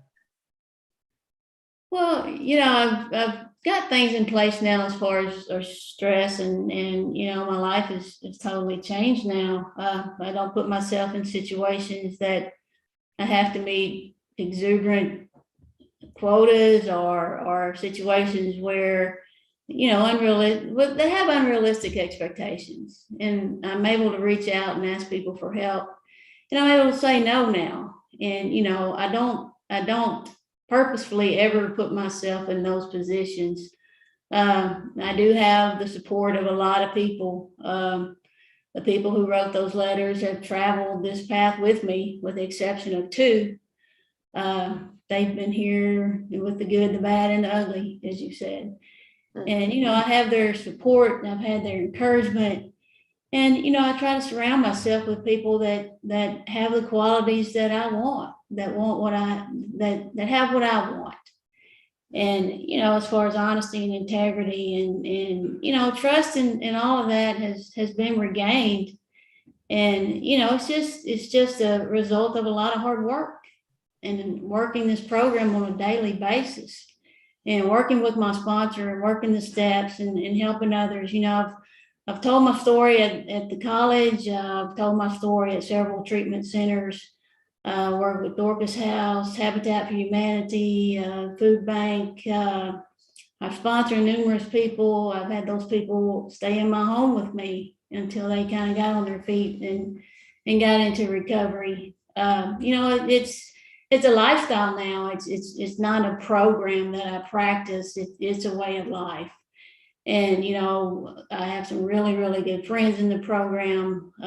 We do a lot of activities, recovery related and not. And, I feel like I'm committed to this process. And I feel like hopefully that my actions have shown that. And I just feel like that I'm ready for the rest of the healing process. Okay, what are you going to do in place of all the things you've been doing with the support group once that is removed? What do you have in place to do? I don't have any intention of leaving the support group at all. I have no intention of leaving the support group, of stopping the monthly meetings. And, I'll continue to participate in their activities. I mean, that's my full intent. I don't have any plans to bypass AA or the support group or sponsor. I mean, this is a way of life for me now, and I'm committed to it, and I have a solid foundation in recovery, and that's the way I live now. So I don't have any plans to abandon the support group or any of those things at all. So why do you want to pull away the contract? If you've got all this going for you, I don't understand why you want to put that down and risk the possibility that you slip and fall.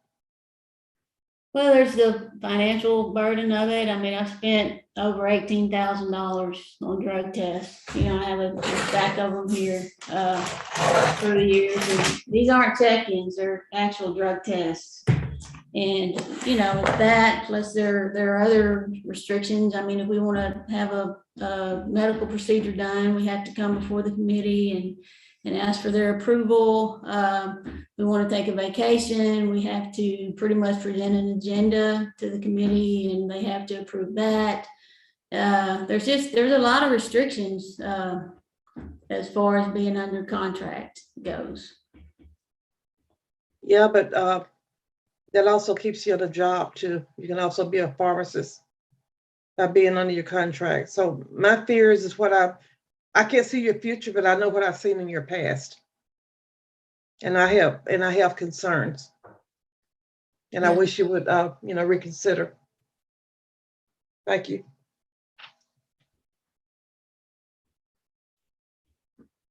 Dr. Mack? So my worry, except for Dr. Newsom, obviously, the rest of us have not heard and don't know the story, and that's all well and good. And this does sound wonderful today, so I appreciate that, and I'm happy for her.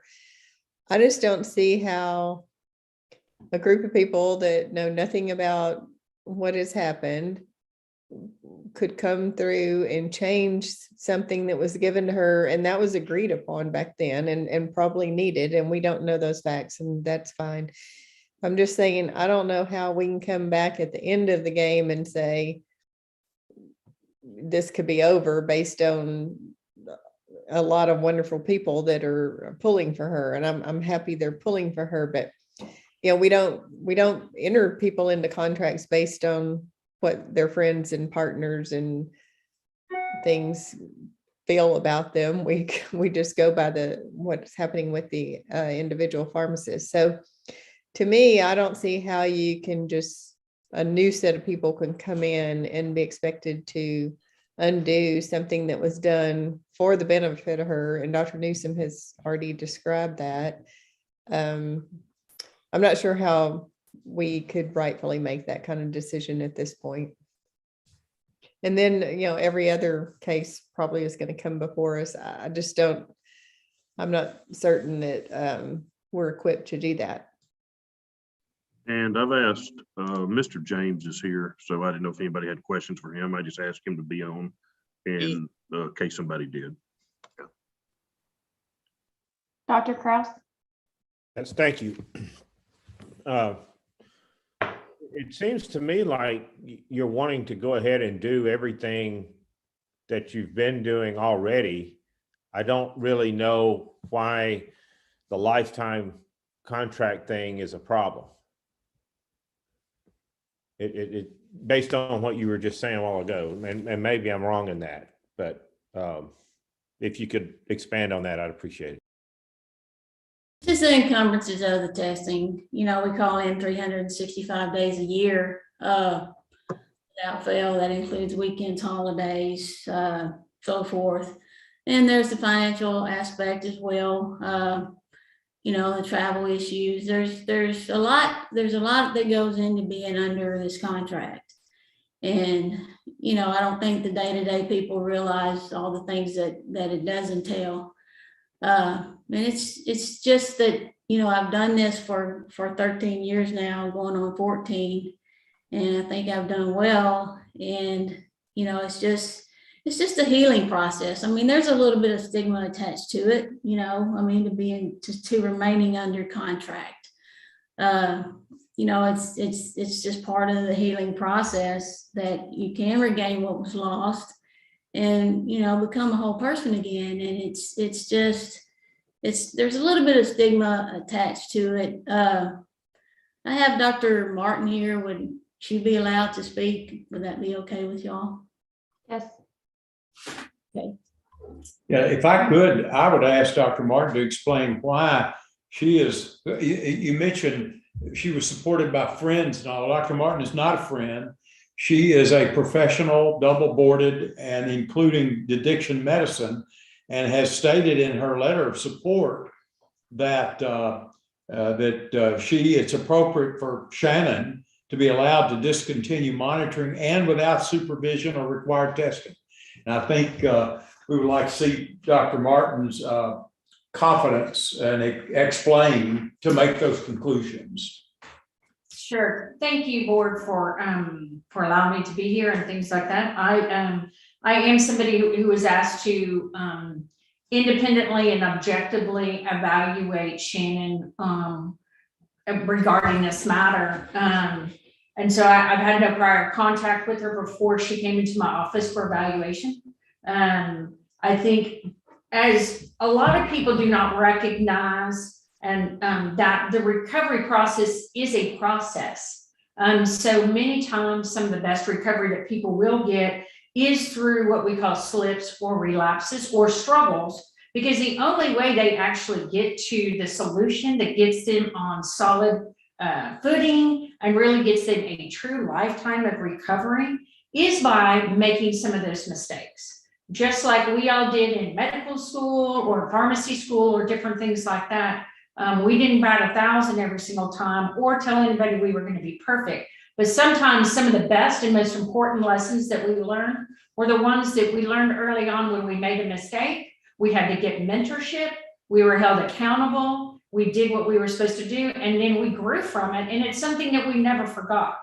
So that is one thing that I would say, that there are people that we have in with substance use disorders who do not learn that, and they are chronic relapsers. And then there are others that it takes a few tries in order for them to get that footing and to get all the pieces in place. And each time that there's a relapse or there's a kind of a trip, whether it's a missed call in or they don't make it in time to get testing, or they struggle with anxiety or something like that, they're able, if they are actively wanting recovery, then they are able to put that piece in place so that they achieve a whole person approach, a whole recovery. Recovery, to me, as far as looking at Shannon's case and stuff like that, and I reviewed all the letters of support.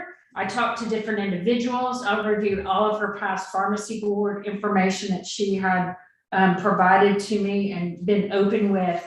I think the accountability as you're going through struggling times is important. It does keep people on their toes. But the commitment to recovery is not necessarily the testing. It is that piece that she's integrated into her life. And to be honest, people in the recovery community can be way harder judges than people on a board. They know the signs, they see different things that happen. And so those people, if somebody surrounds themselves with people in recovery, will be the first ones to notice before even a person in recovery notices. A sponsor or other people in a meeting will notice before they even do when a relapse is headed their way or when they're not balanced. And to me, when I look at Shannon's history and look at everything that she has made a part of her programs, she is one of the most balanced people as far as her work life, her social life, her support system. She's taken an active role to take sponsees, to tell her story and to not be ashamed with that, but to share with pharmacy students and things like that, besides her volunteer work and setting up that network. So we recognize that addiction is a chronic disease, just like diabetes or hypertension or other things like that. But certainly we don't hold that against people whenever they work to make that in full remission. And there does come a point in time in certain cases, and I think Shannon's is one, that the daily calling in every single day of the week, the first thing you do in the morning is before you go to the bathroom, before you say your prayers to your higher power or anything like that, that you call in to check and see if you tasked, and your whole day revolves around that. It is at some point in time become more burdensome, where it's not achieving a greater effect. And so I think that's part of what I see, that at some point in time, like was expressed, she's achieved her goal with that. And I think she has the support systems in place that if she started to struggle in some way, that there are people that are in place that she can reach out to, and it would call her on it before they let her relapse. I said a lot. Any questions? Dr. Mitchell, I have a couple if I may. Sure. How long did you, or when did you, how many times have you seen Ms. Hughes? I have seen Ms. Hughes. I did my first evaluation on her in December, and I've had several in-person meetings with her, and then audio meetings with her. So that's certainly similar. So probably 4 times that I've had evaluation with her or discussion with her, at least. I don't have that piece of paper in front of me, and I apologize. It is not something where she's been my personal patient that I have been caring for. It was an objective analysis that are done for state boards and stuff all the time, with a collection of information and reaching out to people that are involved in her recovery and personal process. Okay, so you were hired by her or her attorney for the purpose of this issue? I was hired to do an evaluation. But she was a referral Yes. from Dr. Lynn Thomas. Yeah, Dr. Thomas was the original psychiatrist that took care of Shannon early on. And then she referred, Dr. Thomas referred Dr. Martin. We didn't pick Dr. Martin. Yeah. Okay, but that didn't really answer my question. You were hired for the purpose of doing an evaluation so she could attempt to get out of her support group contract. Is that correct? I was hired to do an evaluation on her as a referral from the psychiatrist. That part is true. And I To come here today, I mean, it was a referral. I mean, she wanted an evaluation for this purpose that we're here for today. Is that correct? Yes. I was asked to do an evaluation as my opinion without asking me as Is that a far. yes or no? I can't understand. We can't hear you. Pardon? I asked you, so you were hired by them to do an evaluation for this purpose today. I was asked to see her as a patient to do an evaluation. Okay. So you were not her treating physician, you were just hired and you did an evaluation. I was asked to see her a patient to do an evaluation. Yes, Okay. I'm not being paid to. No give further her- questions. Thank you. I think, Luke, your point is. We let the witness finish the answer. That was just inappropriate, Mr. Daniel, to cut her off in the middle of her answer because you didn't like her answer, sir. No, I asked her a yes or no question and she refused to answer it. So I just. No, she listened to her. I think if you don't mind me responding just a little more fully, I understand yes or no questions, but I think that the way that it's phrased, I'm trying to make sure that as a physician, I'm not serving as an expert witness like people hire for litigation and stuff like that to give a particular slant, like I was lobbied for something. I was called actually first by her psychiatrist to ask to refer and say, hey, you have a specialty in addictionology. There's not many in the state. Would you evaluate this patient and give an opinion? And I gave an opinion and then was asked to come here today because I had written a letter about my opinion. I was not hired like an expert witness. It was like a purchase that way. It was an honest evaluation by another physician asking for that. And I would add, Mike, you wouldn't know this from where you are, but my computer glitched at the same time that Luke was saying he couldn't hear if that was a yes or no answer, which is why I leaned up on my computer. We may have had an issue here. Not saying that Luke did or did not, but my computer, had a hesitancy in that. I think that Mr. Daniel's point, though, is while the board has dealt with Ms. Hughes since, initial issues with diversion and impairment since the mid or late 90s, I think he's trying to establish how long Dr. Martin has known her. And I don't know what all documents Dr. Martin was provided. Dr. Martin, were you provided the documents back to the diversion and impairment back in like 1997 and then that back up into 07? I was provided, yes, extensive history that backs up and all of the Arkansas State Pharmacy Board documents. I was provided letters and input and the contact information for sponsors. Was provided background from her. And what were those drugs of diversion back in the 90s and then again in the thousands? Hang on just a second. I brought my smaller version of my notebook, to be honest. So I apologize because it was a big pile at home and I thinned it out. I think initially, as far as it was the hydrocodone. We talked about alcohol, we talked about hydrocodone. And then whenever it was later on, whenever there was a relapse, I believe that it was with tramadol that was mistaken, and had the documentation on that. I didn't bring all the UAs and all that stuff with me. I apologize. We had documents. I finally found it. And I will tell you, we had a flood last year that destroyed hard copies. So I'm having to find it electronically, but I think there was also fentanyl, morphine, and hydromorphone missing from at least one hospital later on. I'm just trying to establish that we make sure that you had all that from, I think it was an anesthesia issues or something like that in her file. And I do not have it in front of me today, but I have like a 2 inches or 3 inches thick worth of paperwork at home on my desk. Sure. So, but I did feel like that in looking at somebody's history, that I had gotten all of the documentation that had been a part of this record. And to be honest,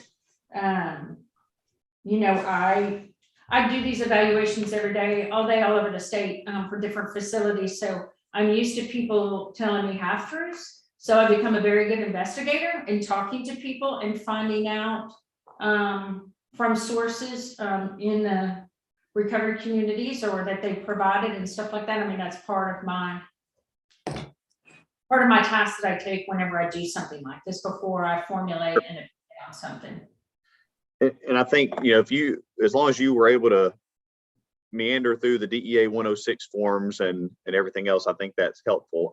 I would say, and given I've dealt with recovery for a long time, you know, in this job and even beforehand, one thing that is interesting in this, and I think it's part of the concern that our legal counsel has, is when the board is presented with someone that says, I'm already on a lifetime contract, the board makes certain decisions based on I'm going to be monitored for life, versus if Dr. Hughes had said, I'm going to be monitored for 5 years, the board may have said, no, you're going to be monitored for life. And I don't know what that answer necessarily would have been in 2008, if it would have been differently or done differently, or when we did have the hiccup with the missed test and the positive test that I believe was an accident, not purposeful, in 2014.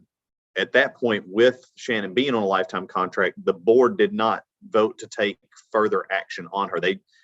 If they would have seen that as this is your third strike, I think generally the board would say, we're moving you to a lifetime contract, but she was already on one for monitoring, which is a little bit different than our usual chain of events that we see.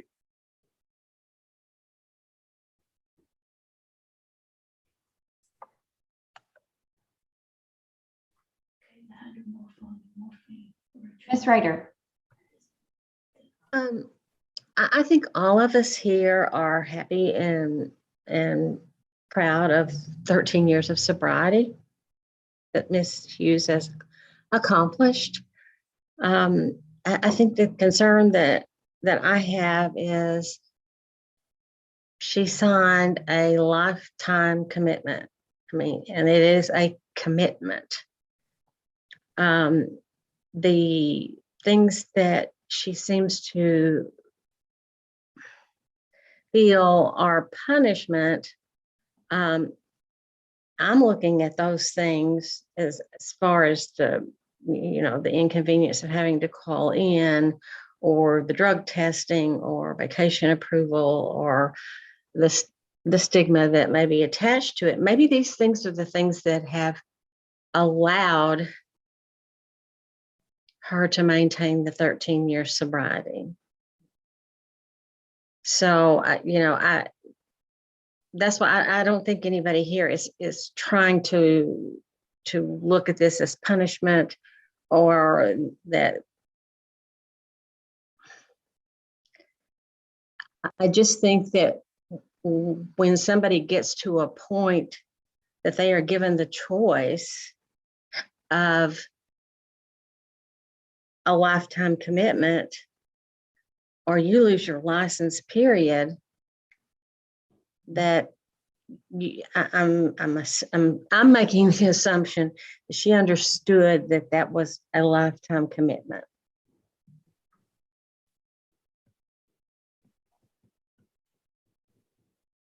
That's all I have to say. I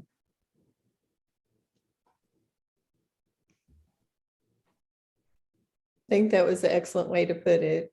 And we certainly are not punishing. It's more of it's worked. So we feel good about it. And she may not have had a license if she wouldn't have agreed to that, and she did.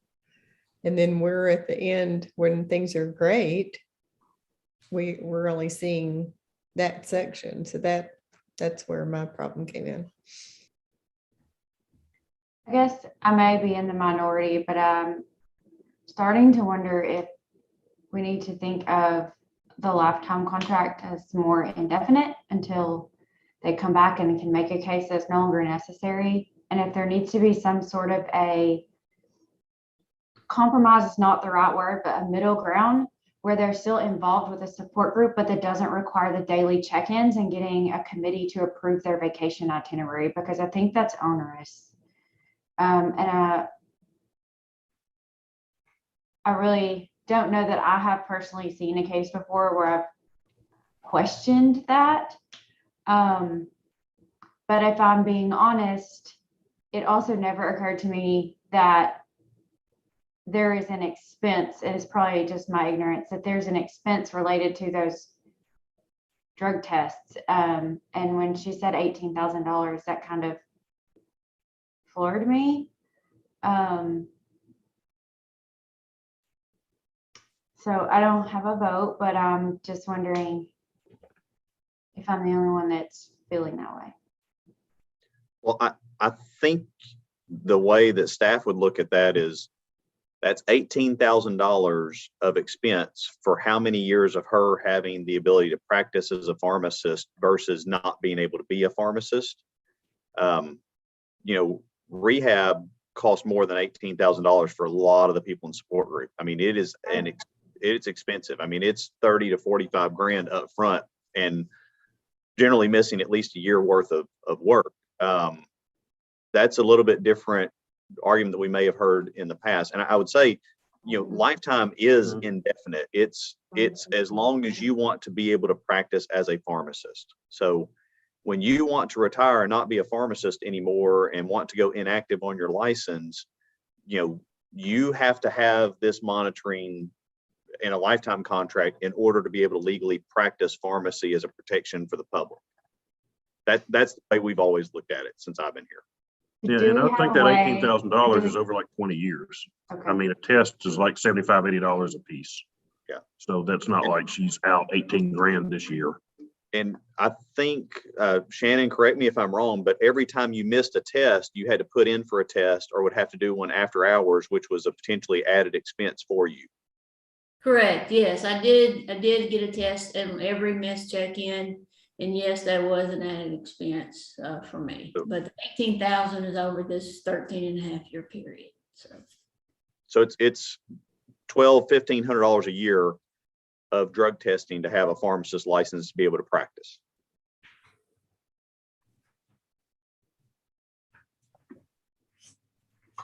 Dr. Newsom? Yeah, and Shannon, there were periods where you could not make the test. You could not remember to do the test. And like your mom and different people came up and said they would call and they would remind you, and you would still miss tests. So I don't want to see you have to go through anything like that again. Yes, ma'am, I understand now. I never missed any tests. I always tested on the same day. I may have missed the 6 o'clock cutoff, but I always tested on every single missed check-in, whether there was a test required or not. I did go those days and get additional tests. But yes, ma'am, I do remember that. And so those measures were put in place to protect you, to keep you in the spot of being a practicing pharmacist. So, okay.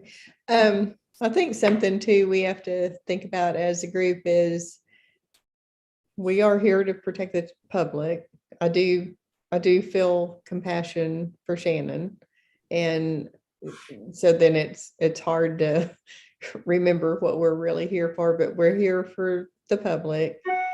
There is an outside agency that makes all these decisions. I realize we hear the case and we make the decisions, but an outside agency with professionals that have deemed who needs what and how long and how many tests and this and that and the other, we don't really get involved in those details. So from my perspective, I see a thing that's worked for Shannon and been good for Shannon.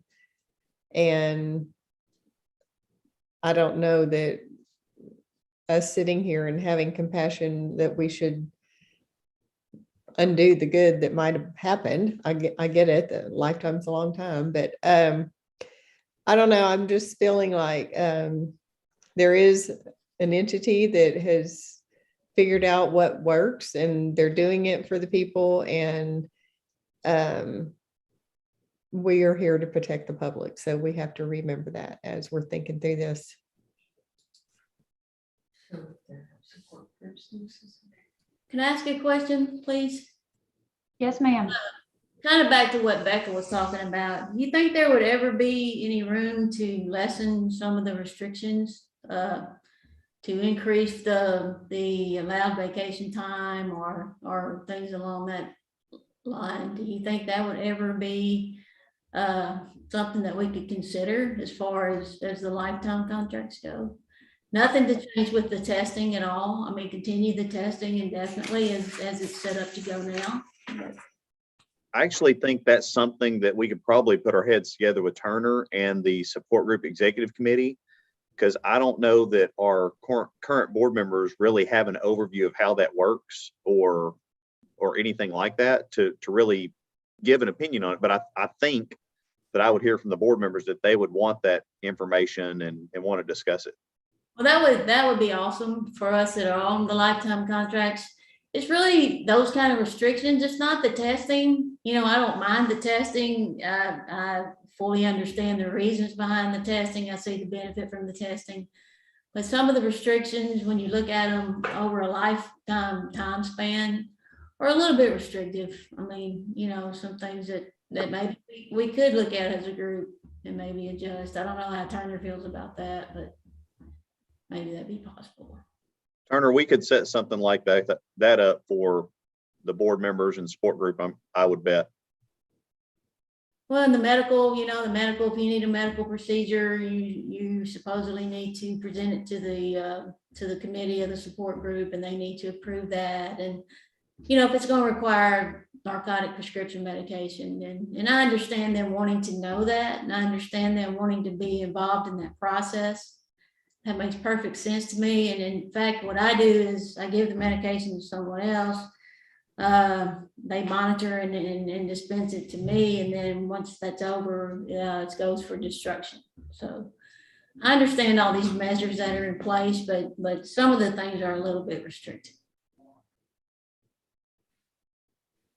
Dr. Jolly. Wondered if Turner might be willing to weigh in and offer some perspective here around this.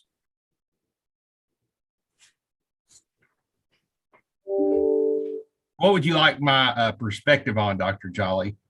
The request.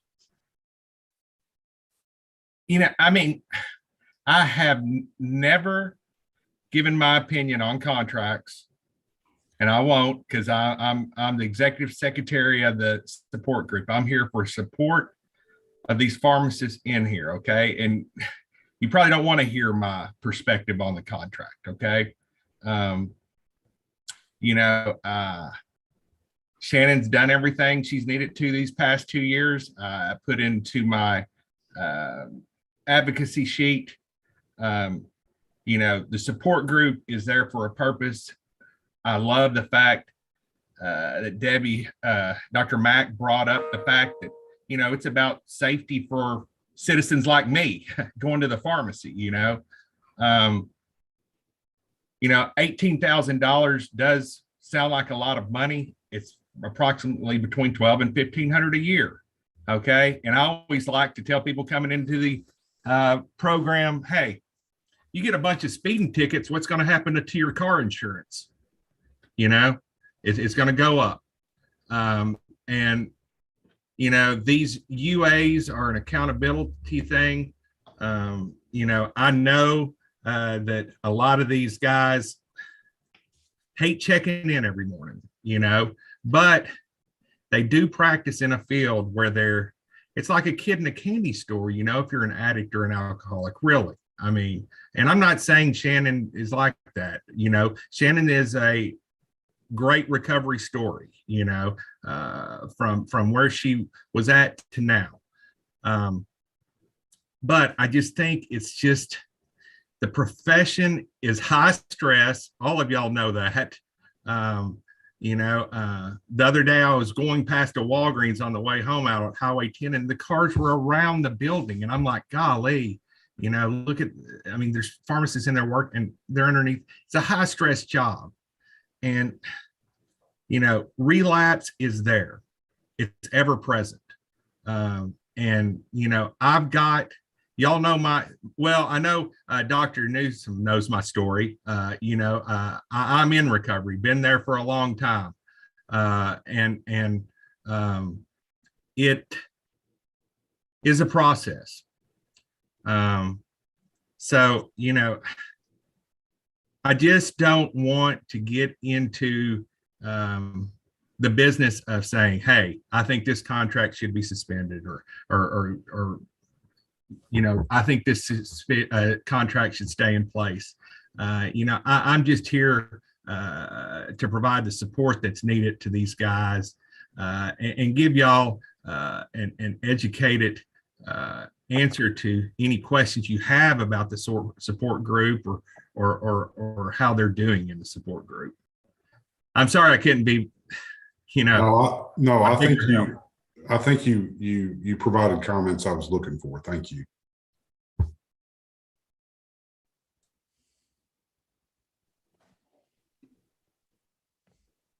Madam Chairman, could I make just one short comment that certainly would support? We do support the fact that the contract was appropriate treatment. Our position is, and the position of Dr. Martin is, that treatment is no longer needed. And it's like any treatment in the medical field, once it's no longer needed, then you don't continue to apply it. And that's where that's where we are, that the treatment has been successful, and she should be relieved of that treatment because of that success. But this isn't just a medical issue for patient safety. It's weird for, professionals in, the proverbial candy store versus, driving a car. Yeah. You're never healed from this disease. Shannon will attest to that. You are never healed. You're never fully recovered. You can say you're in recovery. And some people do say I've recovered, but if you don't do what you did the day before today, there's a chance that something bad could happen, and these contracts are put in place, like Dr. Mack said, the safety of the public, and I don't buy that argument, but that's just me. So that's true. Dr. Mack and then Dr. Krause. So I guess that was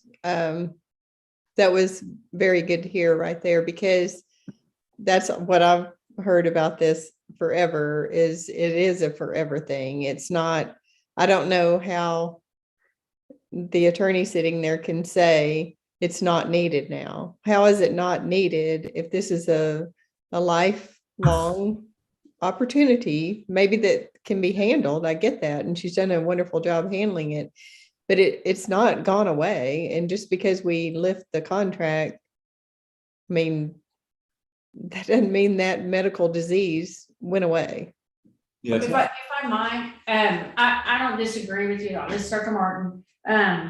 Recovery, like any chronic disease, addiction, substance use disorders, they are chronic diseases. But if we didn't believe that people could get to a point of recovery and have a support system, then we would make every person's contract a lifetime contract from the very beginning.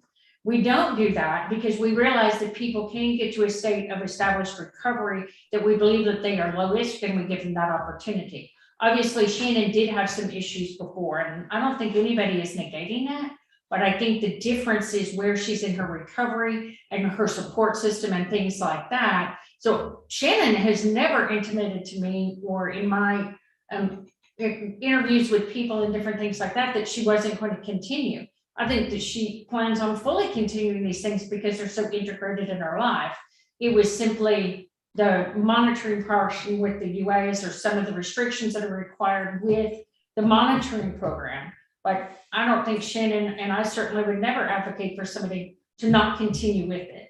As I say, if we didn't believe that people could progress in their recovery and be safe, then every state board would have a lifetime contract for every single person that started. And that's not what we do, because that's not necessary for us to gain a belief of safety.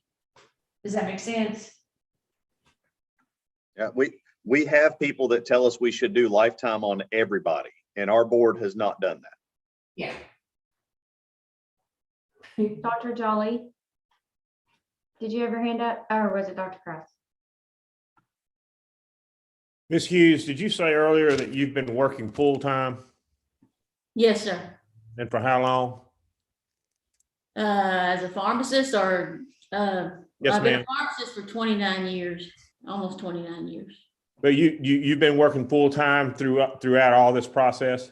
Yes, sir. Well, except for the times that I was in treatment and my license was suspended. Yes, full time. And then, Dr. Martin, if I may, what is your field? What is your specialty, your doctorate in? So I'm double board certified in addiction medicine and family practice, and I also am an ER physician. Thank you. You're welcome.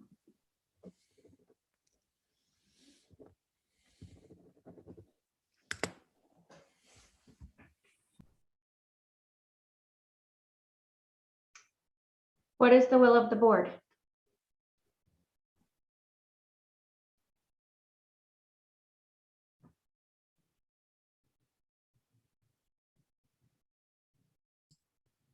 I'll start. Dr. Mitchell, I would leave the contract as is, have the board hear from Turner's group. Is there a future something that we could or would or want to look at to have some stair step type things for individuals, rather than do a one-off case here and there and everybody coming and trying to get theirs resolved.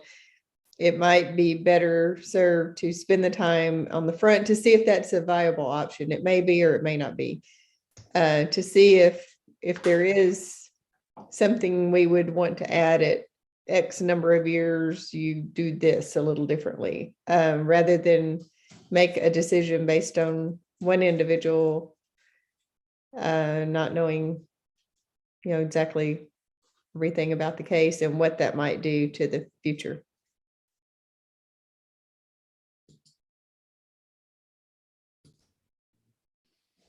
Dr. Newsom.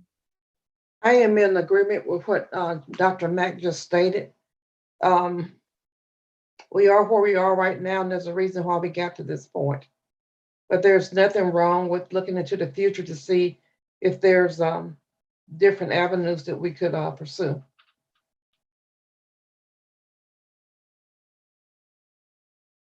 Dr. Cross. I'm of the inclination that we take no action at this time.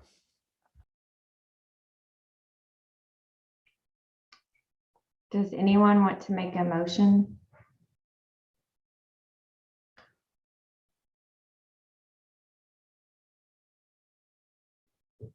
Dr. Mack, did you want to make the motion? Your Well, statement?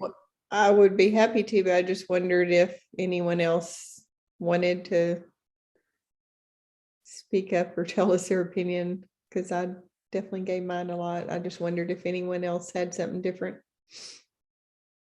I'm very supportive of looking to see if we can have a transition or a step down or something between all or nothing that it is today. So I'm very supportive of that. Same here. I agree. I agree with Dr. Newsom that, we're here because of things that have happened in the past. she's on a lifetime contract because she agreed because of multiple relapses, but we also have seen, if you want to call it testimony, that she's doing well. So I think the fact that she has had relapses warranted the contingent monitoring.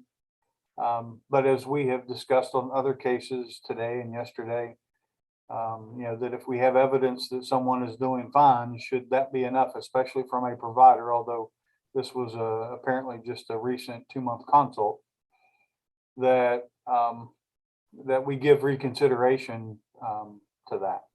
So if we as a board can give due consideration going forward to identify a way that we can begin to minimize the lifetime need for such a contract, given someone who has been a success story, that we do that.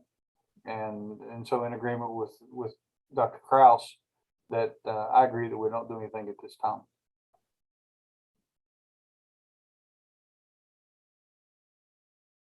I agree with Dr. Richmond.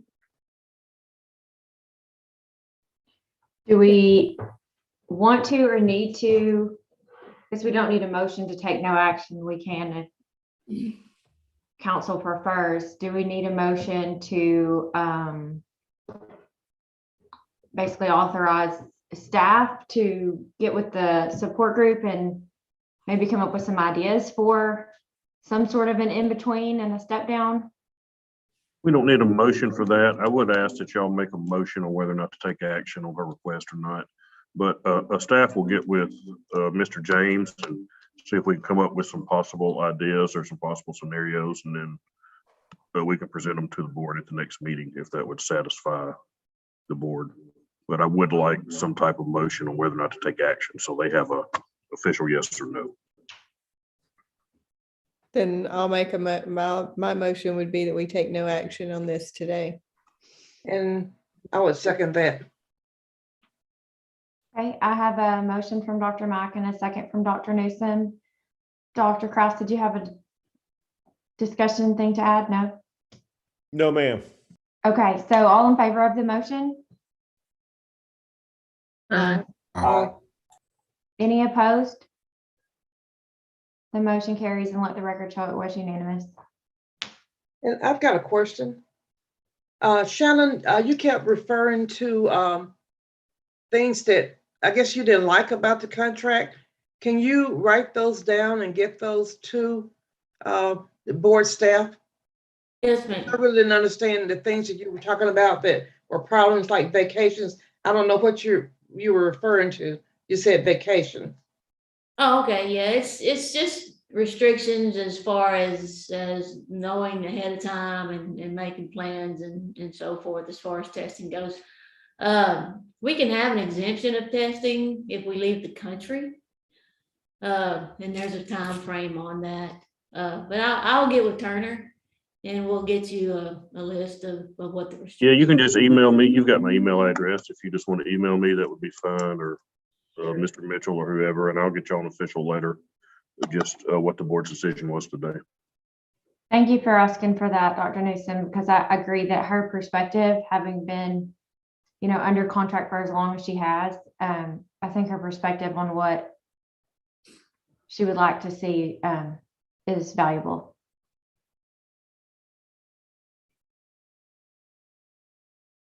And Dr. Martin, thank you for your time.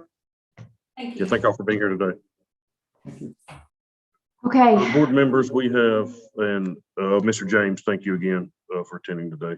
Board members, we have a hearing. Our 1:30 hearing is set. They've been waiting patiently. Do y'all want to take a quick break or just go ahead and go into it? Yep. I'm gonna have to leave out at 4 o'clock. Okay. Let's just keep going. Just keep going. Mr. Harris, are you back? I'm here. You? Perfect. There you are. Okay. And Ms. Grigsby, you're ready.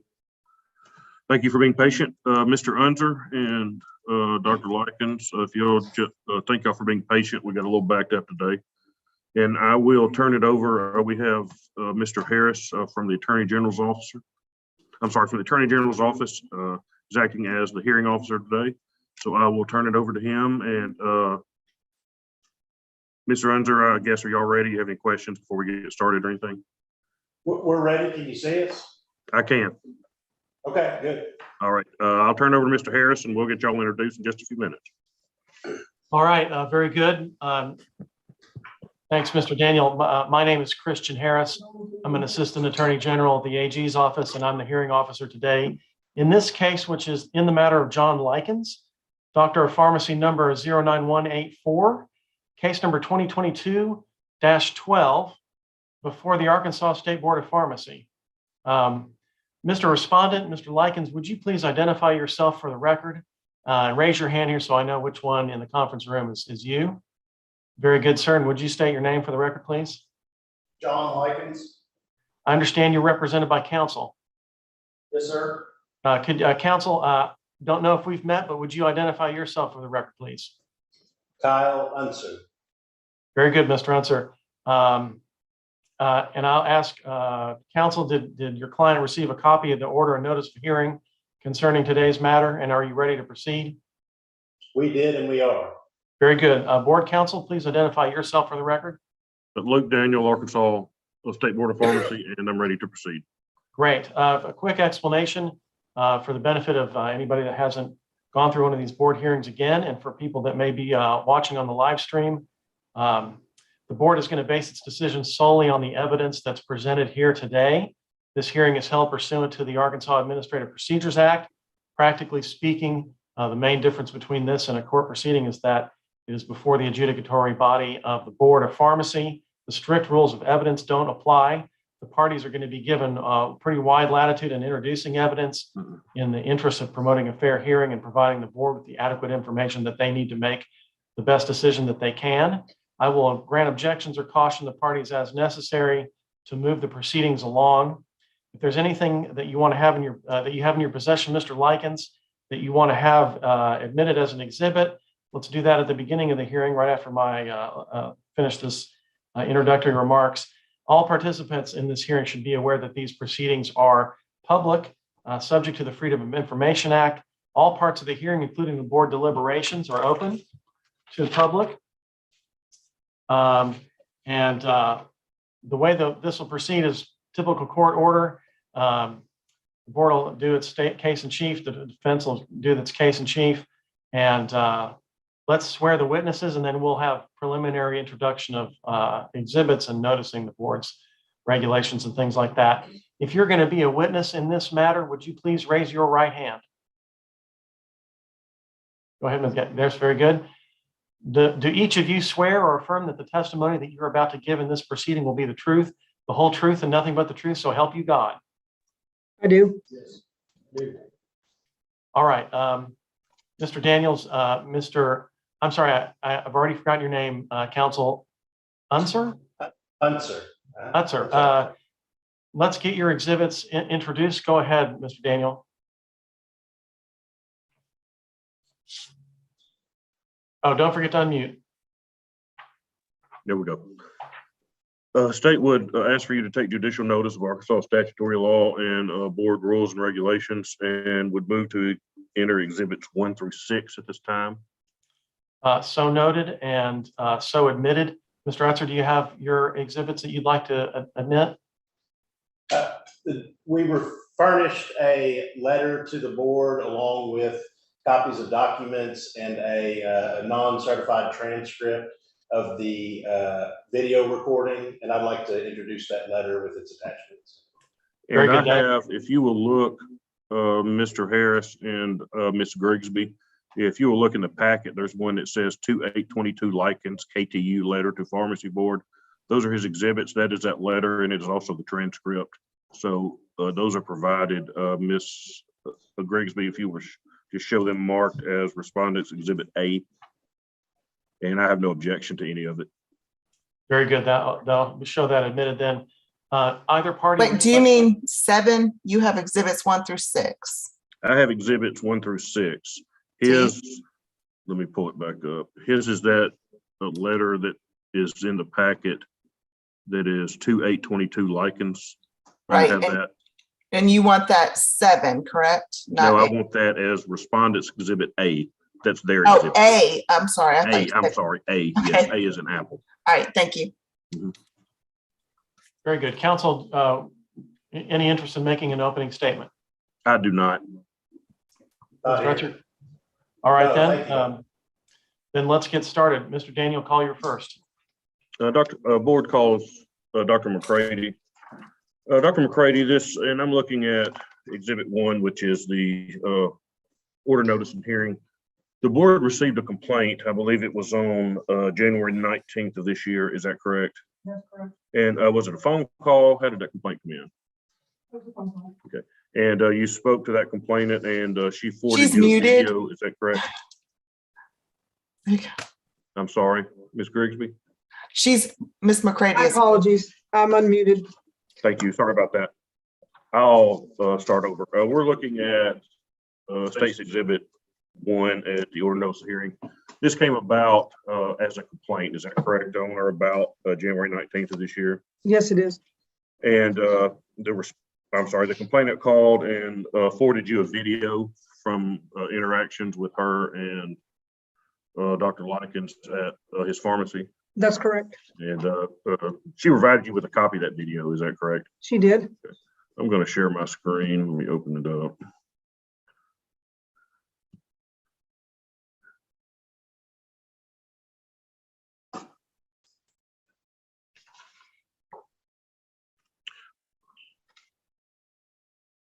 So let me pull it up real quick too.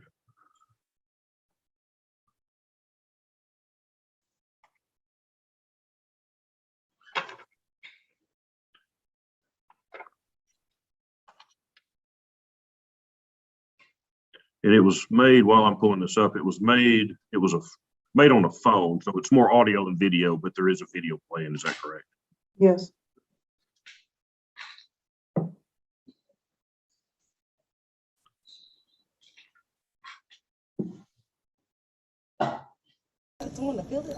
I don't understand what I did wrong. Yeah, you're griping about the price, and I don't have time.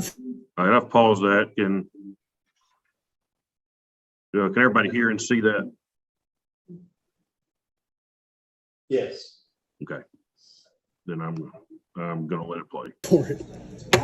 What did I say wrong, Dr. Likens? About the $4. We don't have time for it. That was the price. It's filled. I mean, I just don't have time. But I didn't even do anything wrong. I'm not saying you did. I I told didn't you you even do did. anything wrong. You trying to tell me I can't get my medicine filled in because saying- I can't afford to pay $15? Yes, and ma'am. 51 cents. That's the price.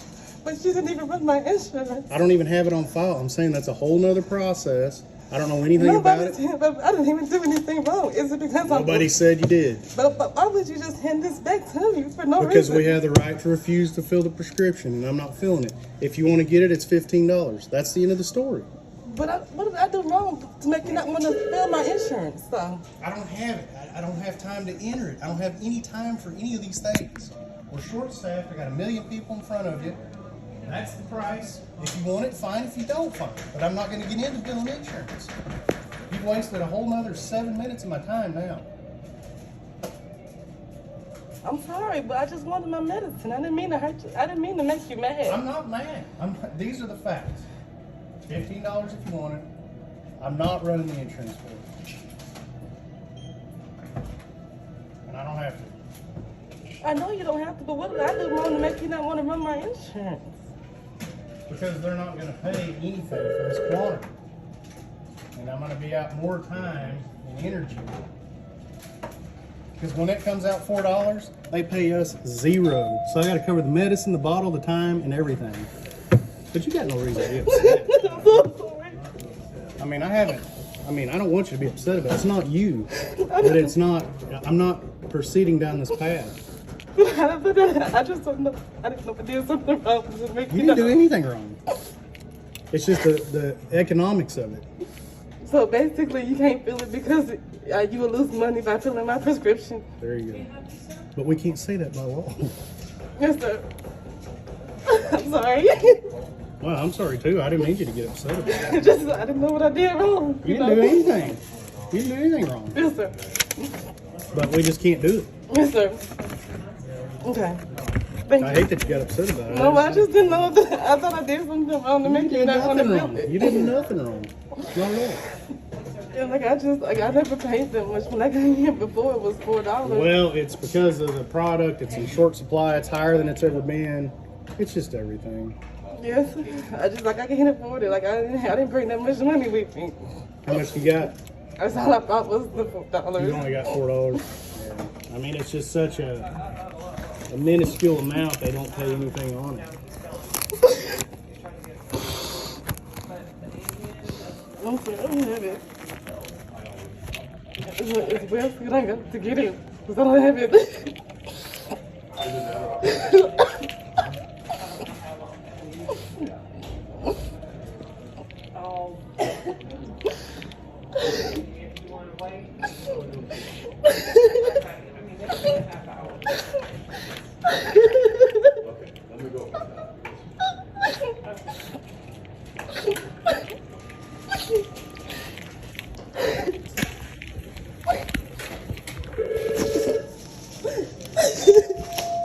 I just cashed it out for $4. I didn't bill the insurance. We'll part friends. I'm sorry.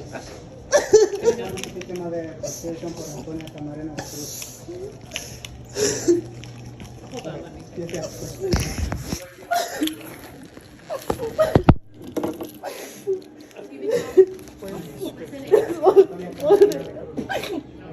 It's about 100.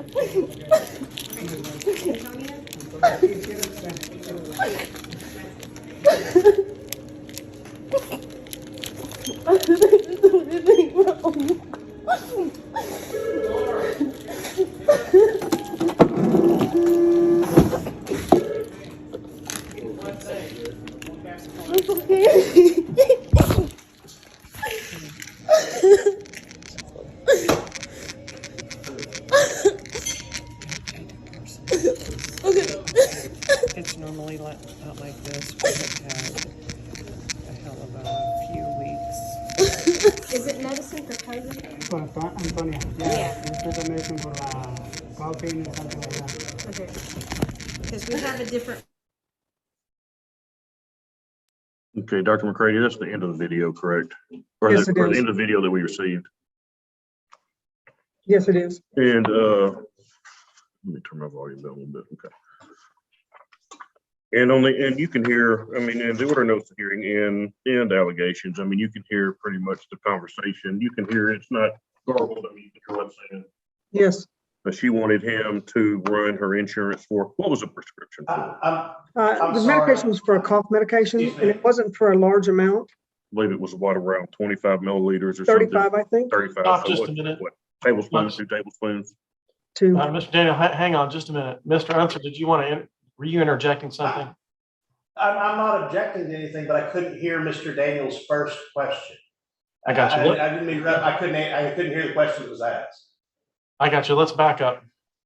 He didn't hear your first question. Okay. You didn't hear my first question, is that correct? I'll just start from the beginning. I'm sorry, Luke. I'm sorry. No, you're good.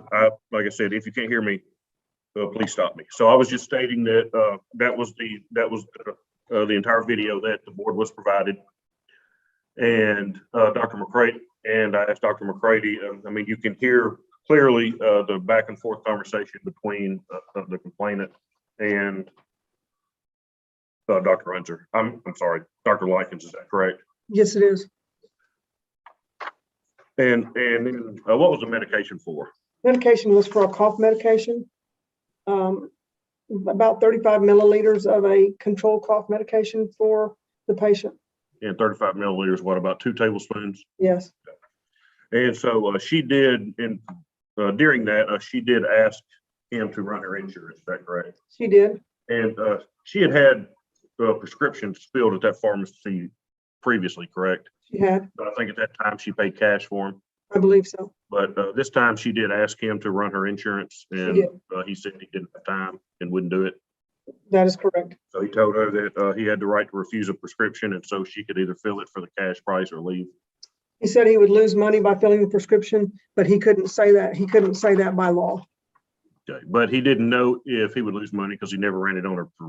He did not. He had no idea what the reimbursement would be because he did not run it on the insurance. And he stated to her that he'd already wasted 7 minutes of his time with her. He did. And if they have an issue, and I'm looking over it, I'm still on the order notice of hearing, which is Exhibit 1.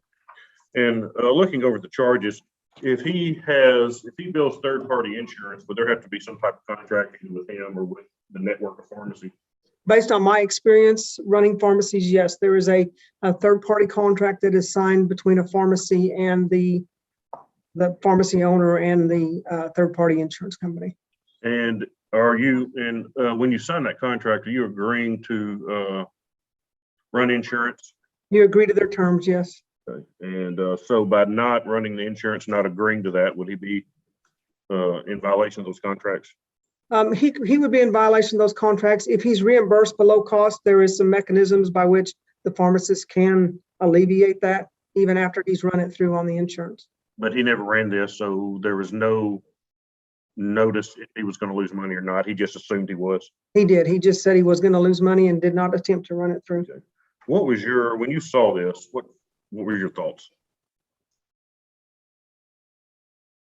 I thought it was terrible, to be honest. I mean, that's my opinion. I just felt like we are charged with taking care of our patients with patient care, and I didn't feel like this was good patient care.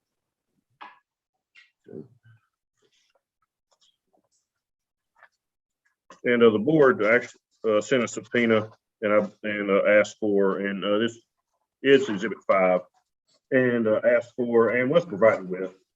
They complied with the subpoena, but the first page of Exhibit 5 is her medical records there that just show when she filled prescriptions at that store. Is that correct? That's correct. And so she filled, looks like 3 in December 2021, and then this fourth one was on January 19th of this year. Is that correct? That's correct. And she'd actually had this medication before. Okay, and she'd had it back, it looks like, back in December, so a month and a half previous to this. That is correct. And I believe he stated in the video that he was short-staffed that day. So next is a schedule. I guess he'd had some staffing issues and was there by himself that day. I believe so. I have nothing further for Dr. McCready. And I'll turn it over to Dr. Unser, or I'm sorry, to Mr. Unser.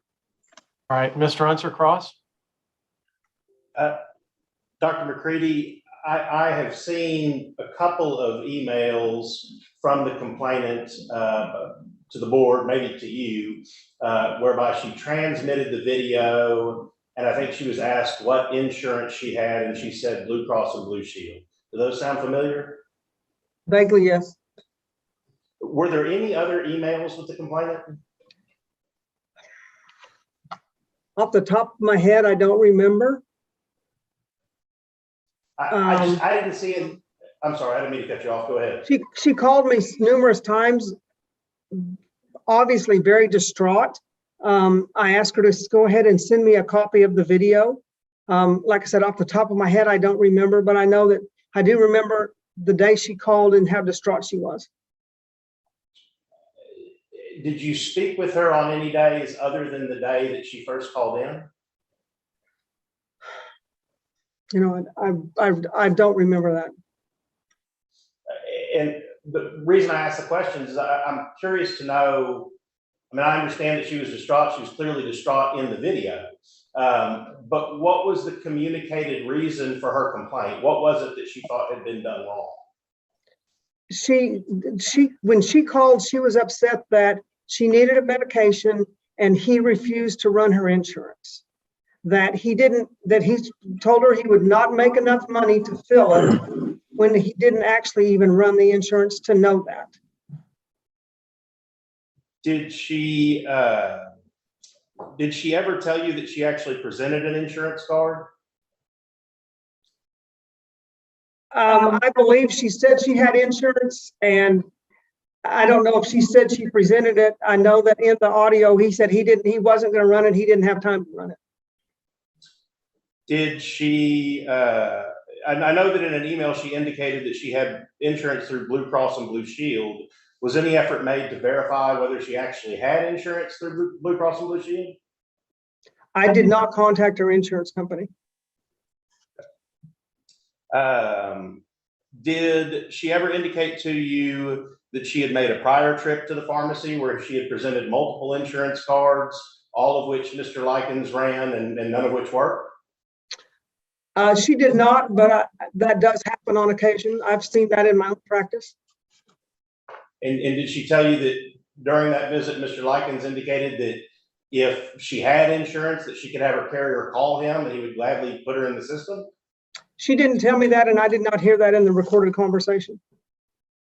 Did she tell you in those phone conversations that Mr. Likens wound up charging her $4, the price that she requested to pay for the medication? I heard in the audio that, and I think I'm quoting, he said, "I'll charge you $4 and we can part as friends." Do you know if she paid $4 or? I did not see a transaction, so I don't know what she paid. Okay. You mentioned provider agreements and that it was your general experience that a pharmacist has to have a provider agreement and that they agree to, I think your words were, you agreed to their terms in the provider agreement. Do you recall giving that testimony? I did say that, yes. Are all provider agreements the same or are there differences between them? Based on my experience, there are some differences in reimbursement or percentage-wise. Normally, there is based on my experience, there's always been a section in there that talks about filling the prescription and using the patient's insurance. I've not seen his contracts. And so as you sit here today, you can't, and I apologize for having to go through this. You know, we tried to explain our position in the letter, but I got to do the lawyer thing. You're fine. And so I want to ask, as you sit here today, you can't testify one way or the other as to any particular term of a provider agreement that applies to this situation that Mr. Likens violated. I can only testify today based on my experience of the contracts that I have seen in the past. And so specifically, the provisions of those contracts that you have seen that Mr. Likens violated would be what? Based on the contracts I have seen, he has an obligation to run her insurance. The second issue is that he told her he would not run her insurance.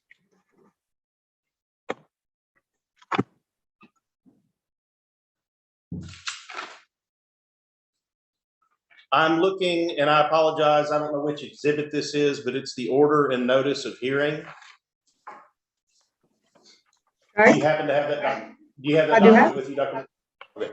So on page 2, there's a number of individually numbered counts, and I just want to run through a couple of them real quickly. On C2, respondents' violation of regulations and procedures governing payment to pharmacies. Would that be the one that you feel this provider agreement, in your experience about what provider agreements say, comes under? I would believe under board regulations, that does talk about meeting the obligations of those contracts. Okay. What about C3, that respondent falsified contracts or agreements for legend drug purchases? I think that goes to the fact that he refused to even fill her insurance. So what, I'm not understanding what agreement for drug purchases Mr. Likens is accused of violating. He's accused of violating his obligation in his contracts to at least process her insurance. But that would be an agreement for reimbursement through insurance, not an agreement for purchasing medication, correct? The purchase of the medication is subsequent to whatever the pharmacist charges, which is subsequent to whether it's an insurance or a cash paid claim.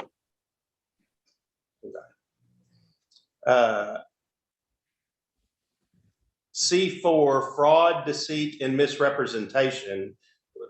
I just want to make sure what conduct of Mr. Likens is alleged to have been fraudulent or deceitful or misrepresented. I understand the allegation that you feel that under the provider agreements he was supposed to bill insurance and said that he wouldn't. I'm curious what he's accused of lying about or being fraudulent about. Well, he said that he was going to be paid less than his The cost, he didn't know that because he didn't run that insurance, so he has no way of knowing whether he was paid less than the cost. I don't think that the actual behavior of telling somebody he doesn't have time, I've wasted 7 minutes on you is not, it doesn't represent the practice of pharmacy very well. Okay.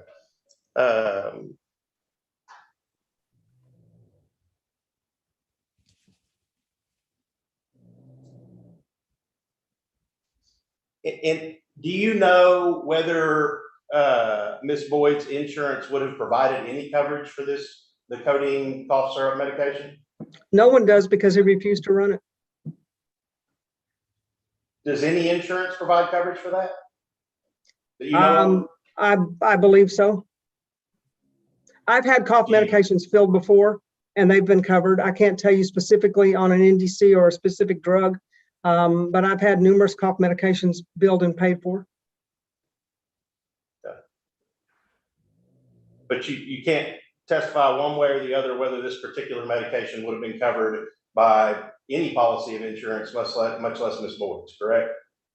Because I'm not in the pharmacy running prescriptions today, I can't tell you that. It would have been nice if he'd have run it and we would have known, but I can't tell you that. I appreciate your answers to my questions. I'll turn it back over to Mr. Taylor. Thank you. Any redirect? Just real quick. We're looking at Dr. McCready. I want to go back to C3 with that Mr. Unser talked to you about. And C3 says respondent falsified contracts or agreements for collection drug purposes or violating such contracts.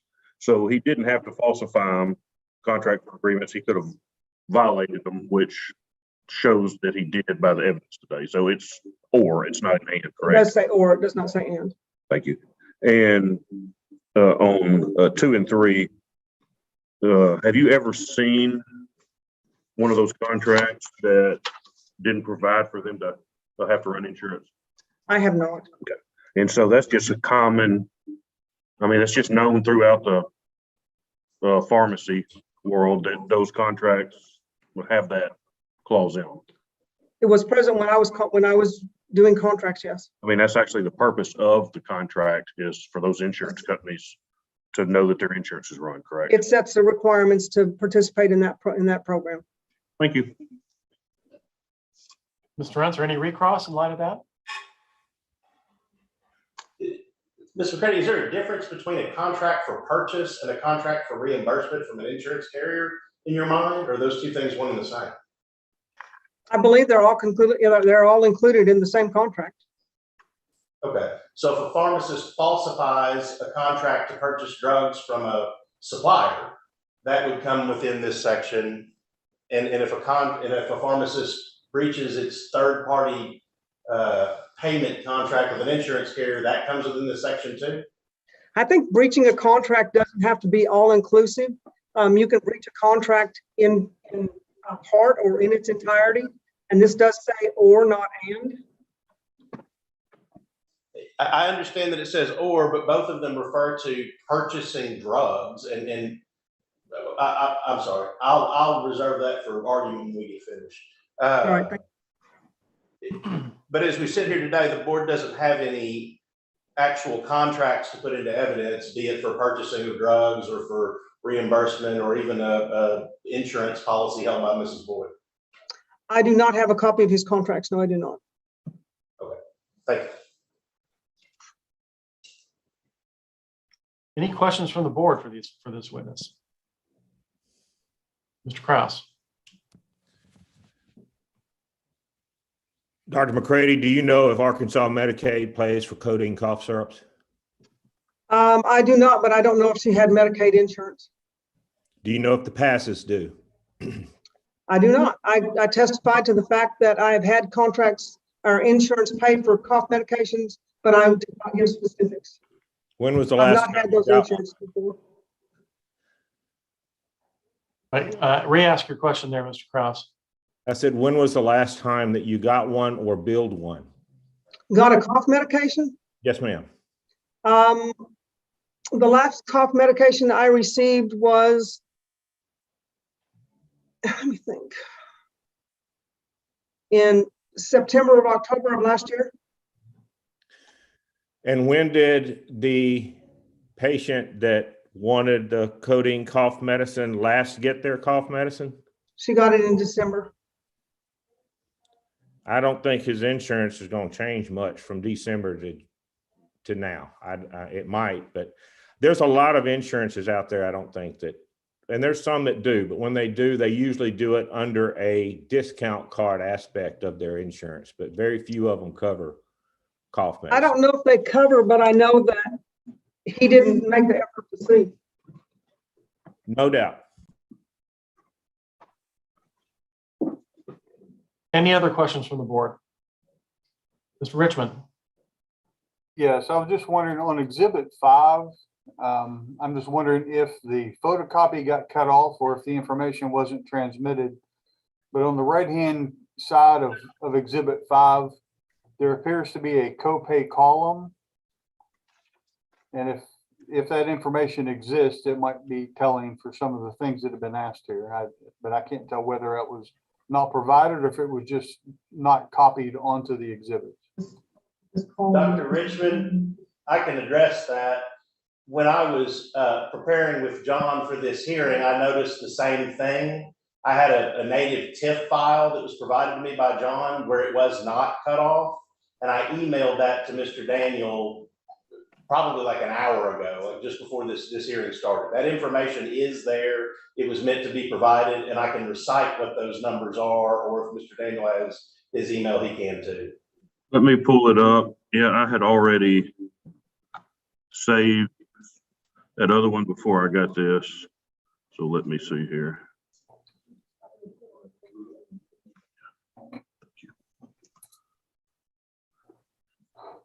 Yeah, let me scroll down here.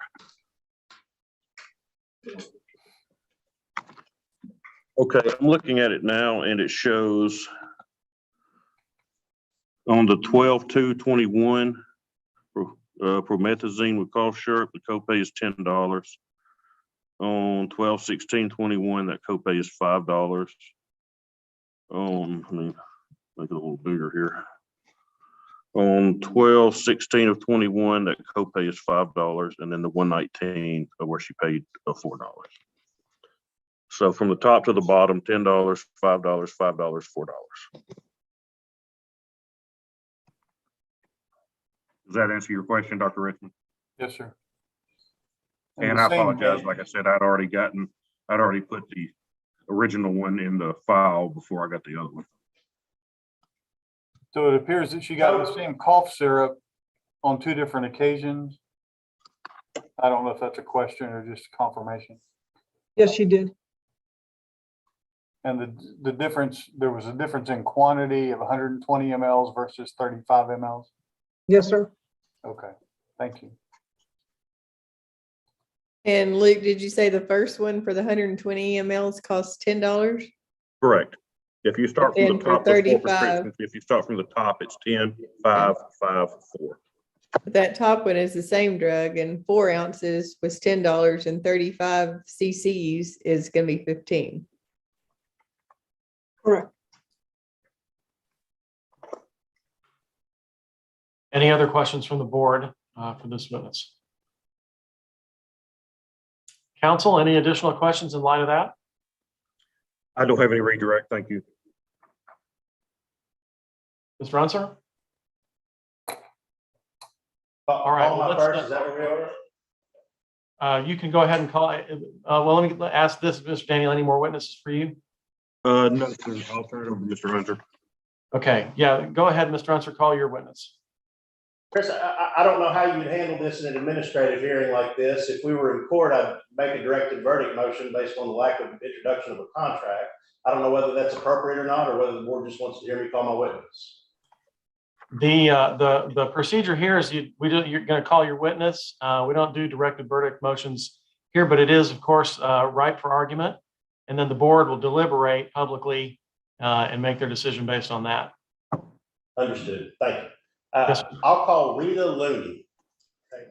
Peggy Looney. I don't know where I got Rita from. I'm sorry. And just as a one point of clarification, probably want to speak up because I think we all have microphones that are at a distance so that Ms. Grigsby can hear pretty well. Peggy, can you state your name just to make sure everybody can hear you? Yes, Peggy Looney. How was that? That sounds good to me, everybody. All right. Peggy, can you tell me what you do for a living? I am working as a clerk for Lowell Pharmacy And how long have you worked for Lowell Pharmacy? since July Right. last year. And prior to today, have you ever met or talked to me? No, Do you remember, now that you've heard this recording, do you remember working on January 19th and having an occasion to meet Mrs. Boyd? yes, I do. Had you ever heard that video before today? No, I had not. Okay. Does that jog your recollection about what happened that day? It does. All right. So tell me what you were doing when you first came into contact with Miss Boyd. I was just checking people out, and she came up and she asked for her prescriptions. And so I went and got it and took it over to her and started to ring her up. And she didn't like the price. Was there an issue? Okay. Okay. All right. So let me help you pick up where you left off. You rang her up, and it rang up for $15, correct? Yes. And you indicated she didn't like the price. Right. All right. Tell me what transpired. Okay, and she said, okay, well, the last time I purchased it, it was $4. And I said, okay, well, it's $15, I mean, give or take. And she got very vocal with me, and we went back and forth on it. She became irate. She said it was bullshit. And at that point, I just really didn't know what to do because she was so vocal and irate about it, that it was $15 versus the $4. And so I turned around and John was back behind me, working behind the bar. And I said, John, I don't know what to do with this. I don't know. And he said, send her over. What was Miss Boyd? I mean, was this a quiet conversation between the two of you? Was it a loud and boisterous conversation? How would you describe it? It got pretty loud. Okay. Did she yell? She was very vocal. Okay. She was very vocal. At any point in time during your interaction with Miss Boyd, did she ever say the word insurance? No, not with me. Did she ever present an insurance card? No, sir. When the medication arrives to you to check a customer out, does it already have a price tag on it? Yes, sir. All right. And if a customer's insurance information is inputted, is it on the front end of the transaction? Yes, it is. All right. So does it happen sometimes that you check a customer out and let's say you've got a medication from the back and there's a cash price of $200 on it and the customer says, oh man, I'm sorry, I forgot my insurance. Here's my card. Mm-hmm. Most of the time when they are back there running the prescriptions, the insurance is going to host up to the computer system. But surely there are some times where at the register, they present their insurance to you, right? Yes, they have. And what do you do when someone presents insurance to you? I take it right back to the pharmacist and they will spit out a new ticket. I mean, they'll run it through the insurance and give it back to me and I'll ring it out. All right. Was any of your interaction with Miss Boyd on that recording at all? No. All right. In other words, the recording picks up after Miss Boyd had already screamed, this is BS and your conversation with her. Yes. And it didn't even pick up. Like it started to pick up when she came back over to pay for it and then it scattered out. Did your interaction with Miss Boyd make you feel uncomfortable or nervous, or did you feel calm and collected? I was very uncomfortable. Is that why you asked for your senior supervisor, pharmacist? Yes, I didn't know what to do with her. I had no clue. Had you ever met Miss Boyd before, to your knowledge? No. And how much did you observe the conversation that was recorded on that video? I had heard some of it, but there were a lot of people getting prescriptions. It was very, it was very busy in January. I did hear some of it. Yes. Are you able to testify under oath as to how much Miss Boyd paid for the medication? She paid $4 for it. Who rang her out? I did. And so she paid you with what, a $20 bill? That I do not remember. Okay. But $4 is what you charged her for the medication? $4 was what? Yes, John changed it to $4. Just do it. All right. I'll pass the witness, Luke. Go ahead, Mr. Daniel. Thank you, and I apologize. I forgot your last name. Looney. Looney, Miss Looney. Okay, perfect. Who all, that day, January 19th, who all was working? Oh gosh. The two pharmacists. And I think there was the two pharmacists, and I think there were 4 techs. Okay, so there were 2 pharmacists that day and 4 techs, and he mentioned in the video that y'all were shorthanded. So what do y'all usually have? Well, we normally have, Anna, who's like the lead tech, she wasn't there, she was sick. And then me, and then we have one other guy that's come in. So I guess 6 to 8. But you had 4 techs working that day, correct? Yeah, there wasn't as many of us because there had been sickness. Okay, but. And it had been extremely busy. Okay, but there were 2 pharmacists and 4 techs there that day, correct? Is that what you said earlier? There wasn't. I don't remember who was there that day. He can testify later if he needs to testify. I'm asking you.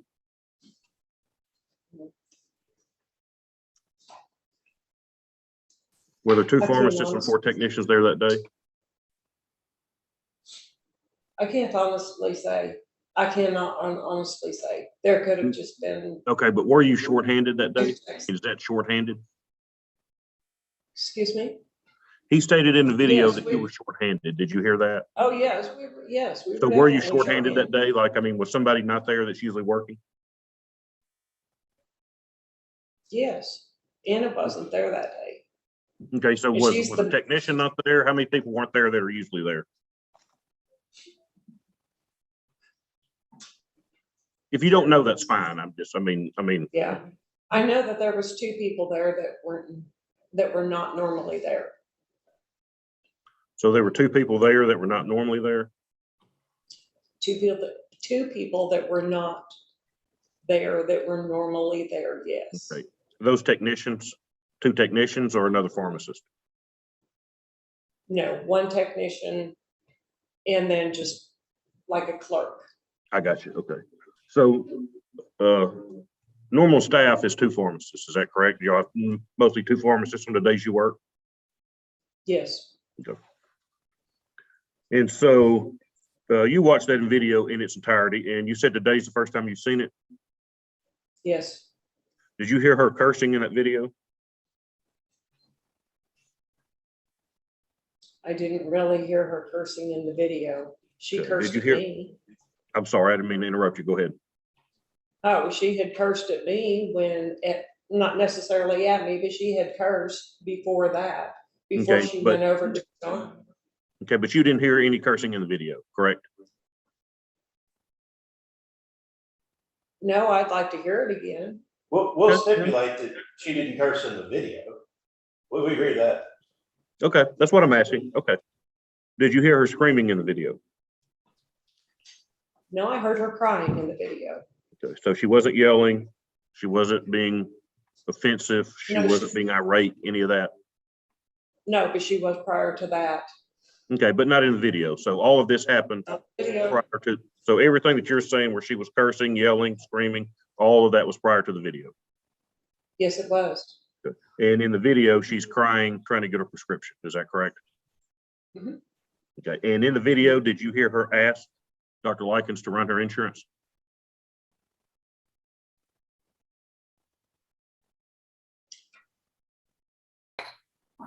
I don't recall. Okay. I just heard, I mean, I just saw it. Okay, that's fine. And so there are times that if I had never used your pharmacy and a doctor called in a prescription for me and I walked in, you wouldn't have my insurance ahead of time if I'd never given it to you before. Is that correct? Correct. So if I walked up and said, hey, here's my insurance, I want it run on that prescription that you already have ready, is it common practice for you to run it? Yes. I would not. And that Which I happens would. occasionally. Somebody walks in that may get a prescription called in and they've never entered their insurance at your pharmacy. I mean, that's common. Mhm. And you always run it. Yes. So if Yes, she I had mean, asked for it, I'm sorry, go ahead. we have prescriptions come in every day for people that have not ever used our pharmacy before. And that's the first thing we ask for is their prescription card. Okay. So if she had asked for it, if she had asked for her insurance to be run, there shouldn't have been a problem with running it.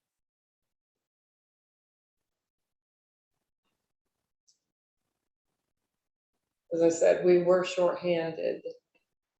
Okay, but And that's okay. But that's not an answer. If Yeah, she had and- asked for and- her insurance to be run, should there have been a problem running it?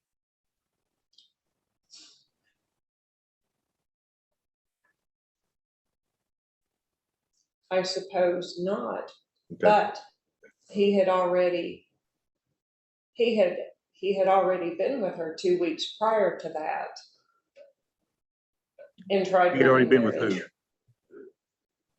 With Miss Boyd. Okay, but her insurance wasn't on file. Would you agree with that? I agree. Okay, so she had never applied her insurance to any prescription she'd picked up She before. didn't have any insurance. I'm sorry, I didn't hear you. She did not have any insurance. She never presented an insurance card. Previously. Yes. Or, Okay. I mean, even with me, she did not present one. She didn't But say she anything asked him me to run it, correct? That's in the video? according to the video. Okay, so, but according to the video, I mean, it's a video of that interaction that day, and in that interaction, she asked him to run her insurance, correct? Yes. Okay. And he told her no, correct? Correct. Okay. And he told her that she was wasting his time?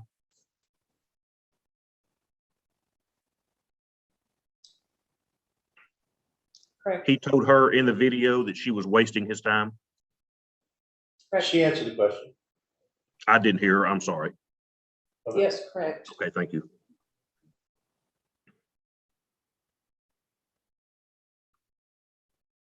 I have nothing further, thank you.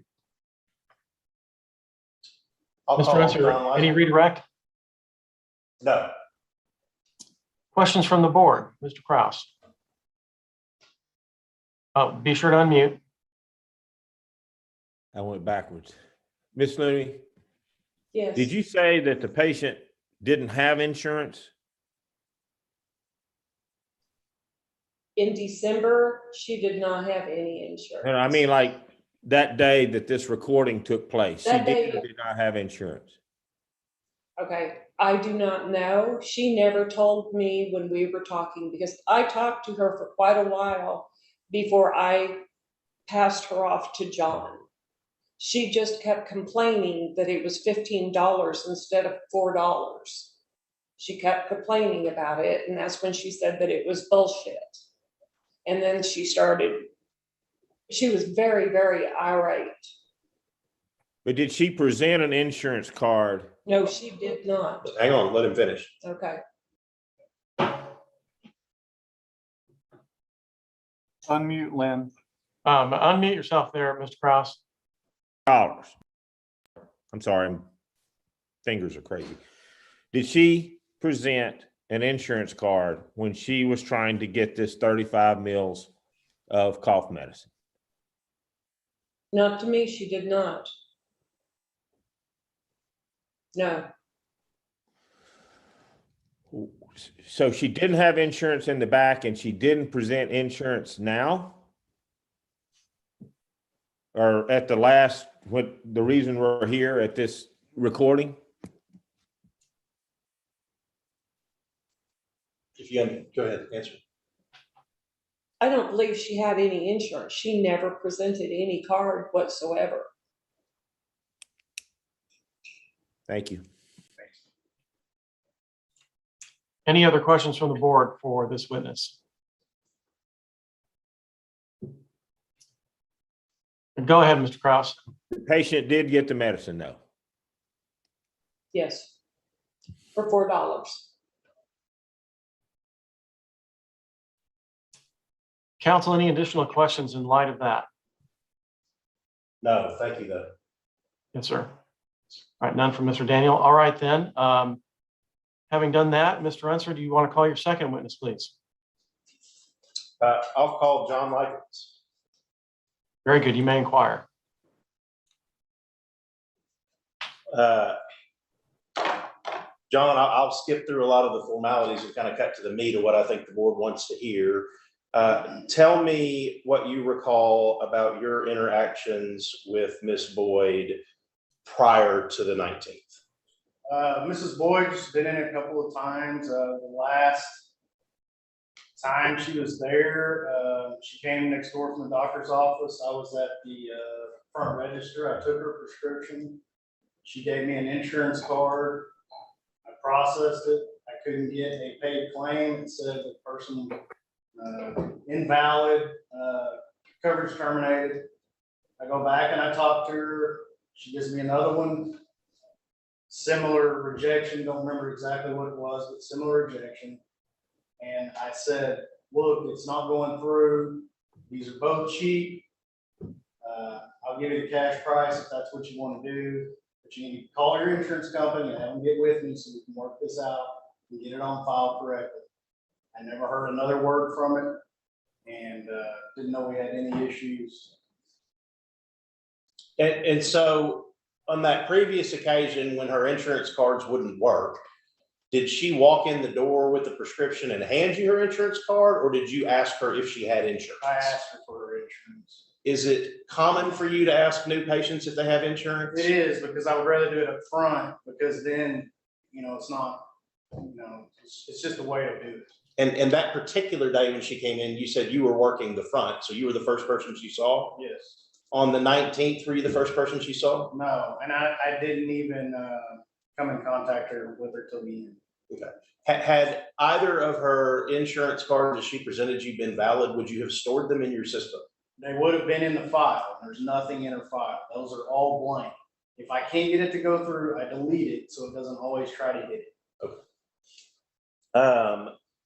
On the 19th, the date in question, when did it first occur to you that Miss Boyd was even in the store? I didn't realize it was Mrs. Boyd till Peggy had sent it over to me. Okay, so you were working behind the front register, correct? Or about like in the pharmacy area? Pharmacy area. And you heard Peggy testify earlier that Mrs. Boyd yelled, "This is BS," correct? Correct. Could you hear that from the pharmacy area? Correct. And a slam on the counter. Okay, so did she slam her hand on the counter? Something was slammed on the counter. So you didn't see what was slammed, heard a slam, heard someone yell, "This is BS." Yes. All right. Tell me what happened next. So Peggy said, "I need help with this." She, I went over there to the lady after I heard what she had said. I took the label off the prescription. I handed her the prescription back, walked it out to her, and I said, "We can't have that in here. You're going to have to go somewhere else to fill this." Okay. So your first reaction after hearing her yell and slam her hand down, or hearing the slam and her yell, was you still had the medicine, right? I had the medicine, but she had the prescription. Okay. So your first reaction was to hand her the prescription back and tell her that she could get it filled somewhere else and we can't have this in the store. Right. All right. Tell me what happened next. I go back to the pharmacy, continue working, and she goes back to the register and starts yelling. She's pacing around the store. She's screaming. 2 customers fled the store because they didn't know what was going on. And I did not know what to do. Did you even understand the nature of the dispute at that point? I did not, because originally when I thought that what her problem was she just didn't want to pay that. That's originally when I approached her.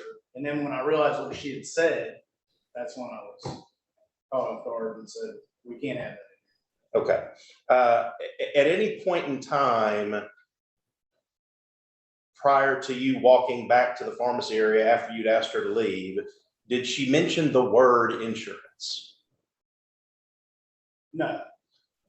At any point in time during the whole, we know she talked about insurance later, it's on the video, but at any point in time during the entire visit, did she ever produce new evidence of insurance? I never saw a card.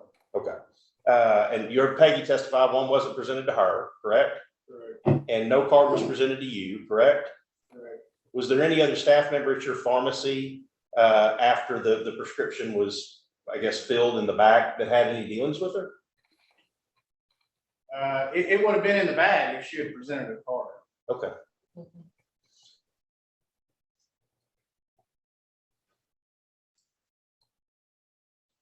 So when she, after you've asked her to leave the store, you go back to the pharmacy area and she comes back to engage further.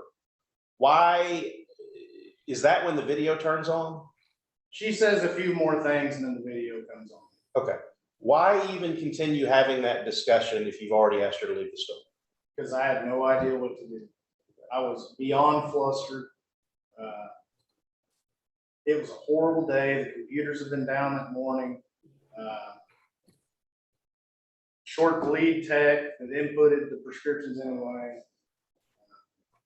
It's just and I had been flu positive that Sunday, still not well. Just a bad ordeal. I mean, what option do you have with somebody who hasn't left your store after you've asked I mean, them to you leave? could call the police. I guess that's what you, and I guess that's what I should have done. We'll get to what you could or should have done here in a minute. We've all listened to the video. I'm not sure that on that video she ever asked you to run her insurance, but she certainly said, "Why won't you run my insurance?" Correct? Correct. And you answered her something to the effect of, "I don't have time for this. I'm not getting into that. That's a whole nother process." And then you talked to her about, if insurance comes back at $4, I get paid $0. You said all those things, didn't you? Yes. All right, tell me why you said those things. I was extremely flustered. I honestly don't even know where they came from. I was that pushed into a corner on it. I knew that any longer she was in the store, I didn't know what could happen. I knew it would take time. And I also didn't feel that my screens were full. I have 4 profile screens. They were all full, so it would have pushed off me finishing other prescriptions for other people. And the fact that it's promethazine with codeine. I've personally never seen that covered. I'm not saying some insurances don't cover it, but I felt like it was another can of worms to open. And then, and I've been through this road with her before on her insurance. And I didn't know what to do. When you initially came to me with this and I talked to the board, I told you that there was some concern about price gouging or something to that effect, correct? Yes. Was there any effort by you to extract a maximum price from this patient? No, and I really feel like I felt that after the situation was over, I honestly felt like we had come full circle. The patient had been taken care of, and I don't think it would be that cheap anyway. I feel like I mean, it is a rough way to get where we got, but there's other aspects of how we got there, and I felt like I had taken care of it. Do you ever refuse to bill people's insurance? I've never said that before in my life. Okay. Do you try to steer people into paying a different cash price instead of an insurance price? No. Okay. And at the end of the day, you asked Ms. Boyd how much she could afford, correct? Yes. And she said she could only afford $4. I think she said that was all she had with her, correct? Yes. All right. And you charged her $4. Yes. And so whatever additional costs there was, or that's just out of your pocket, correct? I just wanted her to be as happy as we could at that point and get her out of the store. And she ultimately paid with a $20 bill, correct? Yes. And you still charge her $4. Yes. John, you and I have had plenty of opportunities to discuss this, and I'm not going to make you go through a laundry list of what's been recited in the board about the things that we've discussed and other ways to handle this situation. But I want to focus specifically on just this conflict with Miss Boyd, someone you've asked to leave your store. Can you tell me some other ways that you could have handled this situation you feel like a little bit better? Absolutely. I mean, there's no doubt I could have handled it better. The best thing to do would have been to, I can't get you to your insurance right now, leave a number. I'll call you when it's ready. Give me some time. We'll get a hold of your insurance company, or you can have them call me. And you could have called the police, correct? Could have continued in your original insistence that she leave the store after you handed her prescription back, right? Correct. And in fact, at the beginning of that video, I think you can see the prescription in her hand, can't you? You can. Okay. You heard Mr. Daniel ask a couple questions to Peggy a moment ago about, well, that's not on the video, right? Yes. All right. What percentage of her visit to the store is that video, you think? 10%. Okay. So there were substantial interactions ahead of time. Yes. Did you have any idea that you were being recorded during this?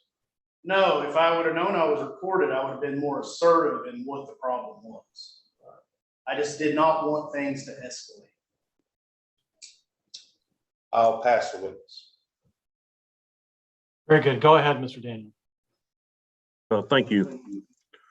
You said you have never not run someone's insurance before. Is that correct? You just said that a few minutes ago. Well, what was it exactly? I've never steered somebody into a situation. But he asked you, have you ever not run somebody's insurance before when they've asked, and you said correct. So have you ever have you ever not run somebody's insurance when they've asked you to? I've never had an incident like this happen to where I've said that. Okay, so is that a yes or no? Have you ever not run somebody's insurance before when they've asked you to? And it would be a yes. Okay. Except you told her on that video that you would not run her insurance, correct? Correct. So that was the first time, that's your testimony, that's the first time you've ever said that? Yes. Do you have some type of third-party contract, either through yourself or through the network of pharmacies that you're involved in? I'm sorry, Mr. Daniel, what was the first part? I'm sorry, I know it's a little hard to hear. Do you have a contract for reimbursement, either through yourself or through the network that you're involved in with third-party insurance providers? I'm sorry, I don't know if I'm not hearing part of it. I just can't understand the question. Do you have third-party reimbursement contracts? Yes. And you have those through yourself or through the pharmacy network that you're involved in? It's a mixture. Okay. And those contracts, are you required to run insurance if insurance is provided or if you're asked to? Not that I'm aware of. So if somebody if somebody comes in and asks to run your insurance, you can just tell them no legally? Well, I don't know. This is all news to me. I thought you could actually. Okay, so you don't know if that's in your contract or not? Correct. Okay. And you stated in there that you told her that you weren't going to run it because you thought it was going to come back too low, but you couldn't legally tell her that. Yes, I did say that. So you don't know for a fact what the insurance would have paid. Is that correct? I have no idea. Okay. You just didn't want to run it. I didn't want her in the store any longer than she had already been in the store. Okay.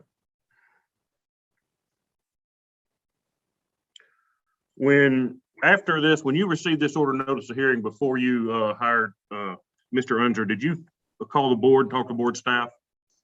I did. You talked to, I believe it was Dr. Fain, and then you talked to Dr. McCready. Cindy transferred me to Brenda. Okay. And when you talked to Brenda, did you tell her anything that you've testified about today, that this all started with her screaming, with her cussing, with her yelling? Did you tell Dr. McCready any of that? I never had a chance to do that. So that's a no. That's a no. And you said you were flustered. You watched the video. Do you seem flustered on the video? I think I'm extremely flustered. Okay. So you don't seem that you were just were having a calm conversation. I mean, your voice was not elevated. You were not, would you agree with that? Your voice was not elevated? I think my voice was elevated. Okay. Do you think it's unprofessional conduct to tell a patient that they are wasting your time? I gotta object to the extent it calls for a legal conclusion. I get that we can talk about whatever we want here, but unprofessional conduct is a defined term in the regs, and I don't know if we're talking about in the regs or the do right rule. Okay. So Let me think about that. Mr. Daniel, I'll withdraw the question. It's fine, Mr. Harris. all right.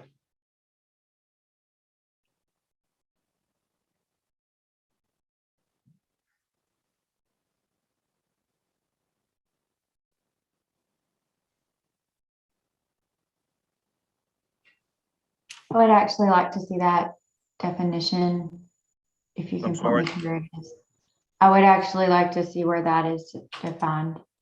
It is If someone defined can point me where it in pharmacy 02040001 and 02040002.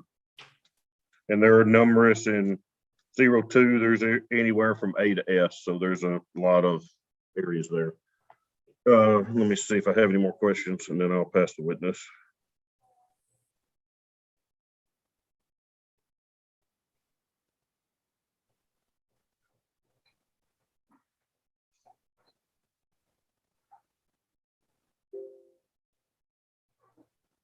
I have nothing further. Thank you.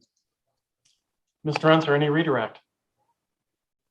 John, to the extent there's any insinuation that you didn't bring these other things up earlier, or that somehow what you're saying here is not credible, is it your God sworn testimony, truthful on your license, et cetera, that what you and what Peggy have testified to regarding the interactions before this lady turned on her video is true?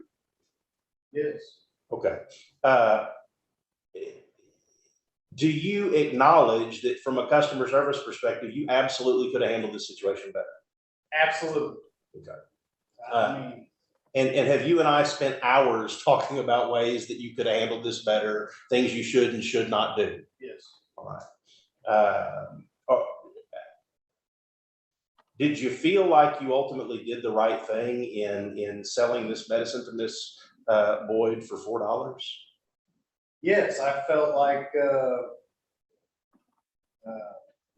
know, our what we're supposed to do is take care of the patient, and I pushed everything else aside at the end of the transaction and just did what I thought was best for her.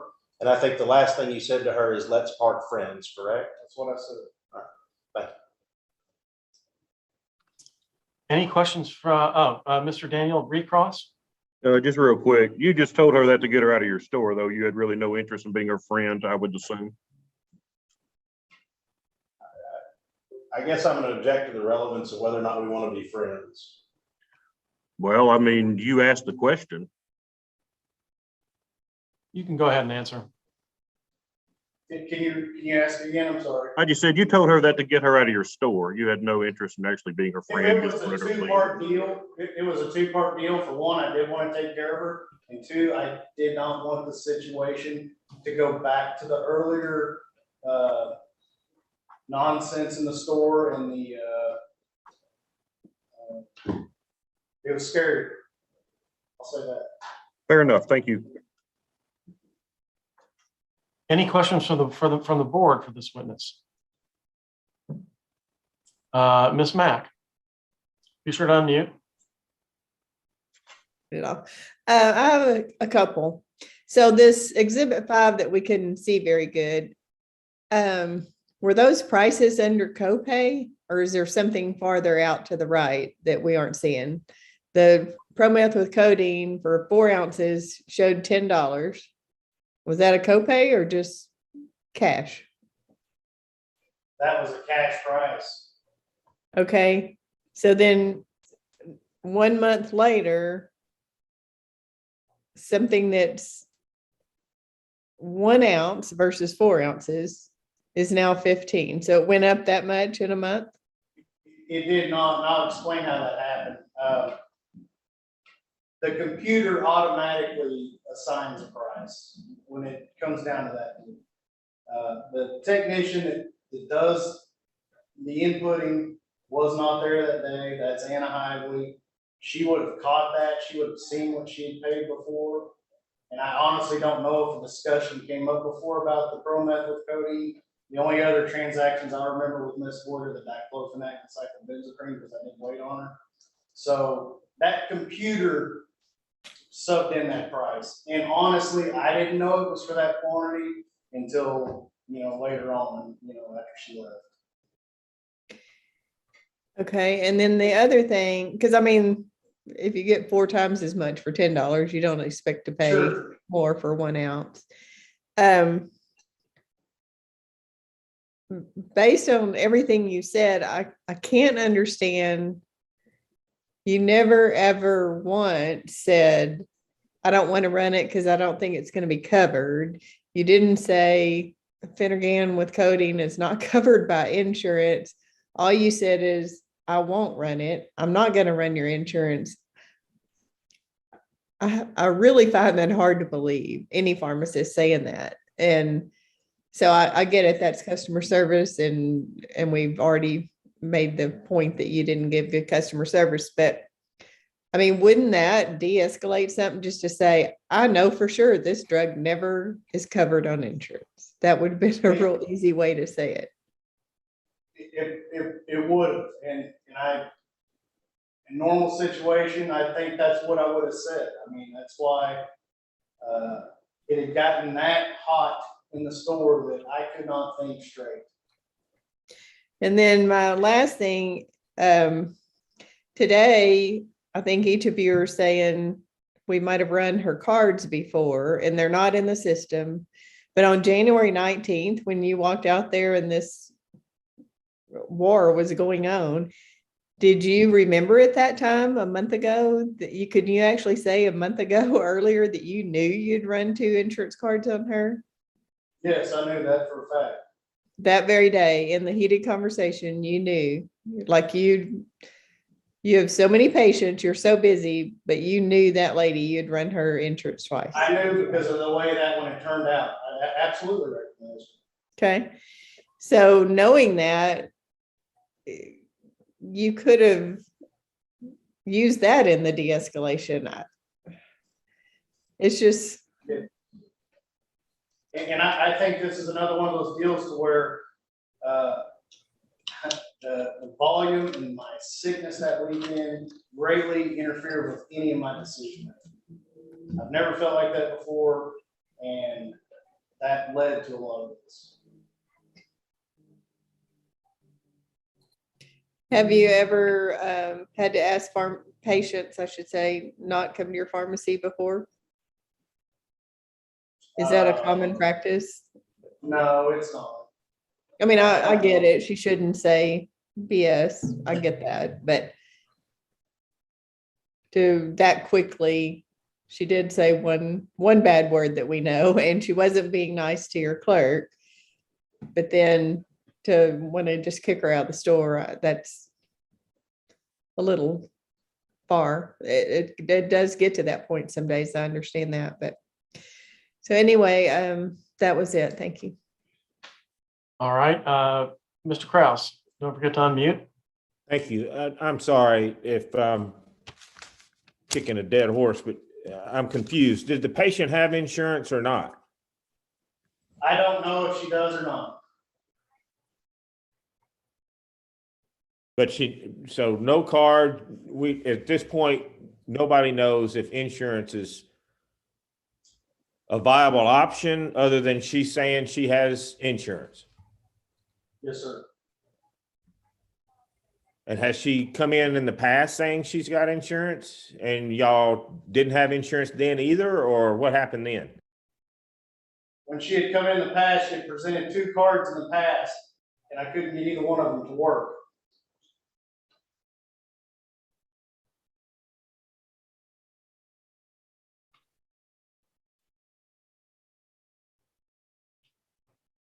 Thank you. Any other questions from the board for this witness? Mr. Richmond? Yes, can you tell me on your pharmacy printouts referring to exhibit number 5, does whatever the patient pays always show up under copayment? It does.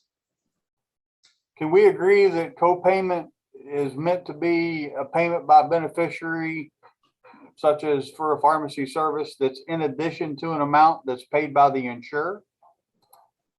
I agree that's wrong how that does that, but that is how the computer system generates it. Okay. I know there was some debate over whether your actions were unprofessional or dishonorable. So I'll ask it to you this way. Do you think you acted in a professional manner? I think in the whole scope of practice, yes, ultimately I did. Repeat that, please. After everything that had happened, I think I did, yes. I think I acted in an appropriate manner. So if I sent one of my students to you on a 4-week rotation and they interacted with your customer in that same manner, would you report back to the school on their grade that they acted unprofessionally, or would you applaud them for their actions? I think that I would talk to them like I've talked to Kyle and found different ways to handle these situations. I mean, I'll acknowledge that I did not handle it correctly, but I did not know what else to do. Thank you. Ms. Mack, did you have a question? Trying to remember now. It kind of was along the line of all the prices being under copay. So how do you ever tell by looking at your reports if somebody had insurance and paid their copay or they paid their cash price? Where does it tell you it's cash? I don't really know. I don't know that I could get a hold of QRX and find out, and maybe I didn't run the right report, but the way I generally do these reports for people is I just go into their file and run a report. And the other thing is, I'm sorry. I'm sorry. The other thing that's kind of confusing is you told me you remembered that she had insurance or she had insurance cards and you tried to run it. And then when Dr. Krause asked, you don't even know if she has insurance. So, I mean, if a lady is standing there screaming 6 or 8 times in one video about insurance, the logical thing would be to try to determine if there is insurance that could be used. Ms. Mack, I just want to address that for a second. I don't think anybody knows whether she has insurance. The board doesn't know whether she has insurance, and I asked the same question. And I think that was his point, is on the times when prior insurance proof was presented, it turned up invalid. On the day in question, I understand she's upset about insurance, but she never presented an insurance card, and understandably so, when somebody's saying, I'm not going to run your insurance. So I get that. I'm not trying to say it's a free pass, but he doesn't know because nobody knows whether she has insurance or not, except presumably for her. I guess in a technical way, that would be true. But if he could stand there on January 19th and remember a patient that had insurance cards, it'd be hard to go with the answer of, I don't know if she has insurance. Well, she has insurance cards. Or you might have answered, I knew that she submitted some before that didn't work. It's just, I find it kind of hard to believe that in how many, 30 40 days, you would remember running 2 insurance cards for a customer, because that's a pretty long time with a lot of patients. Yeah, but it's one of those situations where I was at the front register when she turned it in. I took all her information. I went back and filled the prescription. So I do remember those. If I'm from the beginning to the end of the cycle, I generally do remember. Okay, well, I appreciate that. Any other questions from the board? Council, any additional follow-up questions based on this? No, from Mr. Daniel, Mr. Unser?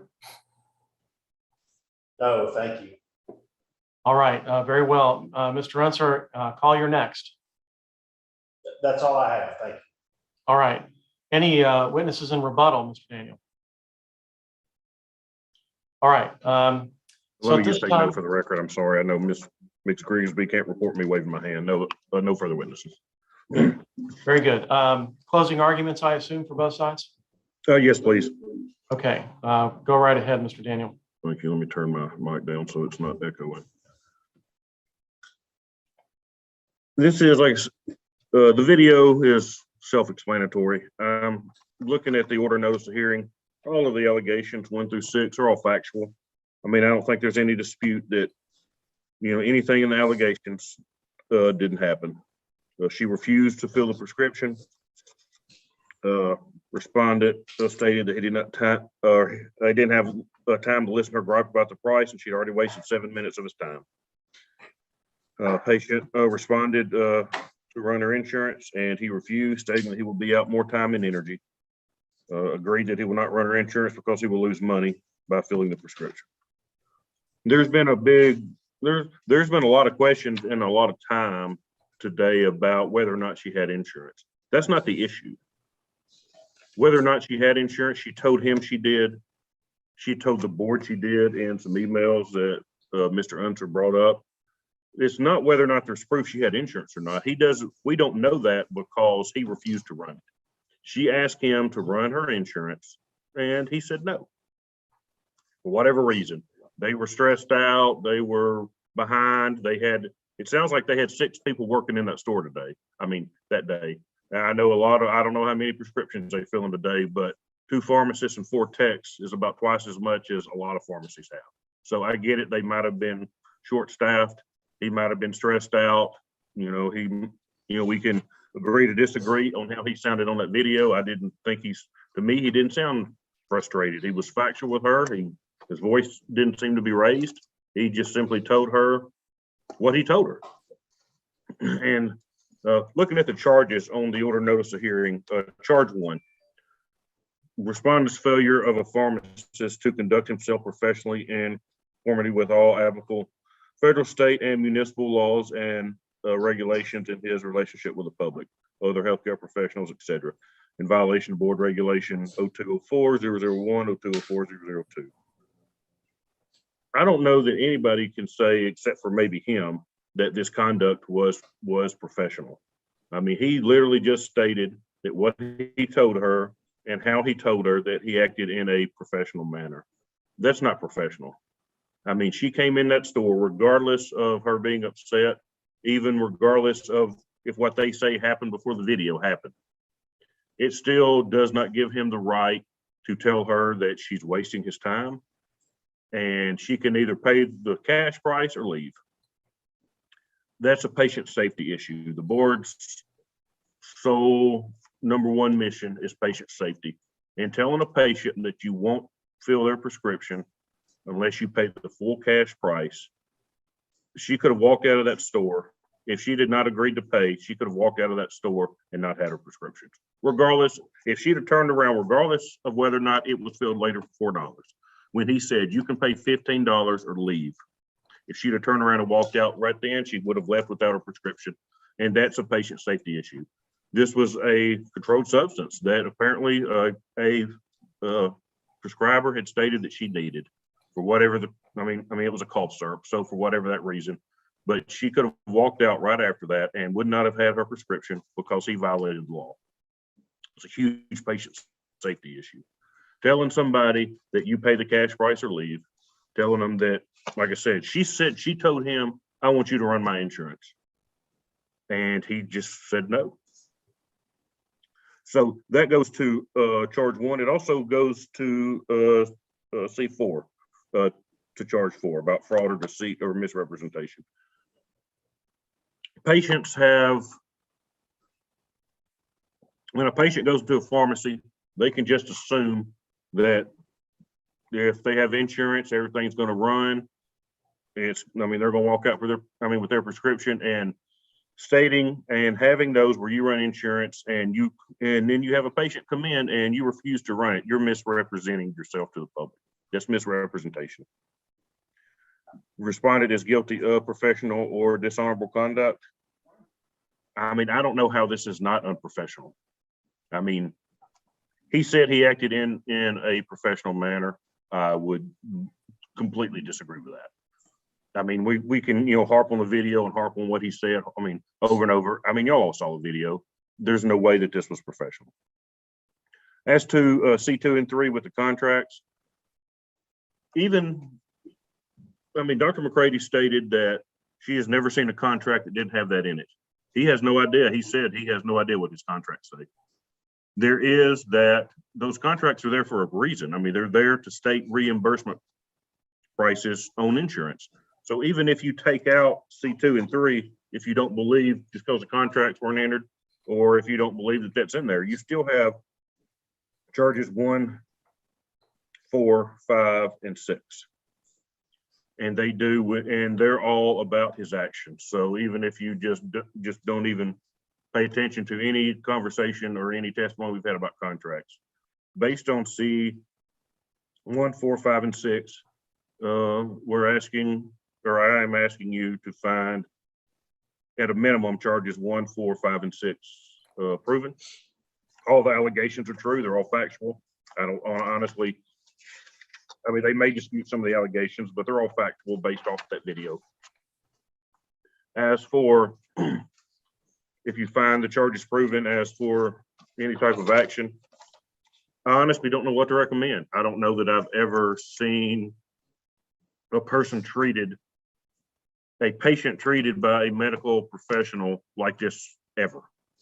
I've been doing this for 5 years with the Board of Pharmacy. I was at the prosecutor's office before that.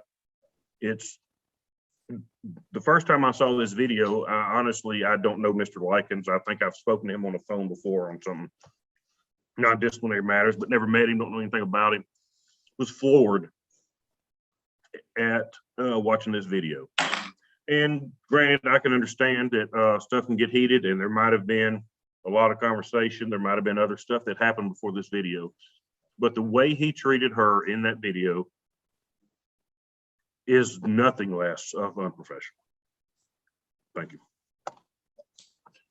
All right, Mr. Unser, go ahead. Sure. I appreciate everybody's time. I'm sorry that we're so late in the day, and I'll try to be brief. In these types of things, and then this just comes from doing this kind of work, I like to focus on the charges and what the law says.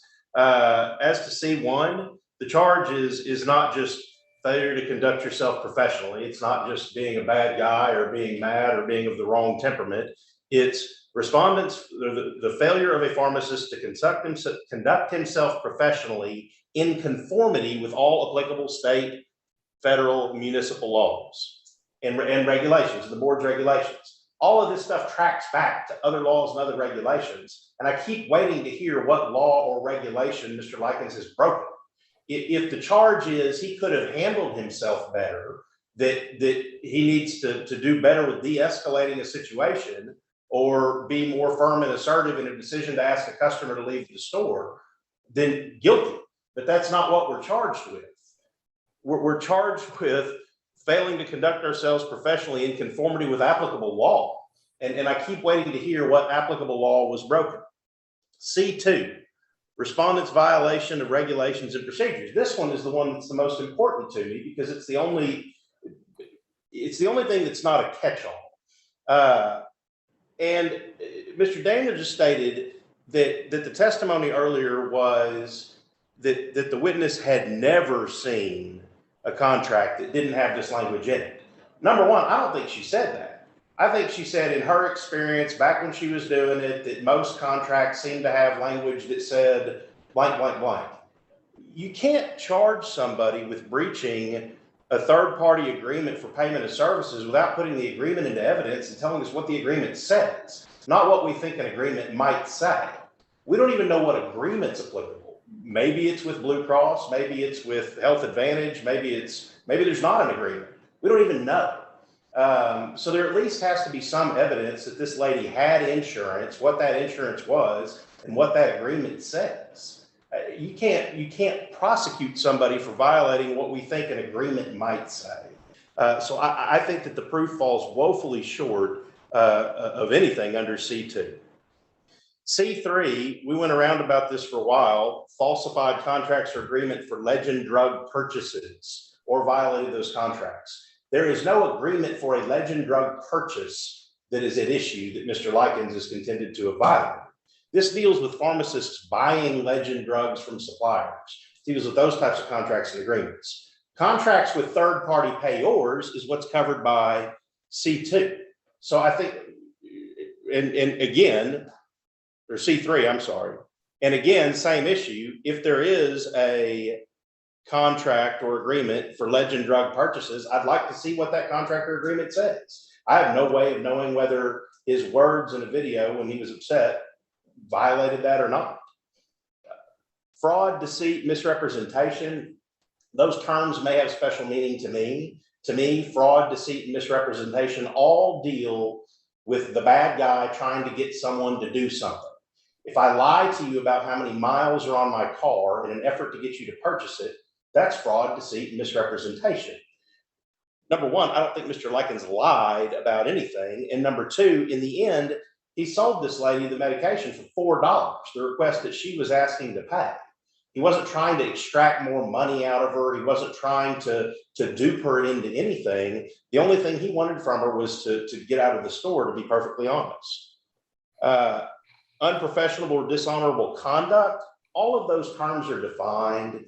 In the preamble to your regulations, there's a requirement that the conduct relate to patient safety, which we'll get to in a second. And then there's a laundry list of what can define it. And that's where these are plucked from. There is zero dispute on our side of the fence that what Mr. Likens did and the way that he's handled his situation was not his best. It was not his A game. He did not do a good job of it. He acknowledged that he could have done a better job. We've talked about ways to improve it. We've submitted to you the points that we've already discussed about how to improve it and make sure something like this doesn't happen again. That's not in dispute. But there's unprofessional with a little u, and there's unprofessional with a capital U, which is what's sanctionable and for this board to decide. And I would hope that when a decision is made, we focus on what the regs and the law require, and not just whether or not we think Mr. Likens could have done a better job, which he fully acknowledges that he could have. Respondent has willfully violated any provisions of the pharmacy laws of the state of Arkansas in violation of 1792-311. That's C6. Again, I haven't seen proof of what law Mr. Likens is accused of actually violating. Now, Mr. Daniel mentioned what could have happened. He said this is a patient safety issue. Because she was told pay $15 or I'm not selling it to you, she could have walked out. She could have gone away without her cough medicine. I get that. I think it's more important to focus on what actually did happen. Nobody is perfect. Nobody handles every situation perfectly. And I think it's important to note that before these folks parted ways, Mr. Likens' position was, I will sell this medicine to you for $4, which is all you said you could afford. And let's part friends. So I don't think patient safety is implicated here in any way. There's no testimony that this is part of some pattern of conduct, or that this is what he does with everybody. The testimony is there was a heated exchange, an extremely heated exchange, before your complainant decided to turn on her camera. And that at the end of the exchange, the pharmacist gave the customer exactly what they wanted, the medication for the price that they wanted, whether it was at his cost or not, and said to them, let's part friends. And I think that has to mean something. You know, again, there is a big difference between trying to shirk responsibility or offering excuses and pointing to the law and what the law requires. And when we talk about disciplining somebody, sanctioning them, putting a mark on their license, and in fact, 313 is revoking someone's license. I think that some attention has to be paid to what the law requires and what's actually been proven here. We fully acknowledge that John did not handle the situation as best he could have. We fully acknowledge that there is room for improvement. He's not tried to shy away from that. But I don't think this rises to the level of any of the charges in C1 or C6. And I appreciate your time and giving us the opportunity to respond. All right, thank you. At this time, I think we'll go off the record for the board's recess and deliberations and a decision concerning the findings of fact, conclusions of law, and any other decisions that need to be made. Once the board reaches a decision, we'll go back on the record for a motion and a vote of the board. All these deliberations are open under the Freedom of Information Act. So all parties, whether you're present here on Zoom or watching on YouTube, please remain and observe the deliberations. Mr. Daniel, yes. Yeah, but just before we go off the record, I just want it stated, Dr. Newsom had to step out for something that came up. So she is not here, but we still do have a quorum with 7 of 8 board members. All right, very well. And with that, we'll go off the record for deliberations.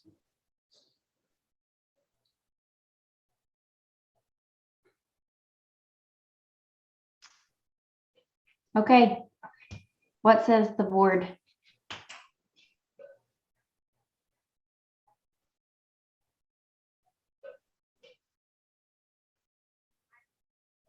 Dr. Krause. Yeah, I'll kick it off. You know, it's unfortunate, and I can't say that I haven't been in this gentleman's shoes in some capacity. Stuff happens, you know, when you're dealing with the public, and they happen in an instant. And I'm sure that he wishes that it had never happened, as well as trying to figure out probably that evening when he went home how he could have handled it differently. But in the end, the patient did get their medicine. And, you know, I think that it's unfortunate that he had that course with that customer. But I just hope he does better next time. You know, I don't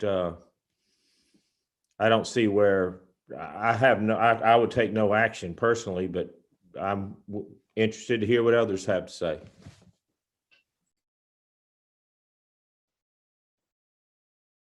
Dr. Richmond. I guess I would start out by saying, but by the grace of God, there goes me, because I have had those kind of days in the pharmacy. That still doesn't make it acceptable. If my student came into a pharmacy and acted that way, I would absolutely expect you to ream them a good one. That having been said, trying to look at this from the standpoint of the applicable law, what actually happened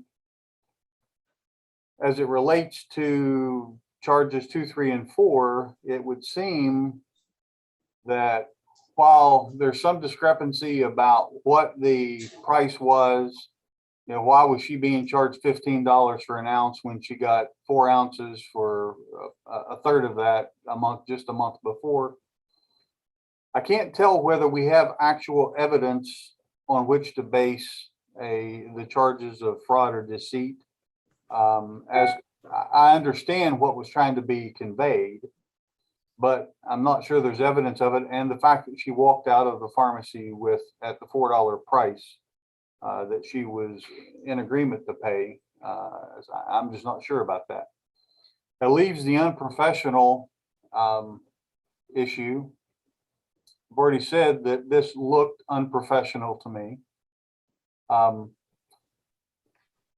But from a if you define professional meaning the skill set of someone in the profession of pharmacy, then she did in fact get a prescription. There's been nothing to say that it was incorrectly dispensed or the wrong drug.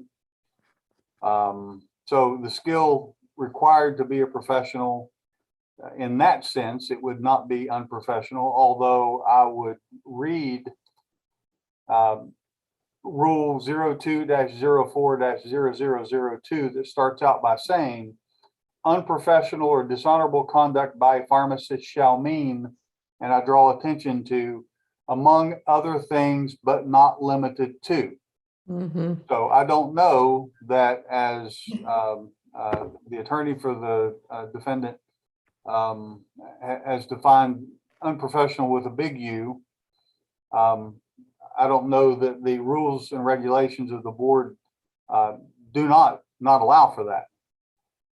If you, on the other hand, view unprofessional as being rude or loud or being offensive or being abusive, then I don't think there's any doubt that there was unprofessionalism on the part of the pharmacist.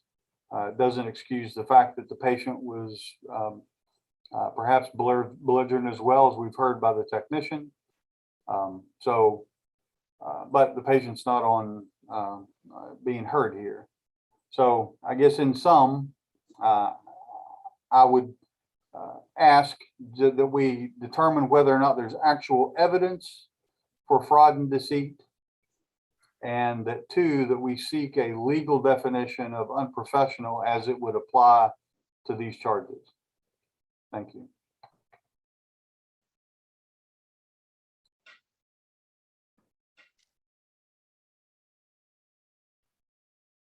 Who's next? Dr. Mack, did you have your hand up? I'll go.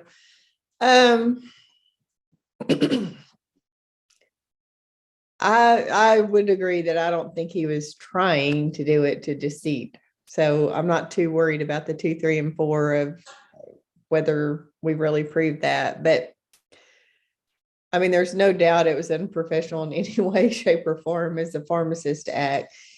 I think what bothers me more than anything is just because at the end you have a fight with somebody, you act rude to them, and at the end you give in just because she got her prescription, then all of a sudden he can say he was professional. I think that was the biggest failure today. I believe the pharmacist should have said, I was not professional at all, and not say that just because she got her medicine at the end of the day, it's professional. Because he had her crying and upset and unruly, then messed the whole probably hour up of time that he was dealing with her. And, oh, hey, I gave her medicine, so I'm professional. I don't buy that one at all. I felt very offended that he would even say that. So I do believe that several of these charges, 1, 5, and 6, I guess, there is reason to have to do something. We hadn't even got to that point yet. But I think it was mostly unprofessional behavior and not taking care of a customer, not trying to do anything, and not even be willing to run her insurance. The question wasn't even asked, well, hand me your card and I'll go run it. That didn't ever come up. It was just, I'm not going to do it. And to me, that isn't what pharmacists do. And that's a very bad light and name for pharmacists. And of course, none of us like that. Dr. Kraus? Would it have been more professional if he hadn't given her the medicine?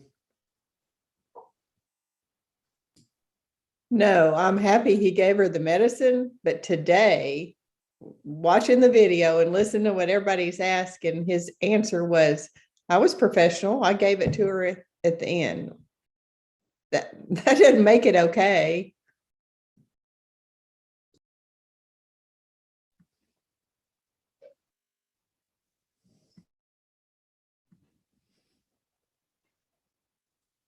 So what do y'all want to do?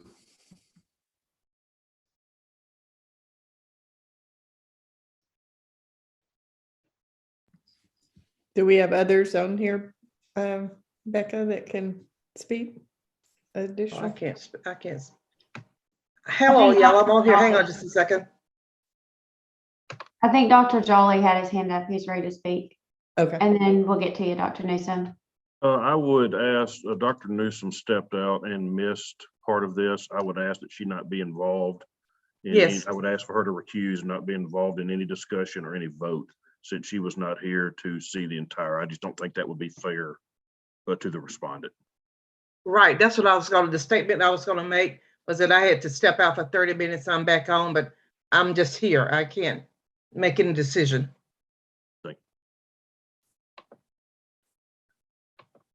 So I would say that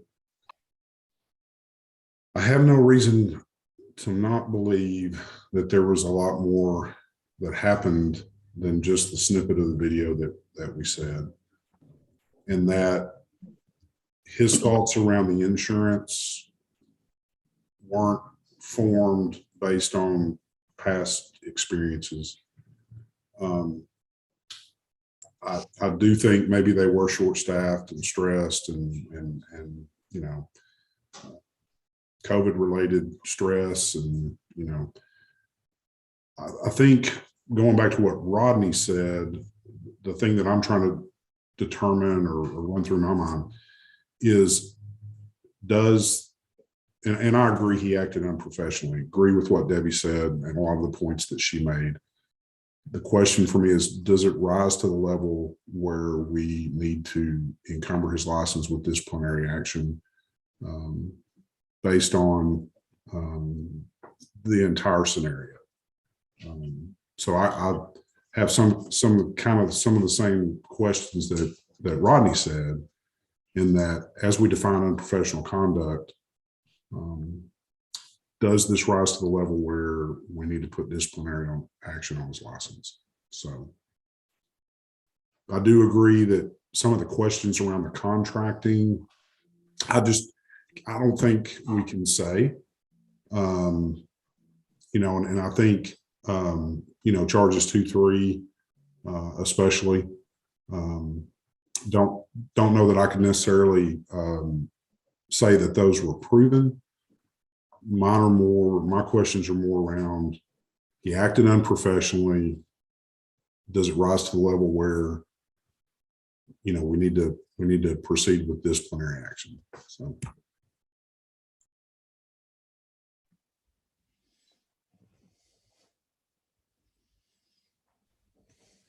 Ms. Ryder? I agree with what Dr. Jolly said. Unfortunately, the video was self-explanatory, but we don't know what happened prior to when that recording started. You know, and when somebody starts recording something, their demeanor, if the person that starts the recording, demeanor is probably going to change, and they're going to be a little more conscious of what they're saying, while the other party is continuing on with the way things have been going for, you know, maybe the 5 or 10 minutes, you know, preceding that. The charges 2, 3, and 4, I think that those, I agree that I don't think that those have been proven. How it was handled, it was a rude interaction. I think he recognizes that.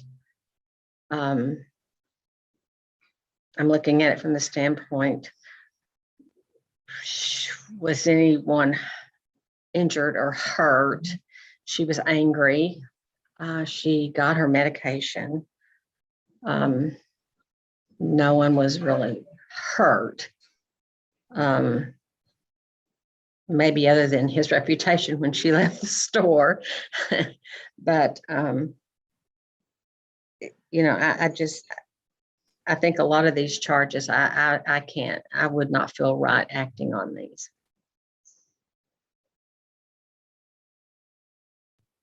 Dr. Kraus? She's going to say it's to maintain a certain level of professionalism at all times is very difficult and impossible for human beings. And we have our moments that we wish we could take back, but we have to roll with them, and we have to correct them, and we have to move forward the best that we can. I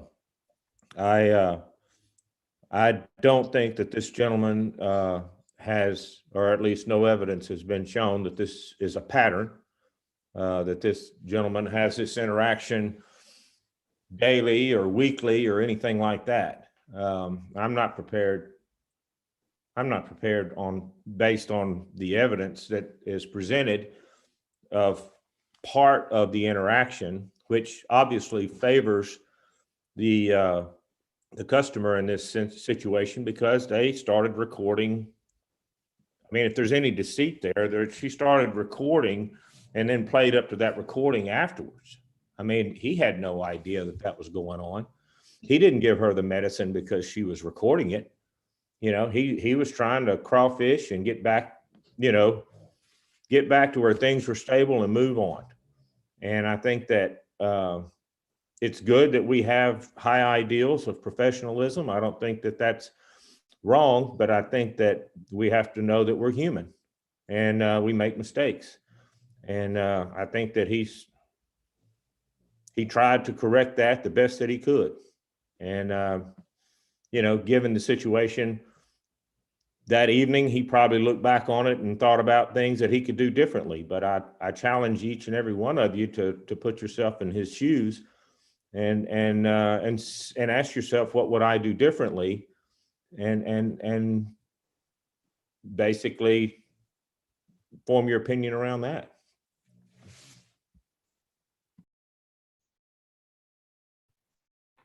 Dr. Richmond, and then I see you, Dr. Mack.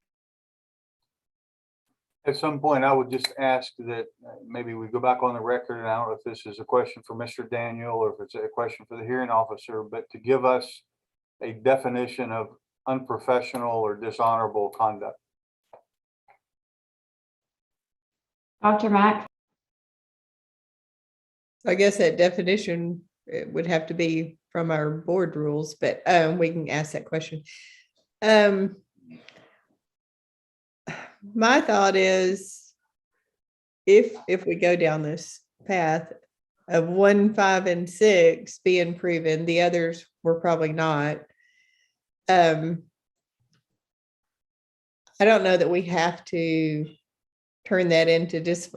I think they're proven today that there was a problem, but I don't know that we have to charge him any kind of exorbitant fine or put it as disciplinary. I think, but I don't think everything goes away just because he had a bad day, because I understand we all have bad days. And yes, we do wish we didn't do things, but if we did them, we did them. And, same thing as some of these people that come before the board, they wish they hadn't done what they did, but they did. So I don't think we can just say we do nothing. Some of this is proven, and I don't think he was out trying to be, the guilty of fraud, deceit, I don't think he was trying to do all that. So let's maybe hear that question. I believe we can find some or all of the charges proven and still choose to take no disciplinary action. And thinking back to other cases, I think we've also done like a non-disciplinary administrative cost, but that was only an option in informal hearings. So if we take any action today, I believe it's disciplinary, but I think we're about to go back on the record and get some clarification from council. Before we do that, does anybody else have any comments they want to make right now off the record? Dr. Richmond? I just want to clarify the request. Dr. Mack said that unprofessional would be defined by our rules and regulations, but the only place that it fits is in the verbiage, among other things, but not limited to. And when you look at the list of things that are unprofessional conduct, they all relate to Food, Drug, and Cosmetic Act or to the practice of pharmacy itself. none of it in there is referenced as behavioral and whatnot. So that's the question that I have. If it's pure skill related to the profession, which is what most of the bullets in Rule 02040002 relate to, then that tells me one thing. But if it does in fact include, interprofessional behavior that is rude or disruptive or bullying or whatever you want to call it, then that's what I would need to know to be able to make a decision on that point. Thank you. Before we go back on the record, I may be misremembering this, but can we do any type of an admonishment without it being disciplinary? And that may be a question for when we go back on the record, but it just seems like we've issued letters of admonishment. Again, I may be misremembering that. There is such a thing. I can't 100% tell you about Arkansas, so we can ask that too. I think there is a difference in what we can do in informal hearings versus contested hearings like what this is. To somewhat, or at least expand on what Dr. Richmond was saying in that regulation where it defines unprofessional conduct.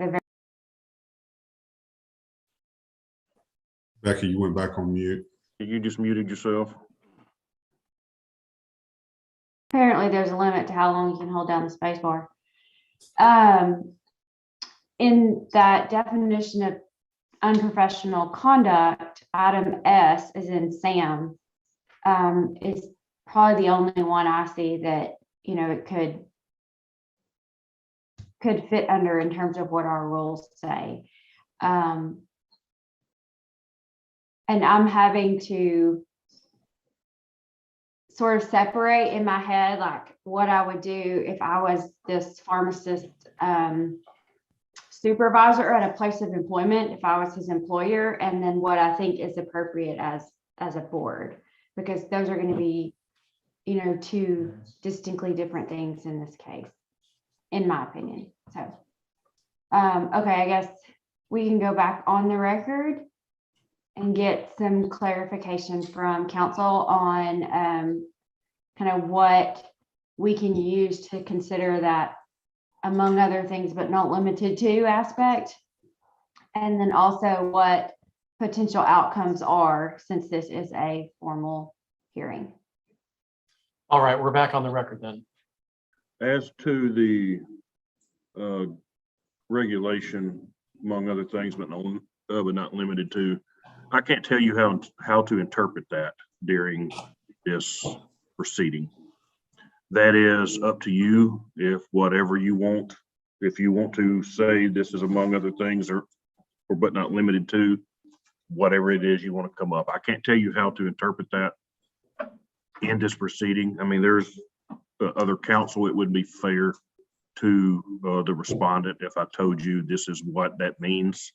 So that's just something that, I mean, like a jury, I mean, sitting on a civil or criminal case, you have the law. You just have to see if what is the law as in the code book, if that falls under any or all of these charges. So I know that's not really an answer, but I'm just kind of precluded. Like I said, it'd be fair to the respondent for me to tell you how to interpret the law. Mr. Richmond, Dr. Richmond, sorry. Can the hearing officer not give us guidance in that way? Afraid not, Mr. Richmond. I'm just the traffic cop in this situation, and I don't instruct the jury. This is a sort of a hybrid proceeding under the Administrative Procedures Act. So that's beyond my remit as well. Thank you. And as to Dr. Mitchell's, there are, yes, and I mean, informals, all of that stuff is agreed to. So the party either says yes or no, we'll agree to that, we won't agree to it. And if they don't agree to it, it comes to a full board hearing. Here, you can still get a letter of admonishment, you can still say whatever you want to, but that is reportable. If there is a findings of fact with any finding, the board is required by the national database to report that. So you can say in it, it can be non-disciplinary, you can say this, you can say that. We still have to report it. if there's any finding in adversely, we are required to by the national database. And so I don't know if that gives you the answer that you wanted, and if Dr. Jolly, you have a question for me? Yes, sir. So on something like a letter of admonishment, I understand it's reportable. Would he have to report that he's had disciplinary action on his license in that scenario though? If you say it's not disciplinary, then I don't want to tell him. I mean, that's a better question he should ask. I mean, his legal counsel, I don't want to tell him one way or the other. But if there is any type of adverse finding, the board will report that. Whether or not other states, I mean, I don't know if he's licensed in other states. I don't know what type of liability he would have in other states if that's an issue.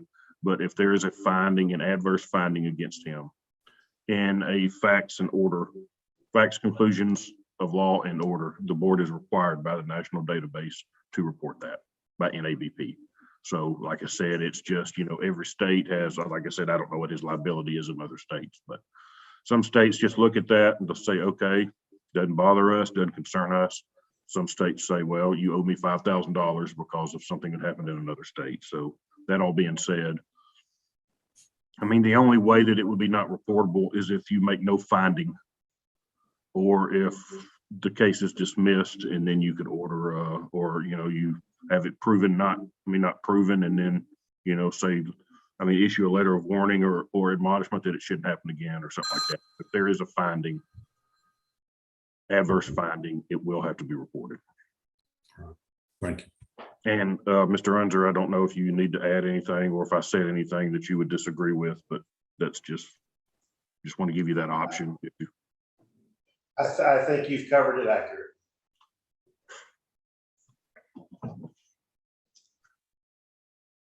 Can we get back off the record?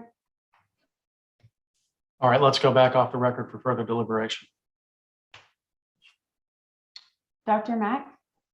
Yeah, make sure I was off mute. So hearing all that, I think it's very important that we determine this not based on what we're going to do to his license or how he could be hurt. This is again, we're here to protect the public.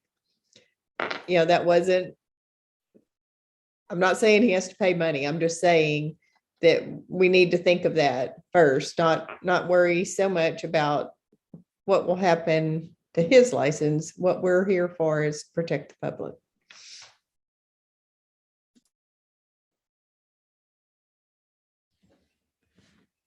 Dr. Krause? And so doing that, we seek to find harm.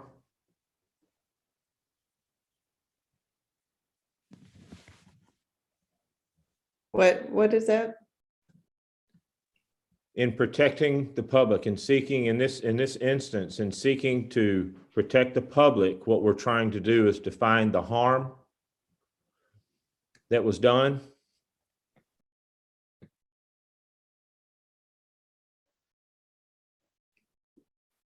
I don't know that we've ever taken it to you have to find the harm. So if there's no harm, there's still punishment. I don't know. That's what we need to discuss. But I think it's important that we remember our charge as we're talking about it, because it kept coming up. Oh, what about his license? Oh, what about will it be reported? Oh, well, that really isn't the issue. The issue is these charges, or some of them proven or not.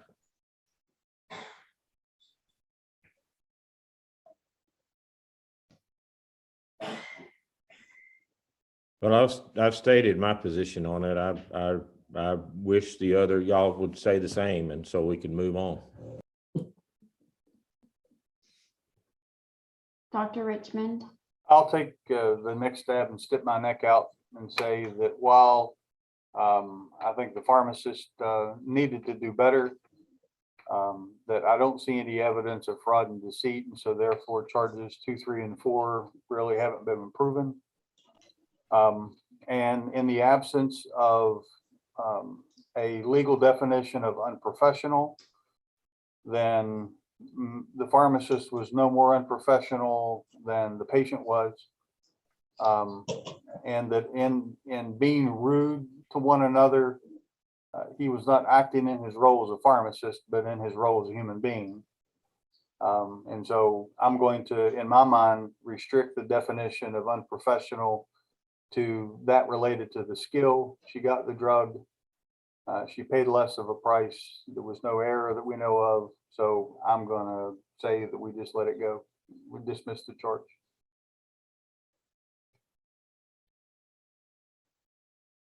Are you saying dismiss all of them? Yes, ma'am. Ms. Rader, would that be, I concur. okay. Dr. Jolly, what about you? Yeah, I agree with Rodney. Okay. Ms. Four, and I know that you have a hard stop, so if there's anything you want to say before you have to go. No, I'm right in line with everyone else. I feel like it was not professional, but not sure that but it doesn't necessarily meet the legal definition of professional as it's stated in our regs. So.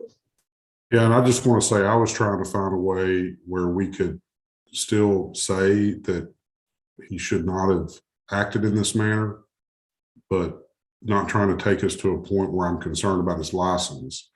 No. Just a way that we can do something without dropping everything. But if that's not an appropriate course of action, then I agree with Rodney. I thought League said we could issue a letter of admonishment that is I thought he said the letter could be written as non-discipline, but maybe not. Did he? Is that not what y'all heard? I think he said anything he wrote would be reportable to other boards because of the full board meeting.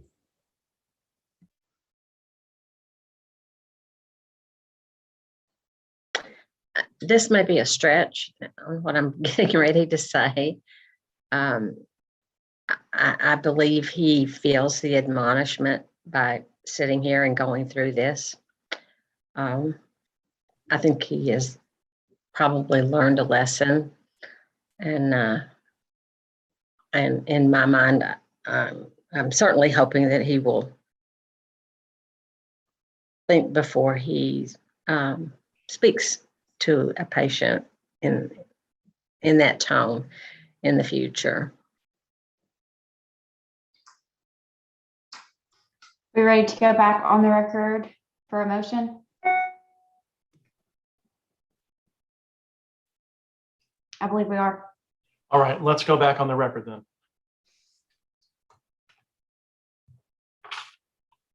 Dr. Richmond, do you have a motion?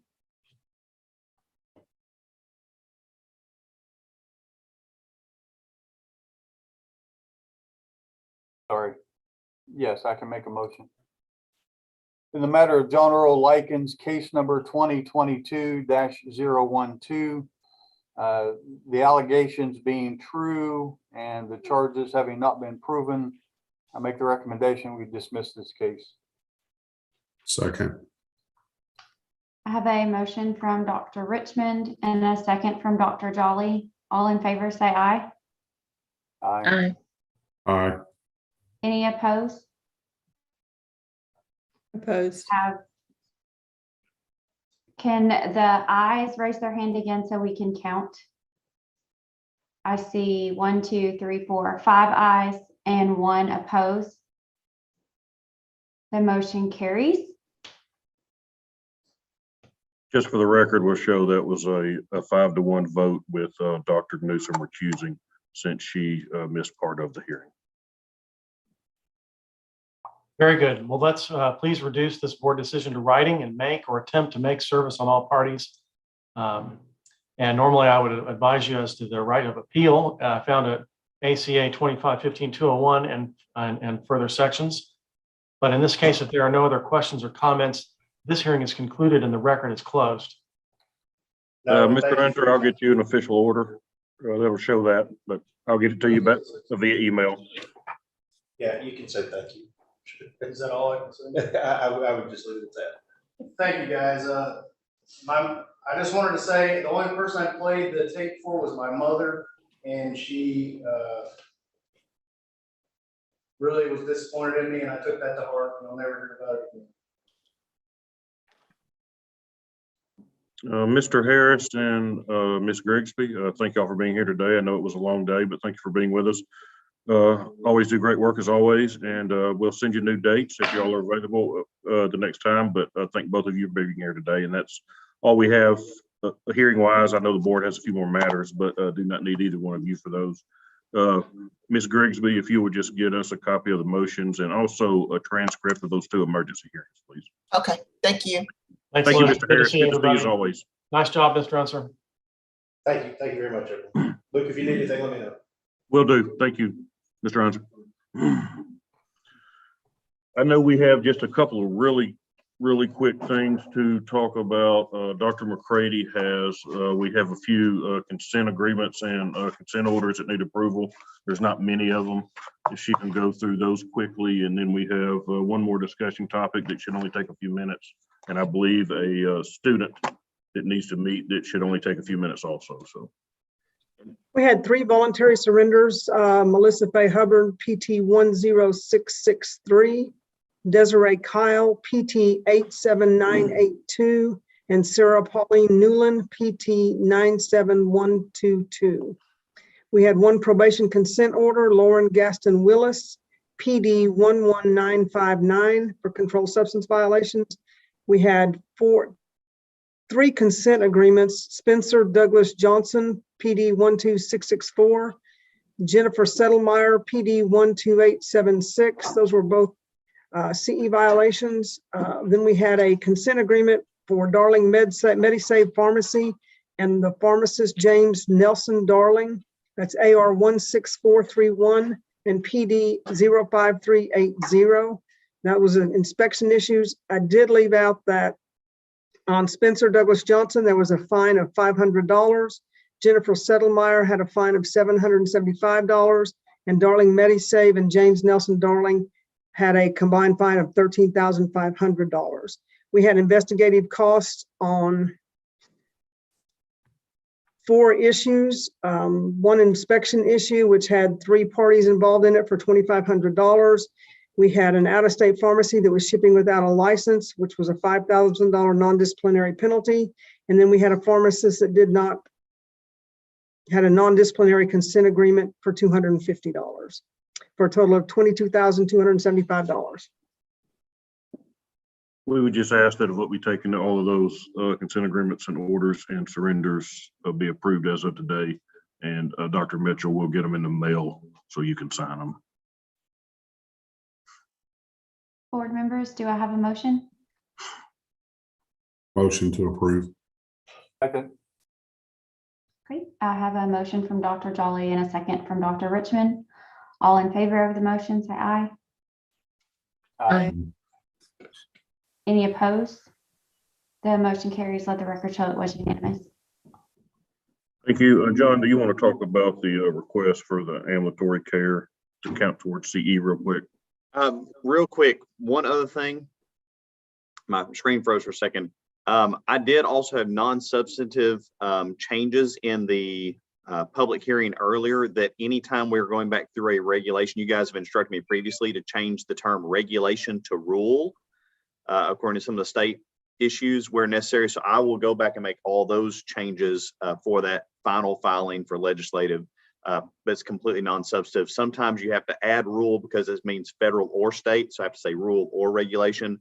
In most instances, it's just renaming everything rule. So I wanted to be sure you guys knew that was being submitted. We have 2 requests on CE, one from staff, one from some people. We have had a long-term agreement that if someone goes and gets like national board certified in something, that can count as their CE for a biennium. We generally have people ask us that starting about December the 10th, even though they are supposed to have an application to have that considered before the board at an earlier date. The thought of staff has been in the past, if you gain initial board certification with that initial test in a biennium, we have waived your CE requirements with that. It's actually something that the tripartite committee can also discuss. But we had not told people that they could get full credit for their CE being waived for recertification of that. It was for initial certification. And I just wanted to be sure if that was consistent with the thought of the board going forward. John, quick question. So my understanding on some of these, like board BCPS and that type of stuff, is that you have to recertify every 7 years, but you don't necessarily have to study for it if you're in practice, and you can pass it. So what would be the justification to get 30 hours for a recert when you don't really know, if they've, I guess, studied for it? Well, you don't have to get live hours. People are asking us because you can recertify without having live hours at all. And you have to get 100 hours every 7 years. Yes. So you can get 30 a couple of times and just skip a couple of times. So we have not approved it via staff. That's why we had the same thoughts, and that's why we had, if that policy was still consistent. And that makes sense to me based on what I know about those certification programs. If someone chooses to do the modules, though, that should all be ACPE approved, and you're going to get at least 30 hours by doing that. Yeah. But if you just take the test, you don't get the hours. Okay. Right. Yeah. When you initially do it, the amount of studying to pass that initial test, we've had no problem with. That's a furtherance of your education. That's a great, hurdle. Well, the way the regulation reads, I mean, I see how somebody might think. They say certification awarded by BPS during any biennium will satisfy CE requirements. So that I could see how that could be interpreted, but it also goes on to say subject to approval. So you got to read both of them. So if the committee, if it's not what's typically been done, then the subject to approval part is going to say no. And it says certification, not recertification. Right. Well, you're right. You're right. It does. That's the way we had read it, Rodney, just which is weird specificity, but works for us. So Well, I agree with you. Unless anybody feels otherwise, we would maintain that is the policy of the board. And they're supposed to ask us ahead of time, not, hey, I'm trying to renew, can I count this? The other thing on CE was we have now, starting next week, the requirement for CPR in our rules will no longer be there. And we want to do this early in the biennium. Does the board still wish to give credit for 2 hours of CE for CPR when we will no longer have a requirement for a live aspect of that, or even a requirement for CPR from us?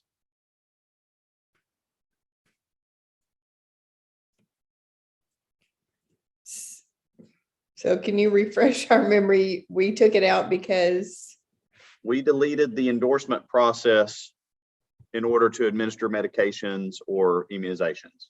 It's part of the practice of pharmacy that's just there. I'm not real sure why you wouldn't get CE for it, but it isn't ACPE accredited, right? So at times, I believe it is, but not always. Of course, you have to put in the 2 hours to get that. It's not like you're just certifying and getting it. Well, I will just say that I guess those pharmacists who have to have it for employment would probably appreciate getting to use the 2 hours every few years. But I mean, I would be okay with still allowing it, but Yeah, I agree with that. It's educational. So It's an asset. And like I say, some of them are ACPE approved, and then there's some that may be hospital based that are not. But I would say yes. And you really have to take it every 2 years if you don't do this every day to remember all the details. Well, and some of it now is internet based and it's not 2 hours, but we're just trying to see how you want us to handle it. And it may just be that it's 2 hours, but if it doesn't have a live component, you can't count it as live. Like that's the bigger Unless you do, yeah. So if you want us to count it as live, we could say you have to show proof it had a live component to count as live. Otherwise, it's just 2 hours of CE. Yeah. And it may be mixed. I mean, I don't want to make this too complicated, but It is. sometimes you'll do the online and then you got to do the in-person check off. Right. So you got both a live and a not sort of a non-live component, but I don't want to overcomplicate it. Or you could just say it's 2 hours non-live and we'll just quit counting it as live. Maybe you just do that so you don't have to prove anything and so you don't have to, because the one I just took was just like you said, you do an hour yourself and then you go in there for an hour. So I don't know how I would show you that 1 hour was live and 1 hour wasn't. So it almost make more sense to make them both non-live. You guys tell us what you want us to announce and we'll put it out there. Dr. Kraus? I know when we do it, we have a guy from the ambulance company that comes and does all of our pharmacists in a classroom, and we're there for a couple hours and sometimes longer just because of the talk and everything that goes on. But nonetheless, it is a live scenario. And if we're going to have CE, I think that, that component of it should be live. I think if you just do it online and it's not live, I don't know. I think that if you're actually going somewhere and somebody's teaching it, and you're going to give hours for it, it should be live. You could have it as, if the pharmacist wants it to be live, they have to show that they attended it as a live course. What I'm thinking though is that if any portion of it is live and they can prove that, then we give them the whole 2 hours as live. And that way it simplifies it. Yeah.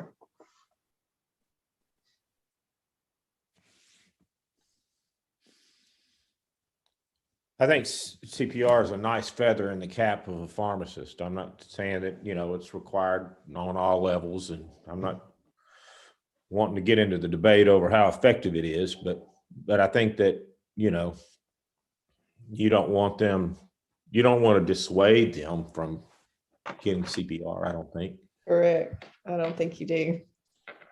No.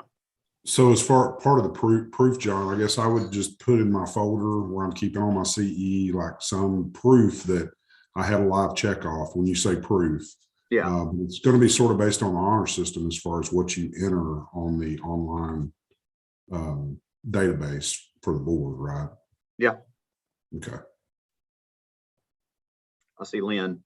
Well, I'm just saying, I think our guy has a form that we have to fill out, with all of our numbers and an evaluation and all that goes with it. So maybe we're doing it wrong or we're unicorns. I don't know, but. Well, I mean, we could literally say if it includes a live skills checkoff, it can be counted as live CE. If there's no live skills checkoff, like in person, it cannot. I mean, that's fair to me. Yeah. And then if you did some of it online and then some live, it still is live because you. Well, the key is a live skills checkoff. Right. I agree. Where you have to actually show proficiency with the dummy and the AED and all that. Not clicking a button on your computer, even if it was a live person telling you how to do it. Do you guys have a motion for that? Good Lord.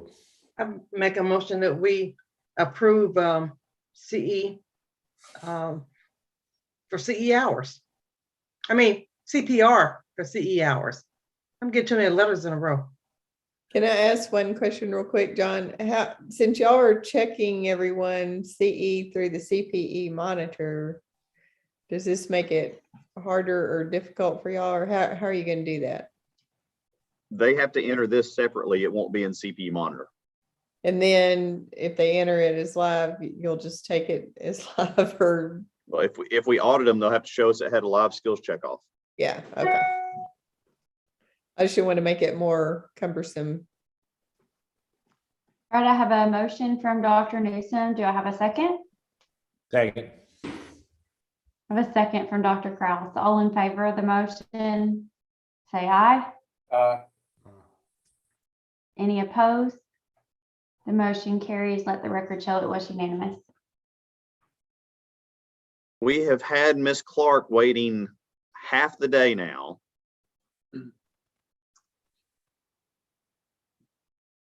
John, maybe I missed it. Did you talk about the ambulatory care pharmacist? Oh, I'm sorry. We can get Miss Clark done. We'll come back to it real quick. That's, Okay. well, it's not, the ambulatory care pharmacist is board certification. So that's the board certification we talked about first. So Miss Clark is a pharmacy student, and she is here today to ask permission for a third round on our jurisprudence exam. So I just saw her a couple of days ago after we had to postpone some testing after ice storm, and let her know she would need to have a brief conversation with you guys in order to proceed any further with this. I'll recuse myself on this one, John, for obvious reasons. Absolutely. And So I guess, Ms. Clark, if you just kind of tell the board what's been going on and maybe some issues that you've been having with the test. I think you're muted. We can't hear you. You're muted. You're not muted on Zoom, but your laptop or whatever you're on might be muted. I think I heard you just then. Can you hear me now? Yes, there you ma'am. go. Now we can't. Okay, we can't hear you now. Yeah, hear you. Hear me now? Yes. Yes. Sorry, I'm just super nervous. Can y'all still hear me? Don't be nervous, and thank you very much for your patience with us this afternoon. So are we. I'm a Harding student. I'm usually an honor student. I guess law is just not my strong suit. So I don't know. I went out, I sought help from Dr. Richmond. I created a study group to try to help me study for the next third time that I can take it. I'm just super nervous. I mean, are you having any issues with any particular topics, or is it anything like that, or is it just nervousness, or is it you? All of it. Nervous. I do have test anxiety, but it's just the multiple choice with the multiple answers, like the 3 parts. Like if it's the regular multiple choice, like just pick an answer, I usually get those right. It's just the case-based, pick 1, 2, 3, 1 and 2, 3, or all of the above that sort of trip me up. It's K-type questions for her. And I mean, I reviewed the entire thing. I finally had this morning before we started to review her whole test. And I can tell you that when I ask her true false questions on this test, she's killing it. And then when it gets to K-type, it falls apart. And so I don't think it's necessarily a lack of appropriate knowledge. I think it's just in some ways her being used to the type of question that we're asking, the way we're asking it. And you've reached out to Dr. Richmond. Yes, sir. And You I guess listen to you watched Dr. Kirtley's review. Yeah, Dr. Kirtley's. Yes, sir. I took notes as well. She has suffered through my review. She told me at least 2 more times. At night when you can't sleep, that's when I listen to it. So what can you do different between now and then to boost your score, I guess is a good question. I was super at first. The first time I felt it, I was just super embarrassed, so I didn't ask for help. This time I had to put the pride aside because I really want to pass. So I emailed Dr. Richmond, Dr. Mercer, students. They're going to help me study this weekend. I want to pass. Yeah, and I know Dr. Richmond and Dr. Mercer, and I know both of them would be glad to help in any way they can to help you get through this.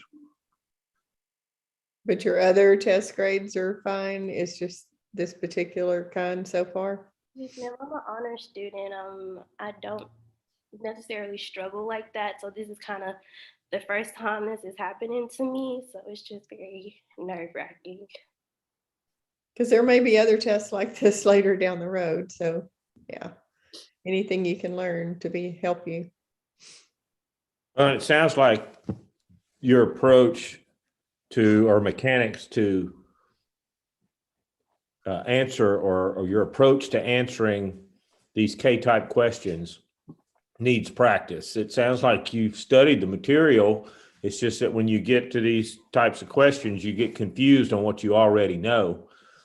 And I think developing a foolproof method in how to approach a K-type question and staying calm, and then going to the next one and using that same method of answering that test, you know, whether or not A is true or false, put a little true or false out beside it. If B is true or false, put a little true or false out beside it, you know, and look at that and try to weed out, you know, but just hang in there.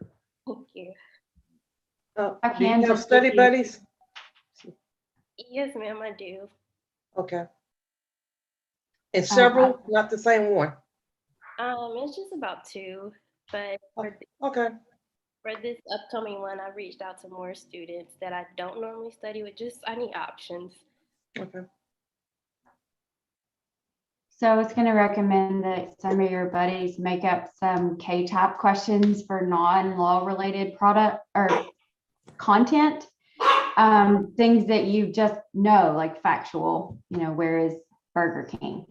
And then you can see as you're answering those kind of with information you're very confident on, where do you get tripped up?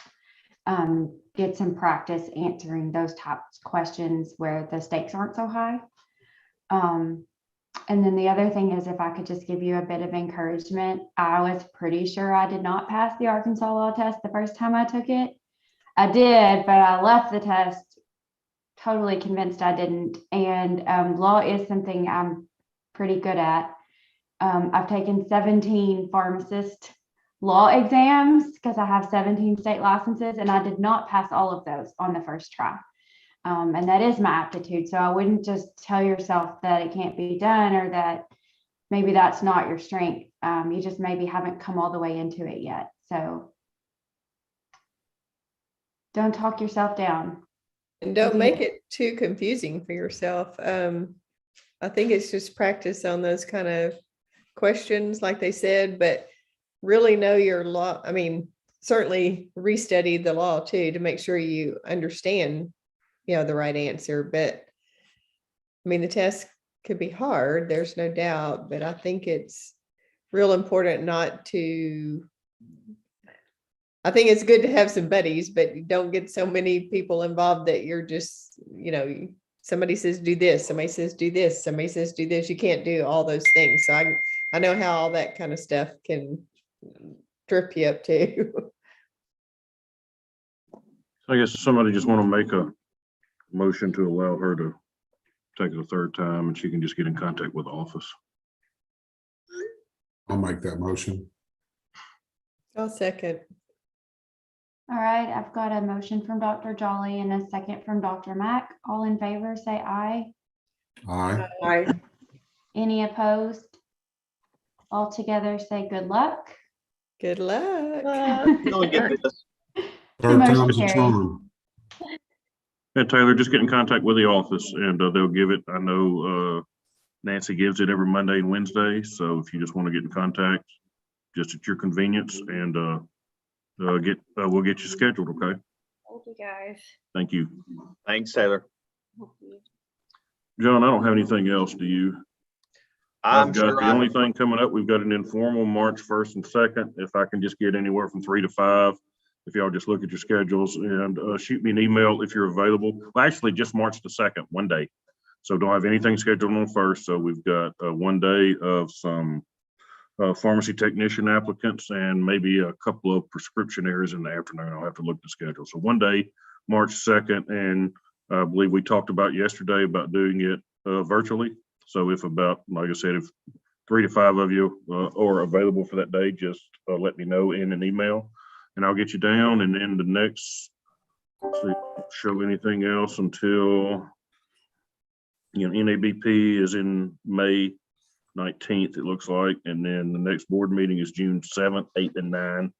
And we're possibly going to set, like we talked about, a day later to have some hearings that we had to move from this week. But right now we've got nothing set till March 2nd and then the June 7th, 8th, and 9th. But we'll talk later about a possible date, maybe April or May, to clear up. We've got a couple of facilities that might have several witnesses, and it's just easier to do it in person if we can at a later date. Was there one That's the- other thing we needed to come back to after Ms. Clark, or did, I thought there was, and I'd missed it. John said you Okay. already missed it. So, He yeah. was asked about, their request was about ambulatory care board certification, I believe. And here we go.